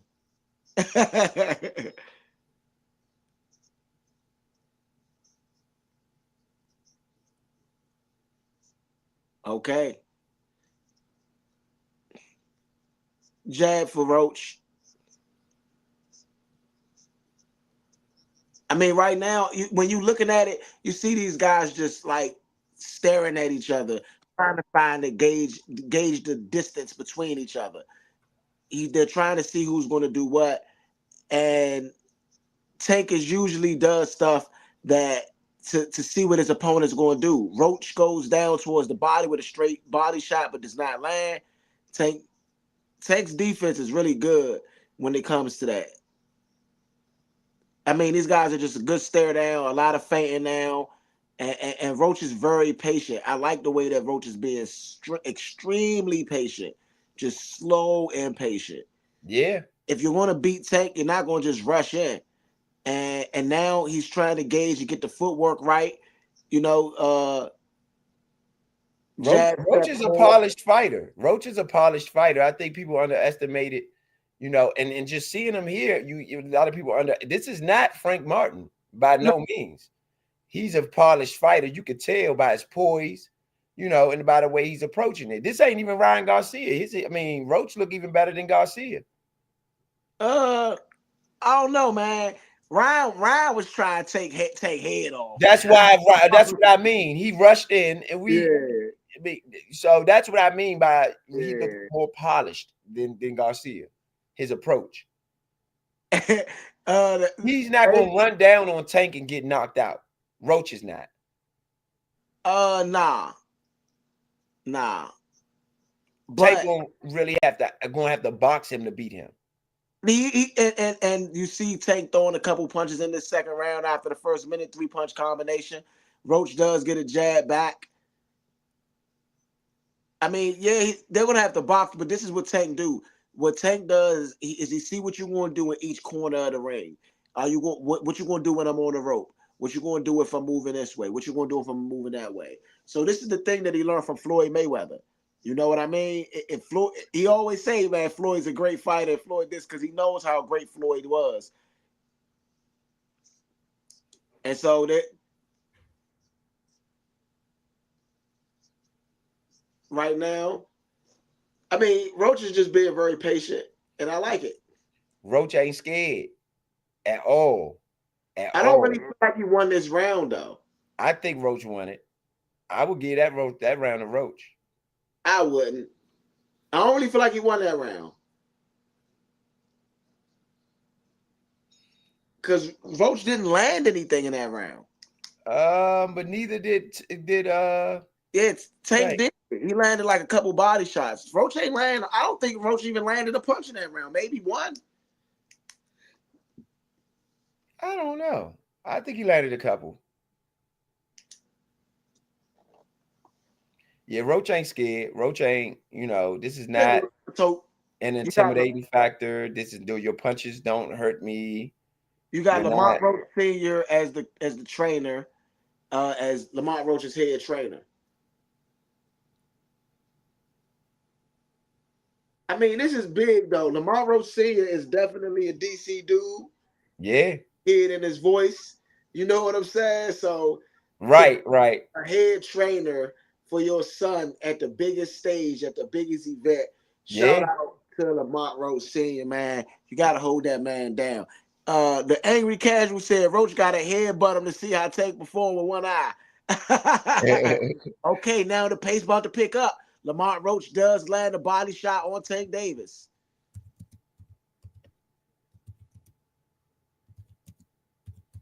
The action about to pick up. I'm telling you now. Lamont Roach throws a jab, does not land.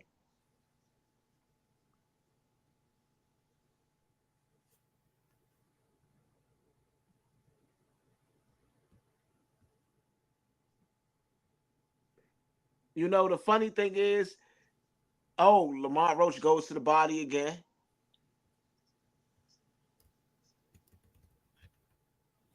So the thing is about Tank does this. He learned this from Floyd, given the first couple rounds.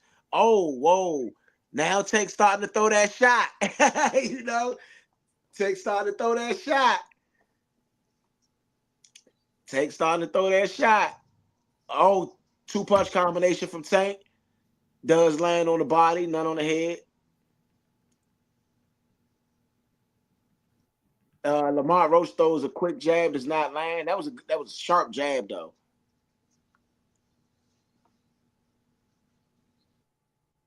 Lamont Roach throws a overhand right, does not land. Oh man, Lamont Roach's defense is really good though. Yeah, it's really, really good. Yeah, Lamont Roach dodges a really clean punch on what's the name? Straight right hand. Another straight right hand on Tank.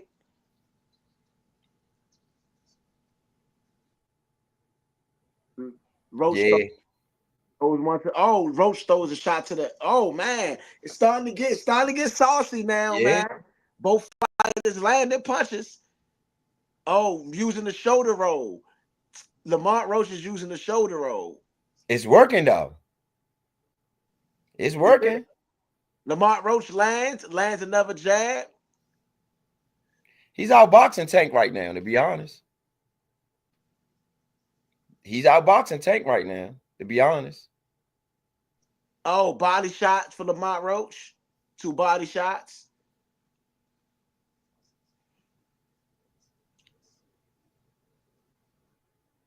Oh, good shot left. Good right hand by Lamont Roach.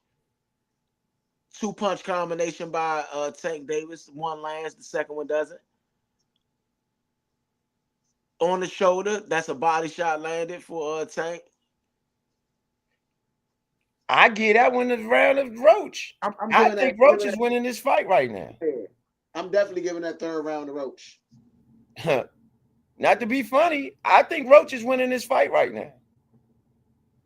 Yeah, he is. He's up 2-1, in my opinion. I think that second round, for even he can even be down. He could be even up 3-0. His defense, man, his defense is really good, and he got enough offense. He's just not intimidated by Tank, and so that's what I wanted to see. I wanted to see Tank fight somebody who was not intimidated by him. Okay, and that's cool, but now it's going to go into strategy. I think Roach is a polished enough boxer, and he has a good enough corner based on the preparation that I'm seeing thus far, the way he could pull this out. Yeah. I'm going to keep it real. Hey. Buried Hunter, basically, they said they got him. Let's see. Oh, Buried Hunter in Tank corner? Uh-huh. They said they got him? Basically, they said I guess they found they see what he doing, I guess. And they told Tank to get his head off of center line.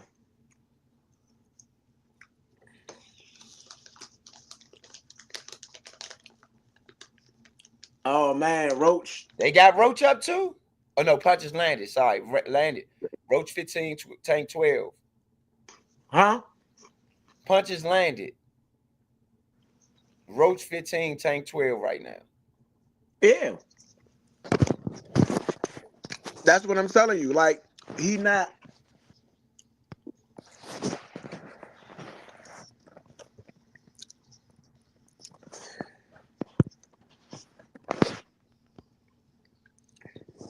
Yeah, you know, this is what it is, man. Right now, they got Davis, Roach, Davis. They got Davis up 2-1. Oh, man. Body shot on Davis.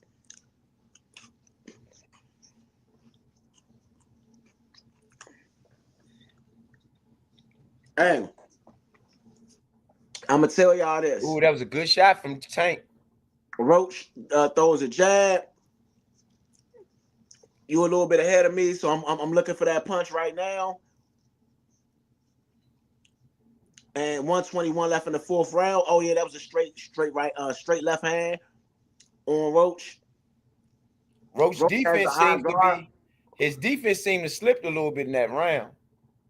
I don't know if he's losing his edge. He got tired, if it's a mental thing, but his defense wasn't the same. I could tell by his stance. His stance isn't as horizontal as it was beforehand. Well, I think he's looking for more offense. It's like Roach is looking for more offense. This how Tank gets you. Tank will let you get impatient. And so he wasn't chasing. He's chasing a little bit more in this round. Yep, he is. I see it. You get what I'm saying? That's how you get caught up with. You got to be patient. That's how you get caught up with Tank. Hey, can't chase. You cannot chase. You got to let. You was perfect. The way he was doing it in the first 2 rounds was perfect. You got to keep it the way you've been doing it, champ. Do not chase. Yeah, and his corner got to tell him that. Well, Lamont Roach, he is using his footwork beautifully, though. I will say this. He's cutting the ring off perfectly. Hey, they hit him on the break. He hit Tank on the break and kept moving. He did. Hey, I don't know. Hey, Roach ain't playing. Roach in there trying to fight. Yeah. He said something to Roach and Tank. Tank, stop talking to the ref. That's what his father said?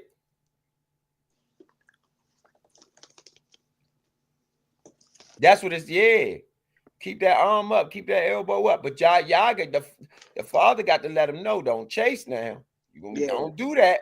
That's a keep cutting the ring off, stay in front of him, but don't chase him. Yeah, don't chase him. Stay in front of him, don't chase him. I agree. He got to stay mentally sharp. Right. This is a mental game right now. At this point, this is a mental game. They said he's gonna come out a little bit more aggressive this round. Who, Roach? And that's what Roach said. Roach said he probably will come out more aggressive. He shouldn't. That'd be a stupid move. You win in the fight. No, Tank. Oh, okay. So now Roach is on the front foot. Tank is still on the back foot. Tank seems to be playing around a lot in this fight. I'm gonna be real. I done watched plenty of Tank fights. Tank is even more patient than normal. Right. But that might not be serving him well right now. It might not be. He might be down 4 rounds. You know? Right now, Lamont Roach is landing 19 punches. Gervonta Davis is landing 17. The only round that, well, Davis landed more in the last 2 rounds. Tank gonna start chasing in a minute. I'm gonna tell you where I think Tank is messing up at. You got to go to Roach body. You know, you just going for these headshots. That's not gonna work, Tank. You got to work that body a little bit. His back, the back sides of his sides are open. You're gonna have to work that body, make him protect his body a little bit. Roach has thrown almost 100 punches and only landed 20. Tank Davis has thrown 70 and landed 18. So, but that means Roach is more active. Yeah, really more active. That means. Oh, now Tank's throwing some punches. It's Roach with a body right hook. He dead now. You're gonna open him up now. If you gotta hit him in the body. From 3-punch combination on the gloves of body shot from Tank Davis. Tank Davis is starting to pick up body shot on Roach again. Body shot. You don't like them body shots, Roach? That's what I'm saying. You gotta. That's where Tank messing up at. Good left hand by by Roach. You got to work that body. That was a really good right hand by Roach. These guys going at it though. Yeah. Oh, these guys going at it. They talking. And man, Tank left hand, series of left hands for Tank. Roach goes at it. Body shot for hitting inside the pocket. It's getting chippy in there. Don't chase Roach. Tank talking to him because Tank is that's what he baiting him in. He's baiting him in. He is baiting him in. Tank is baiting him in, Roach. You got to keep your head mental into the game. You winning the fight. You winning the fight. Keep your head in the game, Roach. You winning the fight. Come on, DC. Yeah. I'm going to get that round to Tank, though. That probably was a Tank round, but it still was a swing round. Either way, even if it's a Tank round, that's a swing round. I don't look at it as a swing round. I don't really feel like what's the name did anything. He hit him with some couple body shots, but that was Tank round though. I would give that round to Tank because of the body work. Tank tried to hit him with the shoulder. Yeah. Tank hit him with the shoulder. Did you see? Yeah, they gonna show it. You gonna see it. Yeah, that's why Roach got his feelings, and Roach is justified in my opinion. Tank getting frustrated to do something like that. Roach got to keep up what he doing, stay patient, and stay in the pocket that he in. Yeah, I ain't see the shoulder thrust at first, but I see it. That's why Roach hit him in the clinch. Yeah. Tank looking for the ref to help him. Tank keep talking to the ref. He looking for the ref to help him. Roach got him. All he got to do is hang in there. I don't know. Roach got him. Shot. That was a low blow. But Roach 27 punches landed. Davis 25 punches landed. Roach thrown 119. Davis has thrown 85. Davis is landing at 30% clip. Roach got to go back to that shoulder roll. He squared his shoulders straight up the Tank, and you never want to go back to the shoulder roll. The shoulder roll is what you had. It was working. Don't square yourself up. You see how he squared up? Yeah. That's not what you want. You want to go back to that shoulder roll stance. That shoulder roll stance had him frustrated. Yeah. Uppercut by Roach. He's losing his technique. There you go. He back at it now. Jab. For Roach losing his technique. Roach throwing the right hook. Roach throwing the right, left jab. This is a good fight. Oh man, they getting inside, fighting, chopping inside.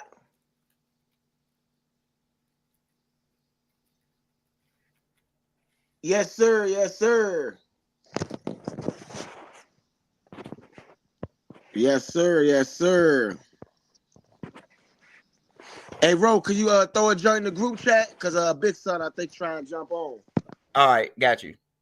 Yeah. So, Gervonta Tank Davis is just, man, being very patient. Lamont Roach is being very patient. I really feel like, you know, these guys ain't really throwing a lot of punches. It's a very slow fight. So Davis is starting to throw punches now. Roach throws a left hook that's not land. Oh man. Lamont Roach throws 2 body shots. Tank Davis throwing left hand. Tank Davis throws a jab. Yeah, I think Davis is warming up right now. Davis 2-punch combination. Lamont Roach does invade after the second punch. I think Lamont Roach is playing. I mean, I think he's playing this Great. one masterfully, man. I'm gonna keep it real. He's Body shot to Tank. Body shot to Tank. If you want to fight Tank, this is how you fight Tank. I'm sorry. I agree. This is how you fight Tank. This is the perfect blueprint. Oh, 3-punch combination. I mean, he landed on Roach flush. This is the perfect blueprint. Hey, shout out to Lamont Roach. I am massively impressed. I talk trash about him being from going to Wise. You know, shout out to Wise, man. Shout out to Wise High School, baby. Hey, y'all showing up tonight. I gave that round to Tank, though. I gave that one to Roach. I felt like Tank controlled the pace of the round. I felt like he landed a better body shots. I felt like he did land up top, upstairs a couple times. And I don't feel like Roach landed upstairs at all.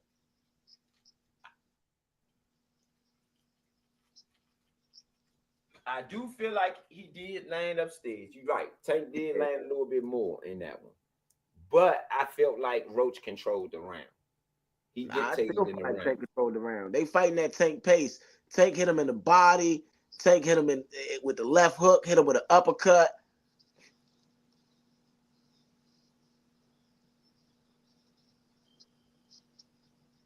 Seventh round. You got the call? Yeah, I'm waiting. I mean, you a little bit ahead of me. No, go ahead. No. Take it. That's what I was asking you.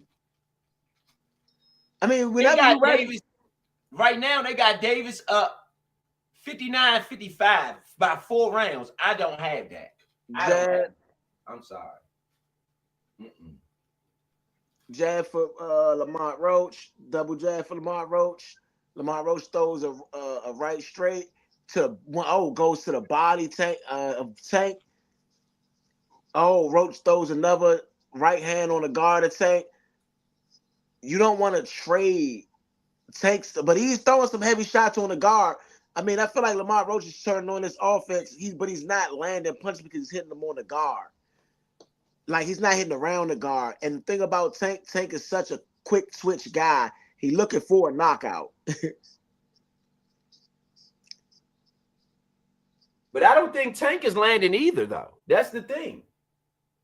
But he's landing just a little bit more. Right now, Davis is 37 to Roach's 36 punches landed. 40 to 36. 42 to 36. You know what I'm saying? Like, what Davis does, he'll land a little bit in the middle. Good body shot by Tank. Return fire with Roach with an uppercut. That was a pretty sequence right there for boxing fans. Now Roach is trying to put some pressure on Tank. Roach throwing the bodies, throw one to the head. Okay, Tank throws a heavy shot to Roach. Roach eats it. Now we Roach. Roach. Roach having none of it, Joe. Roach having none of it. Yeah, Roach throwing. Okay, 2-punch combination. Roach does land a straight one down the middle. Roach moved back and Tank up a little bit. Roach hitting in the clinch. Tank been getting away with a lot of low blows. I'm gonna be honest. He didn't got away with some. Body shot, a straight shot for Lamont Roach. Lamont Roach throws around the guard of Tank. 13 of 40 for Roach, 8 of 18 for Tank in this round.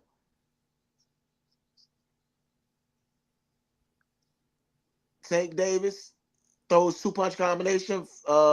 Roach gotta keep his technique. You gotta keep your defensive technique. Okay. Oh, it's a clean right hand for Tank. Lamont Roach, jab, jab. They both land. Davis hits a good body shot. Lamont Roach hits with a body shot.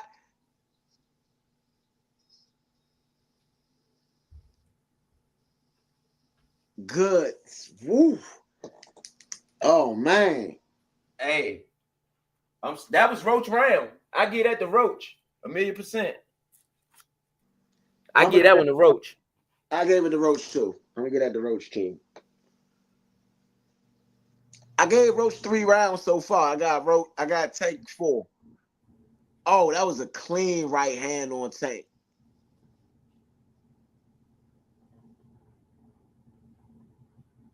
They said he's trying to counter everything with the left.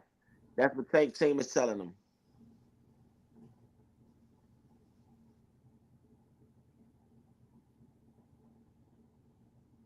They telling him Lamont Roach, he's telling him not get the greedy. He telling him not be greedy.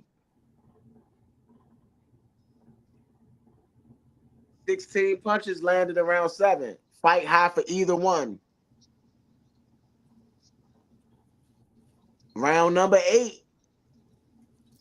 Okay. Okay.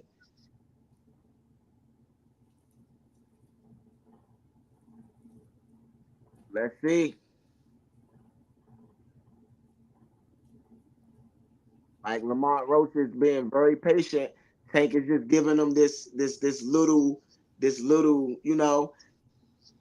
Tank that Lamont Roach is throwing a jab, patient, just very patient, super patient, super patient. Oh, that's a jab landed on Tank Davis. The jab landed on Tank Davis. That's the only punch landed by either fighter for real so far. first minute of the round. Good defense from Roach. Roach ducks out of the way of that straight left hand. Roach throws a double jab, misses. Great evasion, great spinning, using the pivot. Gets another jab landed by Roach.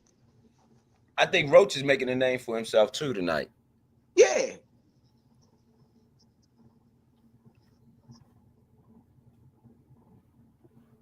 Yeah. Oh, good shot by Roach. Roach is winning this round again. Oh, got another shot by Tank. Wow. Tank got a bomb, man. And every time Tank hit Roach, he does slow him down. But Tank is being outworked by Roach over these last couple rounds. Right hand. 3-punch combination for Tank. Oh, Davis got stumbled. Yeah. Davis got stumbled in that exchange.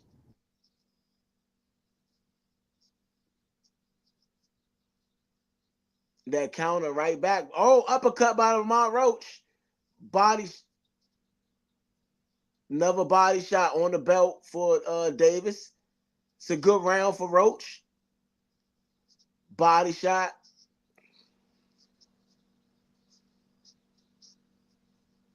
Oh, double jab. Roach. Oh, Roach. Oh, man. Good defense for Roach. Oh, right hand. I take that one. That's Lamont Roach for me. Yeah, but he caught a right hand on the end of that. Wow. Lamont.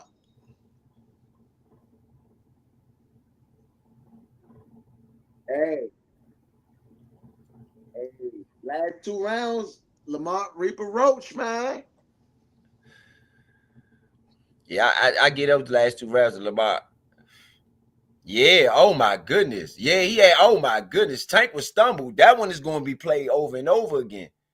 Yeah, When he hit him with that right. yeah.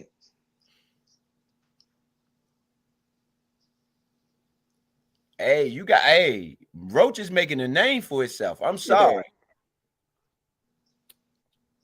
Yeah, that was a really good right hand right there. Good counter punch and uppercut. Yeah. Last 2 rounds. Let's Last go, two Roach. rounds has been Roach's rounds. Yeah. Round number 9. If Roach can get this one, we got a very interesting fight. Jab for Lamont Roach. They got Lamont Roach down 77-75 on Larry Hazard. Oh man, two punch combination for Tank Davis. Lamont Roach throws a jab. Lamont Roach throws a jab. Lamont Roach throws a jab behind. Uppercut. Okay, Lamont Roach going to work a little bit. High guard. Looking for the up, right, left. Davis took a knee.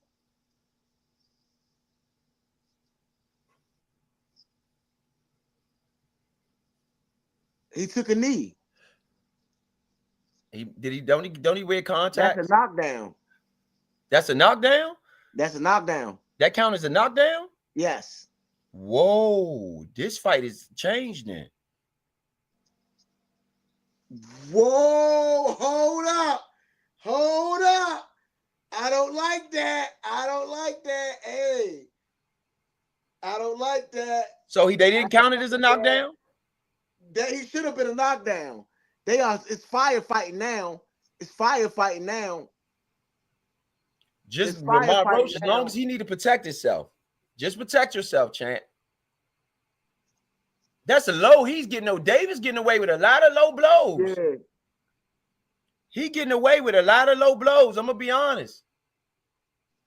All right, now they just Roach banging with him though. Roach banging with him. Roach is banging with him for real. Roach banging with him. Hey, Roach is definitely banging with him. That defense. Roach might have, to me, moved into the #1 defender over to Shakur Stevenson in boxing. Oh, Roach lands. Big left hand from Davis. That defense, man. I mean, this round is Roach's round to me. It's Roach's round.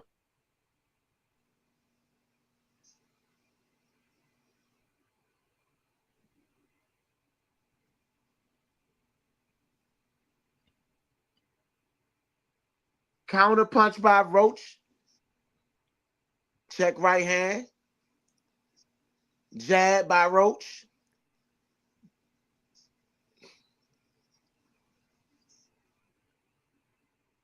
Jab by Roach. Man. Roach. Man. That goes to Lamont Roach. Yeah. Yeah, that's going to Roach.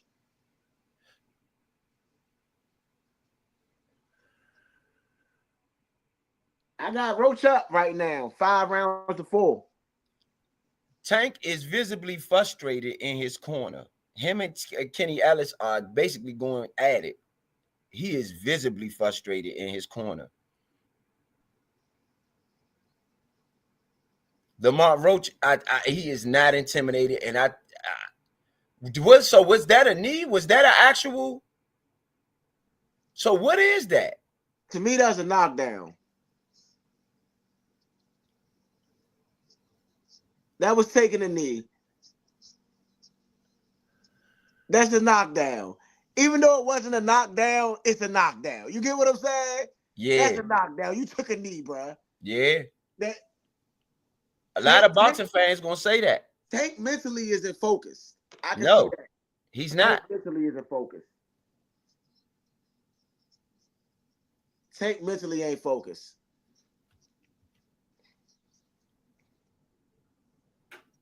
He just took a knee to wipe his face. That doesn't count if something wrong here.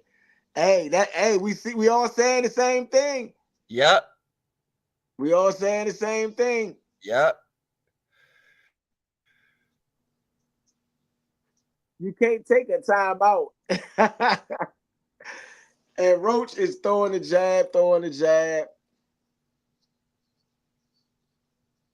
Uptown Vito in the building. What you got? Hey, V. What is up with taking a knee in the middle of a round? Hey, that's what we trying to figure out. I don't know. I've never seen that in my life. He took a knee like it's football. Like it's football. He took a knee. No. Running the clock. He running the clock out, V. He running the clock out, V. So Larry Hazard's scorecard got Davis up 87-84. I don't understand that. I'm sorry. Roach has masterfully fought his way in this one. To me, Roach is winning this fight by at least 2 rounds. I got Roach up by 2 rounds. I got Roach. That last round does not go to Davis for the knee. I'm sorry. This round goes to Roach too. This round go to Roach too. I mean, right now in the 10th round, it's Roach. In the 10th, this is Roach. No, they gave the round to Davis. Come on now. He not landing though. Roach not landing in this round. So I don't know. I don't feel like Roach landing in this 10th round. I think he is. That was Tank ain't even throwing punches at all. Okay.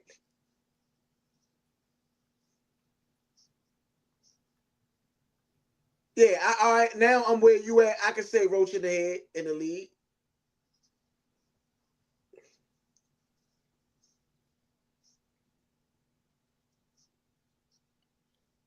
I'm sorry. Body shot. Oh yeah, Roach.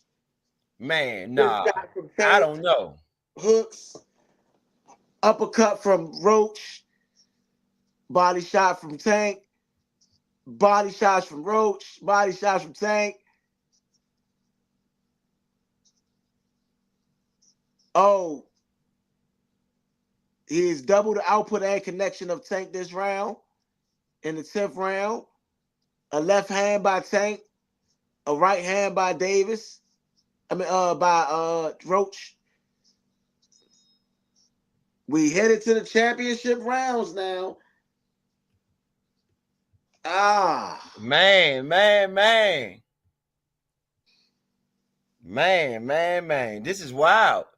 This is wild. Know, that's a swing round to me, and I'm kind of leaning towards Roach in that swing round. But I think that's a real close round. I'm giving that one to Roach.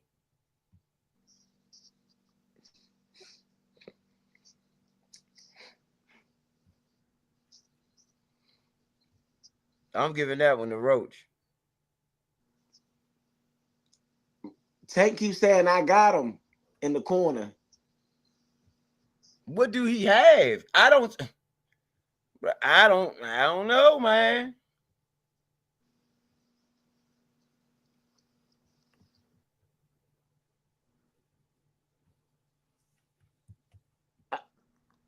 He's tripping.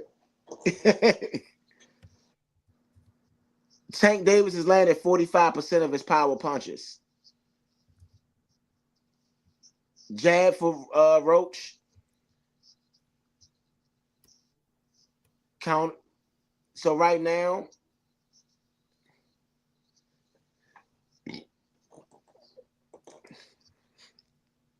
Roach is, oh man, uppercut. Championship rounds are here now. The gold rounds. Tank is on the offense. Tank is pushing Tank is Roach back. Tank. Oh man, Tank lands a left hook while Lamont is talking. Oh, Lamont's going to offense. He does land 1 out of 3. Total punches landed. Davis 84, Roach 83. Tank is at a 38% clip. Roach is at a 26% clip. Roach made a name for himself tonight. Say what you want. Definitely did. Oh man, 2-3 punch combination. Roach landed.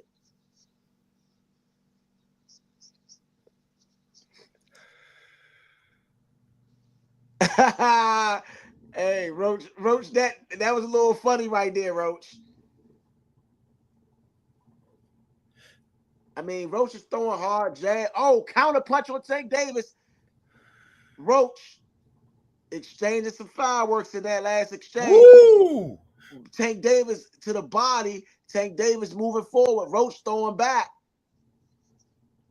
I mean, this body shot. Oh, left hook.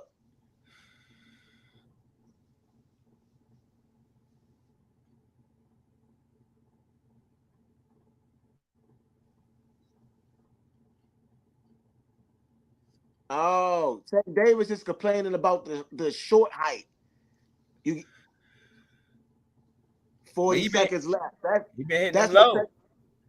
That's what Tank was saying. His shorts is too high, so that's why he keep hitting them low, because his shorts is too high up on his waist. Man, Roach putting in work. Jab. Roach going body shots. Tank. Roach body shots. Tank. Roach 3-4 punch combination. You ain't never seen nobody go toe to toe with Tank like that. 3 punch combination with Tank. Body shots.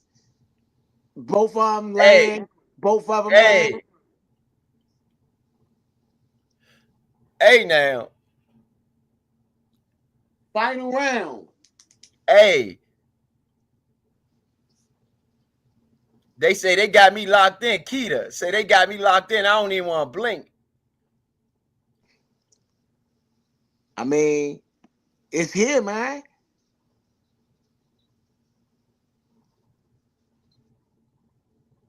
Tank is in a fight. Roach is bringing it to him. Twitter is loving Roach. Straight work. Yeah. They rumbling. Hey, DC done put. Hey, DC's back on the boxing mat. Say what you want.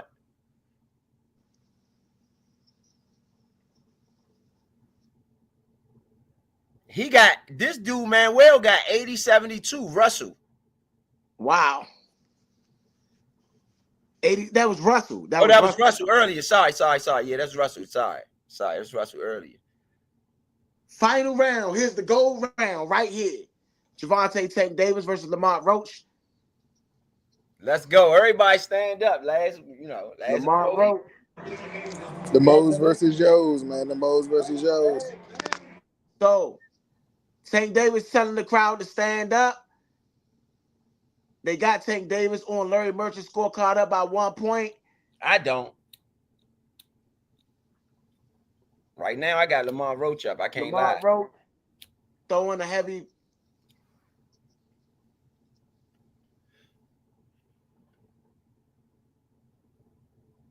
So, they yelling. It's 2 minutes left. And it's people yelling, just screaming crazy stuff. 12. Lamont Roach lands. Tank still talking. Too much talking. 1 minute, 58 seconds left. Lamont Roach throws a jab. Lamont Roach hits body punches. Lamont Roach lands one on Tank Davis. Lamont Roach turning up. Lamont Roach lands, but Tank Davis does land. Lamont Roach is turning it on. I'm gonna be real. Lamont Roach is making a name for himself, landing some punches, moving back. Lamont Roach, Tank is now moving forward. They going and now it's getting a little chippy. I mean, Tank, you need to go ahead and go for broke. What are you doing, Tank?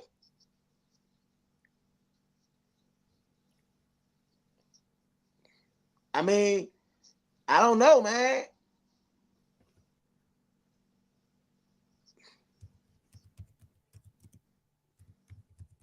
Tank, what are you doing?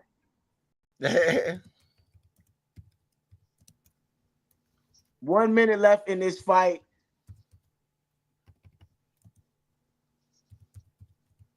These scorecards can be anywhere.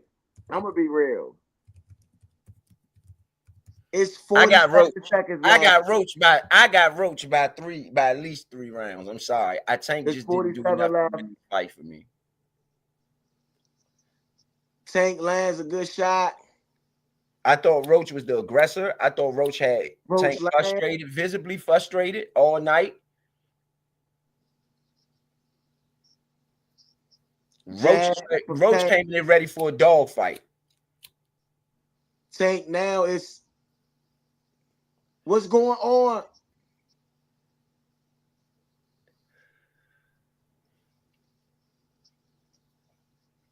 I got Roach. I got Roach. I got Roach.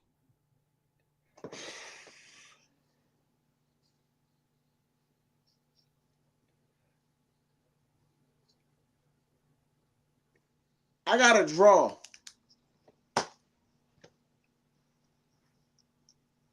I got a draw. I do think that Lamont Roach could potentially win. I do think that Lamont Roach could win. I didn't think I would be saying this.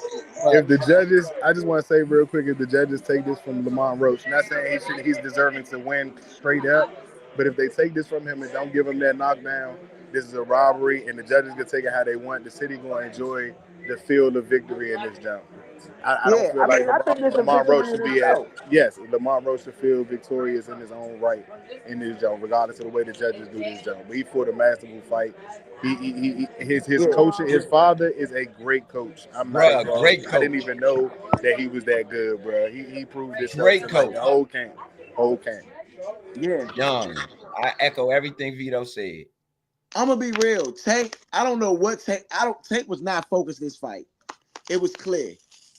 It was clear that Tank wasn't himself this fight. Lamont Roach fought a masterful fight. You get what I'm saying? I do feel like there were moments in there where Lamont Roach was definitely getting the best of Tank, but I also feel like Lamont, when you're looking at the punch stat, total punch stat, power punches landed, Tank 93 out of 210, Lamont Roach 87 out of 252. Lamont Roach total punches landed, 25 jabs to Tank Davis, 10 jabs, but it was a 112 to 103. I think it's the volume for me. Roach had so much more volume than Tank for me. Even though Tank was a little bit of a higher class, Roach had much more of a volume for me, man. Roach had a bigger volume for me. You know what I'm saying? And I would give it to Roach just for that, for me.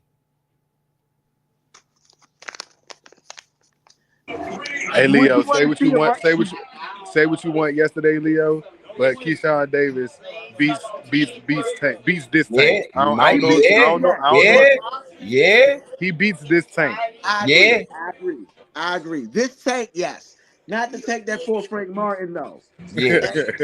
But I'm gonna give credit to Roach that he really didn't. One, he took some punches that Tank threw, and he didn't really give Tank a opening for him to really hit him with anything that he, again, maybe fighting him before, sparring against him, whatever. He kind of knew what to look for. And when his father said to stop letting him load up on the left, he literally stopped getting hit with a lot of big shots. Before his father said that, he was kind of like slipping and getting hit with some shots that might have ended the night. And once his father said that, he became focused. He started sitting down on whatever combos that would have that follow up, and he was putting that hand up to guard it. And again, it was just a really good fight. I think he fought the best that he could. Yes. I think that he hurt Tank. For me, he hurt Tank more than Tank had him hurt. He had Tank hurt more than he was hurt. Yeah. I didn't see Roach hurt at all in this fight, and we saw Tank hurt several times in this fight. It's Roach for me. I can't. Okay.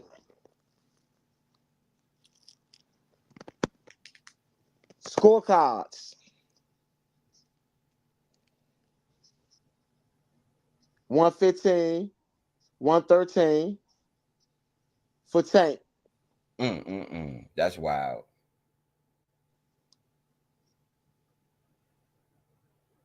$114, majority draw. What? Majority draw. What I said? What? Hey, bro. You Did called it. I call it? You called it. Did I call it? You called it. I called it. I told you. They say everybody felt like Roach won. A lot of people felt like Roach won that fight. I felt like Roach won that fight. I don't. I feel like I'm not knocking Roach, and I think he fought a masterful fight, and I didn't give credit the right credit due to Roach. I've been saying that Roach was a great boxer, though. I've been telling people that this wasn't going to be, I thought that Tank would eventually catch Roach because of his footwork, but what V said, his father, man, did his thing. His father did his thing, man. This was one of Tank's worst performances, though.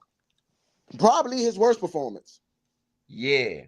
I think Roach wasn't intimidated. I said from the beginning, I wanted to see Tank fight somebody who was not intimidated. And what did I say from the beginning? I'm gonna take my words back about Roach. I forgot his father's official tissue DC. His father official tissue DC. So he raised his boy with our values. And I said from the beginning, if this is a DC dude, we ain't about to go like that. We ain't scared of no Tank or nobody else. That's just how we built. He fought with heart, bro. He wasn't scared. Exactly. That's why I was saying that the whole fight. Said this different, bro. He got heart. He not bucking up. Even though he backing up, he's protecting himself. He's not scared. It's a difference. He's fighting to protect himself, and he's attacking back. It's not like he just ducking him off and don't want to fight. He's hitting him back, and once he started hitting him, I smell blood. Yeah. Roach made them.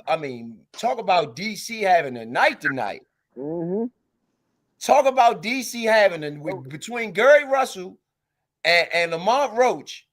Man, DC I'm gonna be real. I'm gonna be 100% real. Like, I do feel like Lamont Roach fought a masterful fight. I do feel like Tank Davis was off his rocker today, and I do feel like in the middle of that fight, Lamont Roach didn't necessarily, like what V said, he kept getting hit by big shots. And so when I'm looking at that, I'm like, Tank is kind of winning some of these rounds, even though it looked like a little messy. You know what I'm saying? Yeah. Because Roach offense didn't really turn on till late in the fight. You know what I mean? Once he started countering Tank, once he started getting Tank timing down, he was just like doing that to Tank. But early in the fight, it was just a mixture of this going back and forth and this going back and forth. To me. Yeah. Hey, Twitterverse going crazy. Crazy. Now Roach to Shakur and see what happens. Roach going, I don't know. Roach going to beat the crap out of Shakur. That Roach is going to beat Shakur, in my opinion. Tank hit that Roach with wild raid, but Roaches proved they are hard to get rid of. Tank and Davis and Roach end in a draw 135. At 135, Roach won that fight. Tank took a knee because he got that blue magic in his eye. Roach F's did his big one as well. Oh, Roach father. That's what he was talking about. Lamont won that fight. Round 9 should have been a knockdown. If round 9 counts as a knockdown, then Roach does win that fight. Mm-hmm. So they might have robbed Roach, the way we're saying it. Great fight. Roach did what nobody else could do, and that's be patient. That's what we said all night. He had to be patient. A knockdown has to listen. This is the thing. A knockdown has to come from a punch. It did. He got hit on that. Tank got hit right in his eye right before he took the knee. He got hit. Yes, he did. Go look at the replay. I was watching the replay. I want to watch it a little bit closer. Oh yeah, I'm good with that. He got hit. He did get hit. Guaranteed. I can guarantee you that. He got hit. I mean, I said he took a knee, so for me that was a knockdown off the initial anyway. But I don't think that was from the punch. Yeah. You know what I'm saying? I don't think that was from the punch. I don't know, for some reason he kept wiping his damn head. So I don't know, man. I don't know. Controversy, right? Controversy.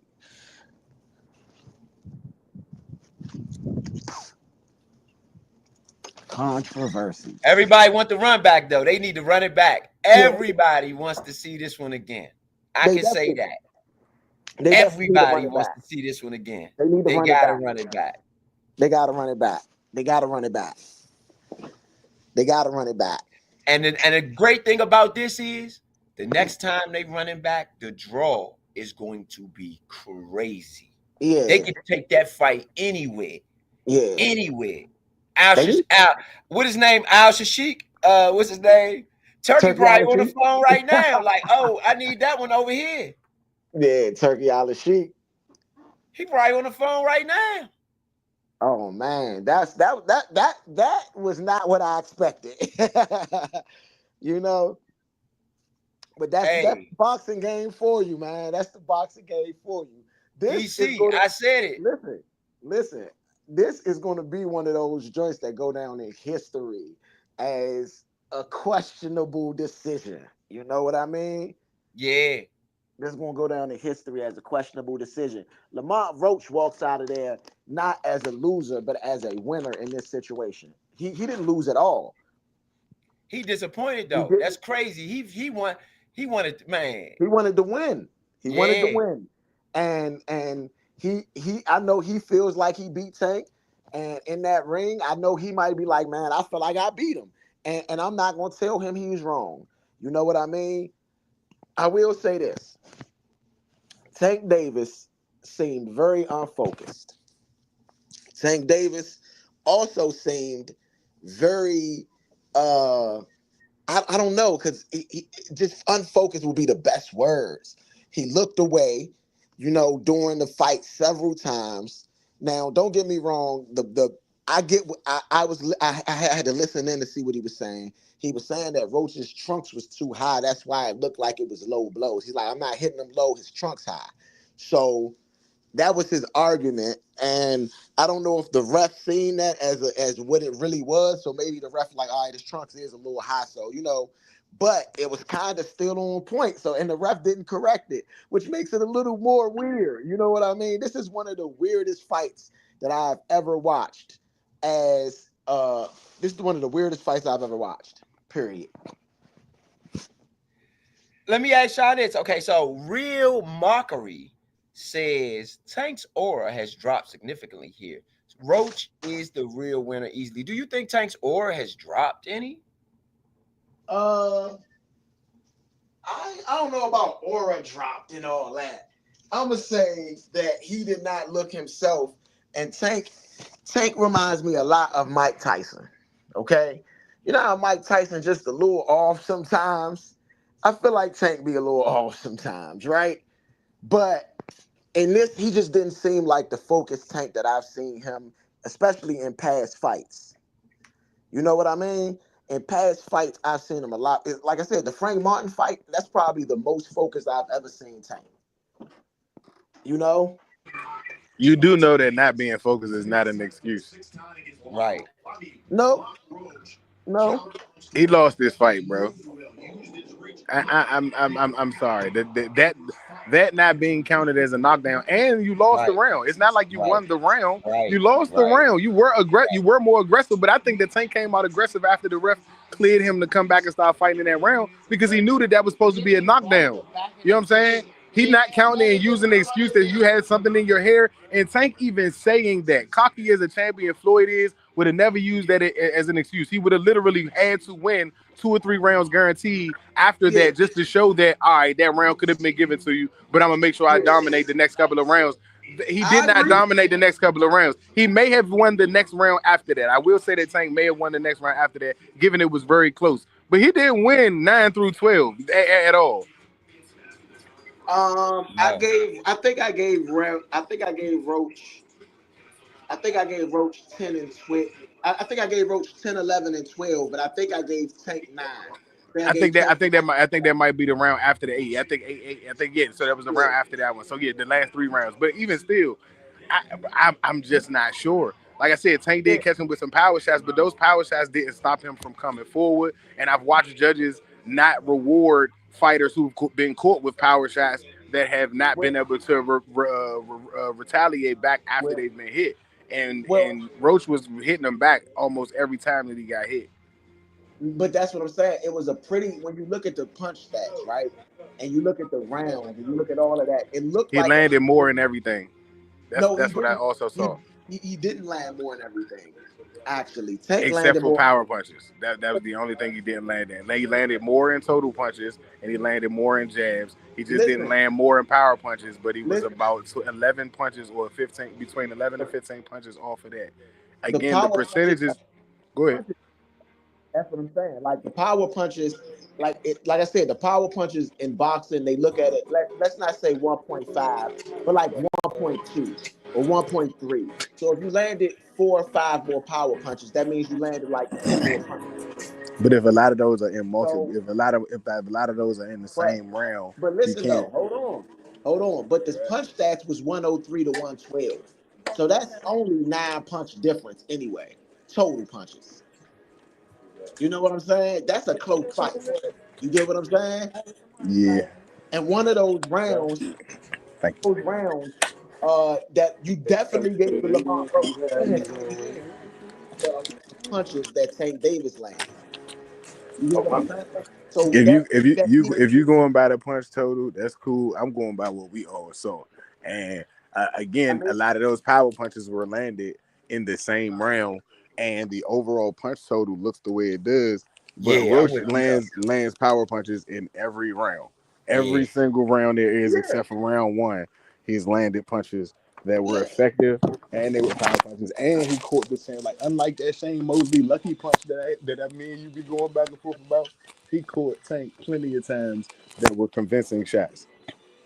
Tank hit him with power shots that we would have all watched other fighters fall over, and Roach was not moved by them. I think he was only moved by one of them that he kind of backed up on. Everything else was him coming back forward or retaliating with a punch. So even though those are power punches on the stat sheet, I still don't think that they count to me as points when you've been hit back with a punch that was a power shot as well. So even though you're winning in the stats of having more power shots, you're not hurting the opponent, and the opponent is being just as aggressive coming forward after you've hit them.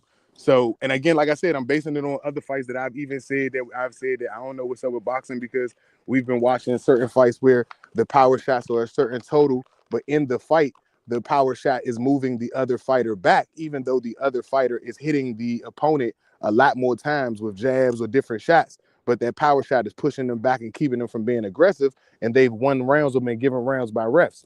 I don't see where Roach was pushed back where he should have lost rounds just because he was hit with a power shot. Especially when he's hitting the opponent back with the same amount of punches or the same type of punches that he's being hit with, and he's overworking the jab. Like, don't get me wrong, Tank for a couple of rounds was really active with his jab, more than I've seen in other fights, because he's usually waiting for a punch. But he had to, and again, for a change of fight, because the way he fought, I think that he should have been given credit for that as well. You know what I'm saying? Like a lot of what he did, bro, like was to make a champion fight a different type of fight than he normally fights. And because Roach is a champion, even though they are is from a different weight class, I think that you have to give respect to the fact that I don't think that Tank beat him, and that's what you're supposed to do to champions, for you to take their belts. Yeah, but that's what it was. Like a lot of people look like boxing is weird, you know what I'm saying? And it's about taking the belt, right? And like I said, a lot of those, Roach won late in the fight. I'm not even going to debate that at all. That's not even the question. But early in the fight, Roach didn't necessarily take the win. He was kind of, I guess, too patient. Maybe if he would have turned on what he did later in the fight, a little bit earlier. But was Tank being aggressive? Tank was also waiting too. That's what I'm saying. And you also had Tank throw shoulders. You You had Tank stop for several low blow shots. There were no points taken away But from. but Like, the judges can't judge on that. The judges can't take away points, can't do none of that unless the ref. So the ref will be more or less the person that you would will blame if you're going to look for blame, right? The ref will be the person because the ref has to say, "Hey, that's a shoulder. I'm taking a point." The judges can't do that. The judges can't say no, he threw that shoulder. I seen him throw the shoulder. So nah, the ref actually got to do something about it. Other than that, it's like it I didn't don't know, happen. Leo. I don't know, Leo. I do know what you're saying is correct about the referee taking the point after warnings and things like that. Yeah. But the judge's job is to only rank punches. That's it. They're No, not the looking at judges. the fight. No, the judges is the judge to fight. But what I'm saying is that in a case of where you So saying he whether the threw a referee shoulder took the so or whether the referee I mean not to cut you off. I apologize yeah, for that. no, go So ahead. whether the referee called the point or not, the judges watching the fight have saw this just like everybody else. And for you to see him take a knee during a fight and to say that some stuff got in my eye from my hair being done doesn't remove the fact that this is supposed to be a point taken away in the rules of boxing, regardless I, of whether the referee sees this or not. I In can't the take rules of the boxing, judges for you can't to take it away. That's what I'm saying. The judges in that space, what they're you not just judging said. the fight. They're judging punches. They're judging No, the punches. they are judging the fight because the only person that could take a point away is the ref. The judges can't do that. That's what I'm saying. The only person in that situation, that's why I said it's on the ref. The ref was supposed to be saying, hey, this was a knockdown. This should be considered a knockdown. And then he goes to the judges and let the judges know this is considered a knockdown. So The that means judges, that Roach wins by probably 2, almost 3 rounds. maybe. If it's a majority decision and you don't take away the knockdown and you don't take away the shoulder and you don't take away any of the points from the multiple low blows or below the belts, not low blows, but on the waistline or below the belts that he was warned about. And after the third one, I thought everyone usually gets a point, especially because it's repeated. You know what I'm saying? Something that's repeated. When the referee repeats it and says it, not when the judges see it. And none of these to be taken away and to be a decision, that's a really bad loss by Tank. Well, at least a bad performance. And I'm with you on him not being focused, but that's not. We don't judge Mike Tyson on losing the busted judges because he wasn't focused because of Robin Gibbs. Yeah. Or the time that Buster was knocked down was over 8 seconds and he shouldn't have been able to get out. We don't judge that. We judge the fact that it's an L in the column because of what happened at the end of the fight. Look, I get what you're saying, but me, as I'm scoring the fight, right? I got the way I look at boxing, I gotta score it the way that the judges would score it. That's why I didn't take a point away. No, our view from scoring the fight is we watched the fight. I I get don't know it. I about get it. boxing today, but at least okay. Let me say that I'm I not going get to it. take Leo's point because Leo is a great analyst on this show. I would never Yeah. do that for you, but I I'm will trying to. tell Vito's point is I am going to judge what I saw with Nah, my eyes, and I am going to tell everyone tonight, even though I was on the side of Gervonta Davis, even though I am a Washington D.C. native, and I should have known better with the resilience of the Redskins and JB5 that he done. And the fact that I knew he wasn't going to get knocked out. I did say that. I didn't think he was going to win the fight. I didn't think he was going to get knocked out because, like I said, we got hurt. But he did not lose this fight at all. There's no judge that can tell me that the referee was horrible. Didn't have his big eyes on. I agree with Vito. Plenty of time to use those big eyes to see those violations and to not again, if we can see, if you can see Leo that Tank was unfocused, then guess what? That's even more the reason for the referee to take those points for those violations because you're completely off your game, champ. And I can't give you the credit for being the champion if you're gonna be off your game. That's like me literally telling everybody that this is who fixed the fight. The referee fixed the fight. I got more money on the ref than you do. I don't know if y'all know in Little League football, but you pay the refs in the game. They all supposed to get $25 a piece. If the other team give a 50, how you think the calls gonna go that game? Look, I get you. I get you, V. I'm saying that I want to have my scorecard as authentic to judge as they would be getting at a real fight. That's the only reason I got to go with that specific rule in this situation. Do In I feel like 2025 Uptown veto is going against the system. Because these rules are stupid. These rules are stupid. Hey, V, listen though, V. I'm not saying that you're wrong at all, though. I'm not saying that you're wrong for feeling the way you feel. Do I feel like that was a knockdown at that time when I seen it? I said I yelled it out, and they went past it. I yelled it out immediately. He took a knee. He took a knee. That's a knockdown. You know what I'm saying? Now I didn't feel like it was a punch that created the knockdown though, and that's part of the rule. But he got hit right before he did it. Yes, he did. So I get that he got hit, but this is what the rule is, okay? The rule is that the punch must create the knockdown. When we see people get hit and take a knee because they don't want you to get hit more, they're not hurt. Right, right. Flurry of extra punches. They take a knee, and that punch didn't create the knockdown. They just didn't want the extra stuff to happen. Leo, these honestly, excuses. Yeah, honestly, if you say that the fight was a draw, hold up, let's think about this.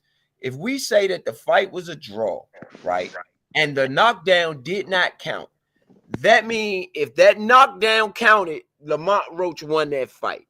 You're gonna, it's gonna be controversial because a lot of people are gonna feel like that was a knockdown, and if that is a knockdown, Lamont Roach wins the fight. This is probably on the news on Twitter right now, but it's going to be all over the news tomorrow. It absolutely is. It's all over. It's all over. It's all over Twitter now. The knockdown is being debated right now. Score to fight right now. It's on Score to Fight right now. Right. We are live right now. I'm telling you, it's going to be tomorrow because we got it. Right. Absolutely. This is juice. This gives them something to talk about other than football. Even with it's going to be Deebo Samuels and what happened with Tank last night. Yep. DC's on the rise everywhere. Jaden Daniels has resurged everybody. Everything in DC is going up right now. We might have to look at the Capitals or the Nationals get ready to go to the championship right now. Hey, no, you might be right. Cap's going to have a shot. The Wizards about to break the record for his final year. We about to break the record. Let's talk KD coming to the Wizards for his final year before he retires. You know what I'm saying? Just to bring some culture back to the city of winning. No, Wizards have been playing good though. Wizards been playing real good as of late. That's what I said. Imagine if they add KD. Yeah. Send Chris Middleton out to the Suns. Add KD. You got a couple of veteran pieces. Marcus Smart there. Use the young kids. You know what I'm saying? Bring the young kids up. The DC resurgence, man. The DC resurgence. You can't hate it. We've watched it. I feel like we had a big part to do with it because it didn't happen until we got in our seats. So I'm going to give Score to Fight and Nature Sports Network a little bit of credit because we definitely rallied the troops as we always do. Again, Lamont Roach. I said it from the beginning. Hey man, if he anything like us, all of this whole intimidation Tank stuff, that ain't about to work tonight. Telling somebody don't bring their mother. Telling me don't bring my mother. Hey, bro, who you talking to? Hey, who are you, bro? People don't make it after saying something. I mean, I don't know. Like, in my opinion, if I would, I don't know. I don't even know what to think right now because I'm kind of baffled about the whole goddamn event. It looked like Tank ain't want to fight, but he did it anyway to like put the. I swear, y'all, this look weird. I'm not even gonna speculate that right now. I'm gonna just keep that to myself. No, this is the perfect place. Before anybody else just jumps out and say it. All right, look. So it looked like Tank ain't want to fight. It looked like he had to fight. It looked like he didn't really want to fight, but he had to fight. And since he had to fight, he was going to put on everybody from the area. He switched his trainer to Barry Hunter. Calvin Ford been his trainer 30 fights, and even in the amateurs, Calvin Ford been his trainer since he was 7, 8 years old, head trainer. So why would you switch your head trainer right now? And then switch your head trainer to somebody that trains in the same place that your opponent is from? That's one thing. Two, at the press conference, he asked him, was his mother there? He said, don't bring your mother. He kept saying, I'm guessing that he is cool with the lady. He don't want to hurt that lady's son in front of her. You see that Tank went over there and hugged his pops after the goddamn fight. It don't even seem like a real event right now to me. Because your son As a did a really boxing great guy, job kicking my huh? ass. Because Hmm? your son did a really good job kicking my ass. Let me go hug No, that trainer. Because I made a bad no, decision in my training bro, for this fight right bro. here. They I I got are don't an know extra though. $5. Inside no, the ring, no, no. Tank took shots like he was trying to hurt him. I don't know about that. Nah, I saw nah. some shots Shake Tank took that Listen, if they would have landed, they would have knocked his block off. listen to what I'm saying. Listen to what I'm saying. And if you ain't trying to hurt him, why throw the shoulder to the chin? Why be disrespectful? Why try to fight nasty? Why Listen, throw below the belt? You know what I'm saying? listen. Why Because you got, disrespect them in a championship fight and take the knee because you and act gotta like it's not show. a knee? I got right Listen, over you to get my face bruh, wiped during the middle of the fight. bruh. Listen to what I'm telling you, bruh. Because it's not a real event. This was more of a Jake Paul boxing event to me. I'm just being real. Think about the setup, okay? Wow. This don't even seem real. I think Lamont Roach, don't get me wrong, I'm not taking nothing from Lamont Roach. I feel like Lamont Roach fought well enough for him to earn a decision in a situation where if it ends up as a split draw. Just like I said earlier, if it's a draw, if it's 7-5, then that means it can go either way. Okay? So I'm not saying that he didn't deserve to win. Did he deserve to take the belt tonight? I don't know, because he started off a little slow, and I don't know. And you feel like But I you do feel know. like Tank fought to win tonight. You feel like Tank deserved to win. I'm okay with the draw. That's what The I had on violation my that we card. feel like things. You feel like he did enough to win tonight? No, because he didn't win. Because that's why I had a draw on my Yeah, card. so On my card. you don't supposed to get a draw because you didn't win. You literally supposed to get a loss. That's what it's the win loss column, not the win draw loss column. It's the win Bro, loss column, it's and it's a win, draw loss, if you did enough. draw in boxing, bro. If you did enough to win, but we feel like the other side did just as much to win too, then it's a draw. If you didn't do enough to win, and that's the only thing you have to say, it's not, he didn't fight well enough for it to be a Yeah, draw, bro. Tank didn't fight well enough to win to me either. I think if you count that knee, which to be honest with you, Point during the fight, and we can rewind it if I I must. said it was.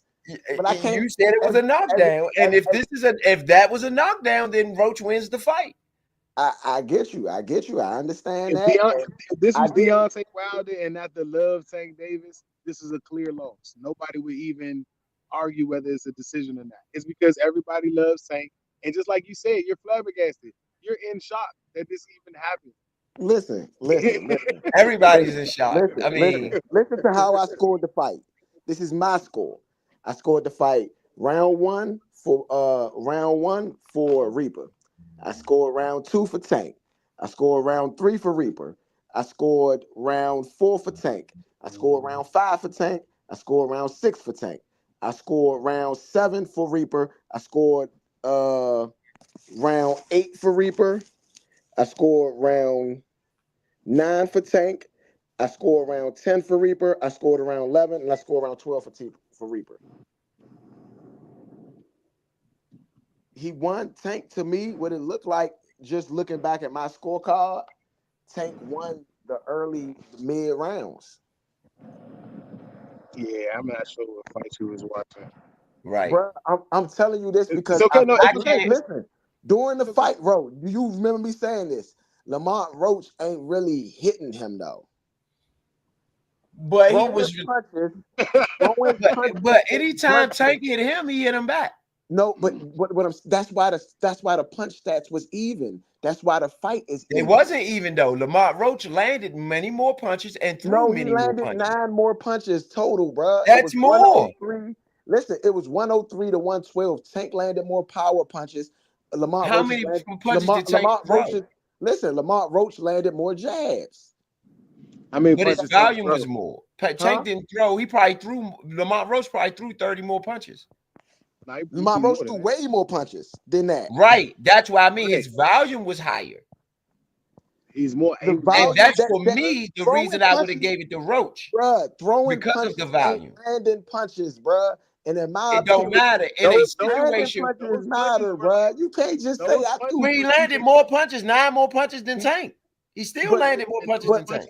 keeping Tank from listen, throwing. bro. Listen, what I'm trying to explain to y'all. Like boxing, right? In boxing terms, right?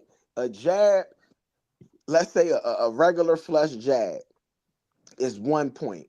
Okay, a power punch is like 1.2, 1.3 punches. Okay, you get what I'm saying? So if I land jabs all day and the person landed power punches on me, more than likely But he's going to what win. makes them power punches? You're not even hurting Roach. Tank was the one hurt. Thank you. Bruh, but that's just Thank you. I get it, but that's just the way that boxing is scored. You But can't change the what score or is the making it a direction of power it. punch if you're not hurting anybody? Thank you. Thank you. Because we were saying that about Frank Martin when we was talking about that fight. When I was saying in the early rounds that Frank Martin is hitting him with power punches, but they're not counting because they're not hurting him. And when he's flinching, he's making him back up. So he's getting more credit for just flinching at Frank Martin. When he was winning rounds before knocking him out, he was winning even though Frank Martin was hitting him, but he's winning because he's not hurting him and he's running away. Everyone scored that against him. So how are we now giving credit to Tank for this? That's I don't know. The rules got to be the same every fight. They can't be switching up, or I don't know how this is scored. I'm confused on the rules then. You know what I'm saying? I'm confused on not how you, but how we as a community of boxing fans can score it if it only fits Roach defense was like that. decides to. Yes, it was. In comparison, because the only fight that we know of Tank is finishing fights. He has 2 draws, and those 2 draws are in early fights in his career. Not that they were not deserving of being draws because they were good fights. But every other fight is usually a stoppage, and it's usually a one-punch fight. I mean, one punch that usually takes him out. Not that he's not boxing or punching in the fights at all or finding a way to dominate. But the other fighter is usually not pressing the issue. Every round, except for the first round when they were just looking at each other for the most part, they were pressing the issue. Roach was pressing the issue. And you haven't seen anybody fight Tank like that. That's what I'm saying. Tank had to change the way that he fought in order to even stay in this fight remotely. It would have been even more of a blowout if Tank was just waiting on a shot because the volume of punches Roach was throwing was to keep Tank from throwing punches. Yeah. His offense also was a part of his defense. That's why I said I'm not looking at just the numbers. I watched the fight. I watched that entire fight. The middle rounds, they were boring, and Roach wasn't as active as he was later, but they both had to kind of make each other angry. And again, most of the violations that I was talking about were early. And outside of that, the violations came because he was frustrating Davis. Davis was trying to get in his head, and the whole time he ended up getting in Davis' head because he wasn't going like that, and he started catching him. Davis was getting one punch, one power punch has to be worth 5 points to you instead of 1.2 because one power punch and you get hit 7 times. I don't know how that one power punch equals winning the round. If I caught you with 3 jabs, I caught you with 2 body shots and 1 power punch, but you caught me with 2 power shots and 1 jab, how did you win the round? Unless these power punches are worth 3 to 5 points. Yep. You got hit 3 to 4. You got 3 to more 4 or 5 more times hit almost every round. If you go back to the numbers on each round, not the rounds at the end, most of those rounds he's landing more punches. Yes, he's throwing more, but he's landing more. How was Tank getting points for power punches that aren't making the person go backward? The person is still he's returning the punch and he's coming back forward. Though that fighter usually gets rewarded every other time we do score the fight. Now he's being points taken away or saying that he may have lost the round because that's a power punch by Tank. Tonight, those punches were regular punches in the lightweight division. Usually, that shoulder roll. You called it, Point. That shoulder roll. Yeah, no. That shoulder roll. Listen, I'm gonna be real. It looked like Roach got some pointers from Floyd. That's what it looked like to me. Man, what? That is what it looked like. He had a lot of Floyd in him tonight. He did have a lot of Floyd in him tonight. Looked like that. It looked like it to me. But he did. But like I've been saying though, bro, I'm not biased in any kind of way in this situation. Like I said, I do agree with everything that you're saying about the way that he fought Tank. So I agree with that. But the difference in this situation, I can't give you points because this is Tank. This is just you two fighters. I don't care that he's Tank Davis. He is the champion, and what champions get is the little champion preference where you got to. Roach is a champion too. Listen, no, but you're fighting for his belt. So he's the champion of this belt. You got to take his belt. You got to show definitively. You can't take away that Roach is a champion too. Hold on. Listen, you're not taking away. Taking away that Roach is a champion too. Though? But no, they're not fighting for his belt. That's why, because it's not like belt versus belt. If it's belt versus belt, then it's different. Both of you have that champion preference. But if you are not a champion, you have to take the champion. And I felt like Roach took it. If you ask me, he took it. You have to definitively take the champion's belt. If you ask me, he definitively took it. If you ask me, remember I had him up by 3 rounds or 2 rounds. Remember I said that. Yeah, you said you had it like that. What did I say? Listen, Ro, what did I say right when they hit the bell? What did I say? You said it was going to be a draw.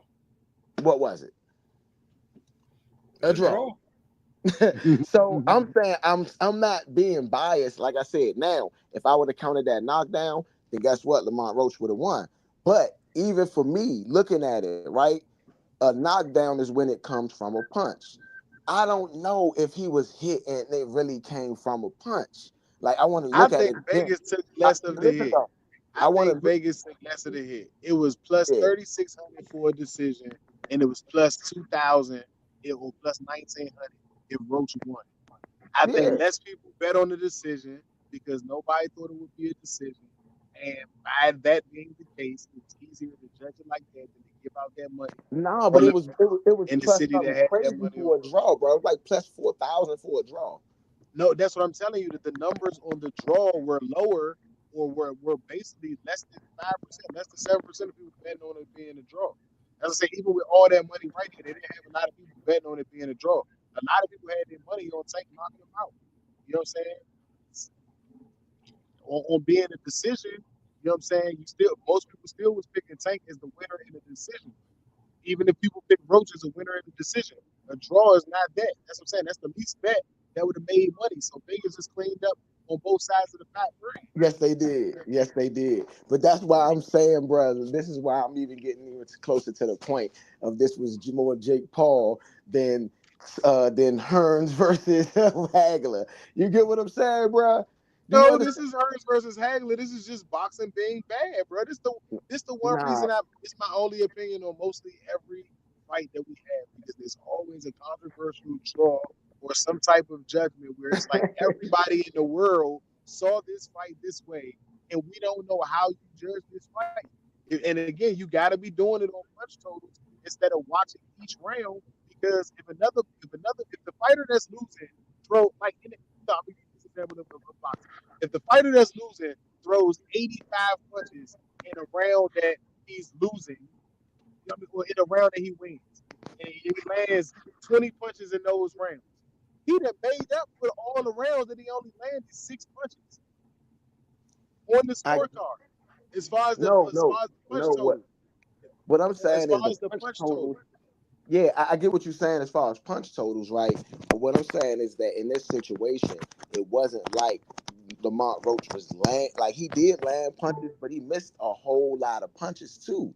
So what I'm saying is that because you looking at that as a missed point, I'm also saying that was to keep Tank from creating offense. That's also a strategy in boxing. That's what I'm saying. Right. But your strategy, listen, this is what I'm saying. If your strategy is to nullify his defense with your offense, right? You still got to land a lot of punches. We seen that in the very fight before that with Antuanne Russell.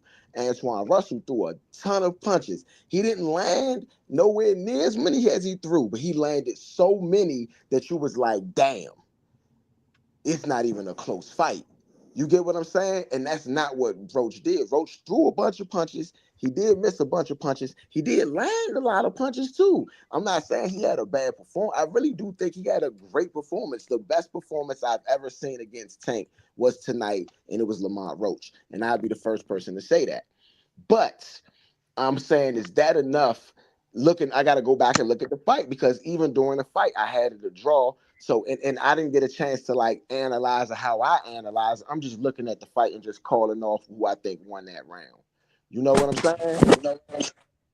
So I need to go Gotcha. back and really analyze it and look at the fight. I just know, and I didn't. And another thing is that I usually take notes, and I usually say, "This is why I say this person won this round." This tonight, I just particularly did because the first couple rounds, I was like, man, I'm gonna just watch the fight and get a people. You know what I'm saying? So that was on me. But I'm gonna tell you now that I just didn't think that Tank and Lamont Roach was that far apart. I thought it was a close fight. And like I said, whenever I said this earlier, if it's 7-5, that means it can go 7-5 one way, a draw, or 7-5 the other way. None of those decisions are necessarily wrong. It's just how the judges see it. The only judge that had a win for either person was a win for Gervonta Tank Davis. So he's seen it 7-5 Davis. The other two judges seen it 6-6. I seen it 6-6. So a lot of people think of, I know a lot of other people seeing it a whole bunch of different ways, but at least this is 4 people I can say seen it in a similar fashion. Not even saying that we've seen it the same, but just seen it in a similar fashion. Now, there were moments, Lamont Roach had his biggest moments. He made himself a star tonight. And that's the reality of it. He's a star now. He's a man, you know? That's the reality of it. He's a star now. You know? Yeah. So Yeah, this had a Buster Douglas feel tonight. yeah. I mean, now Buster Douglas actually knocked Mike Tyson out That ain't what after. I'm saying. I said the feel, Oh, the shock, yeah. the shock. It's not that all the way there, no, Now this but the thing. it's a shock. This the thing. I was just saying Tank ain't had no opponents. Maybe this is good for Tank because now he got another opponent. Yeah, you got to do another one of these, maybe two, maybe two. Nah, you don't need if Roach win because he took the belt, it would be a 3. But if Tank win more than like and Tank win definitively, then Tank really probably don't got to do it again. I don't think Tank wins definitively. I I mean, if think Tank, Roach wins. Roach, I would, for me, Roach is the favorite heading into a rematch. I doubt it. But yeah, I'm For about me, look, man, we gotta wrap this up because it's getting late. You know what I'm Cool. saying? okay, okay. That's really good. Move into your final thoughts. If you All right, oh, my bad. All right. So, yeah, y'all got go ahead. Y'all started out. You know what I'm saying? I'm gonna end it out. I'll start it out. Okay, so tonight you had what we pegged as the East Coast boxing night. We have done nights with international nights and Turkey Al Sheik and Canelo Alvarez and Cinco de Mayo and everything else. This was our night for Washington, D.C. And boy, did we show up and show out and show the boxing world who is king around here. We still kings, you know what I'm saying?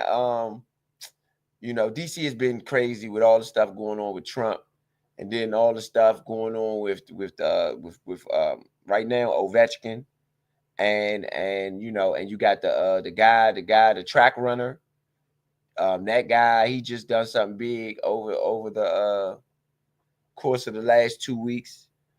And now you got Lamont Roach, and Gary Russell. Those names have been around. We've been hearing those names around these parts heavy for the last 3, 4, 5 years, probably. And those guys now show the world why what we have already known around these parts, that those guys are superstars. I apologize to Lamont Roach. I even again I didn't know. Like in the great words of Ocho Cinco, I didn't know. I didn't know, man. You know what I'm saying? But I know how we go. So I should have never, you know, um, even had a second thought about it. Your pops taught you well. Shout out to his father, his whole camp out there, and and shout out to just everybody who participated in what happened tonight. And shout out to Tank for giving our city an opportunity, man, putting us on the way he did, man, and treating us the way that he always does. You know, so shout out to Tank too, you know, and yeah, so that's my final thoughts. ETA Row signing out.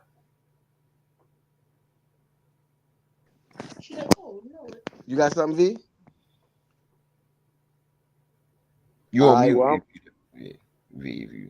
All right, well, I'm gonna finish it on out. Look, man, this was a great night. You know what I'm saying?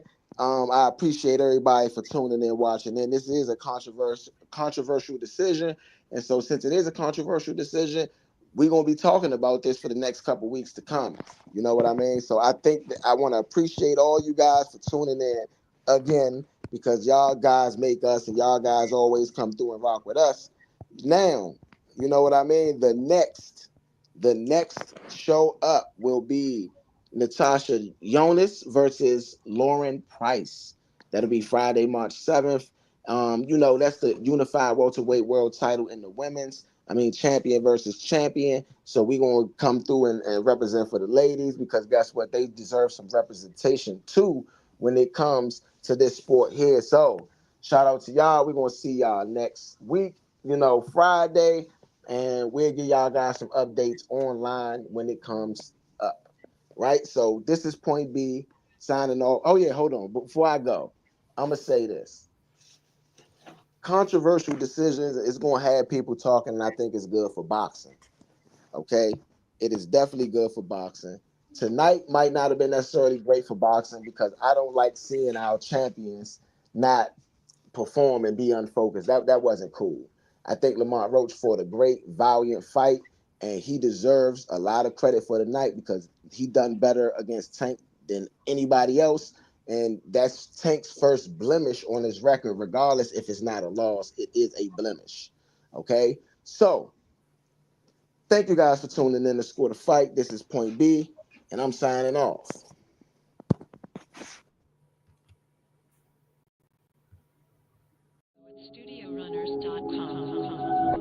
YouTube/@TheNatureDC. Subscribe today.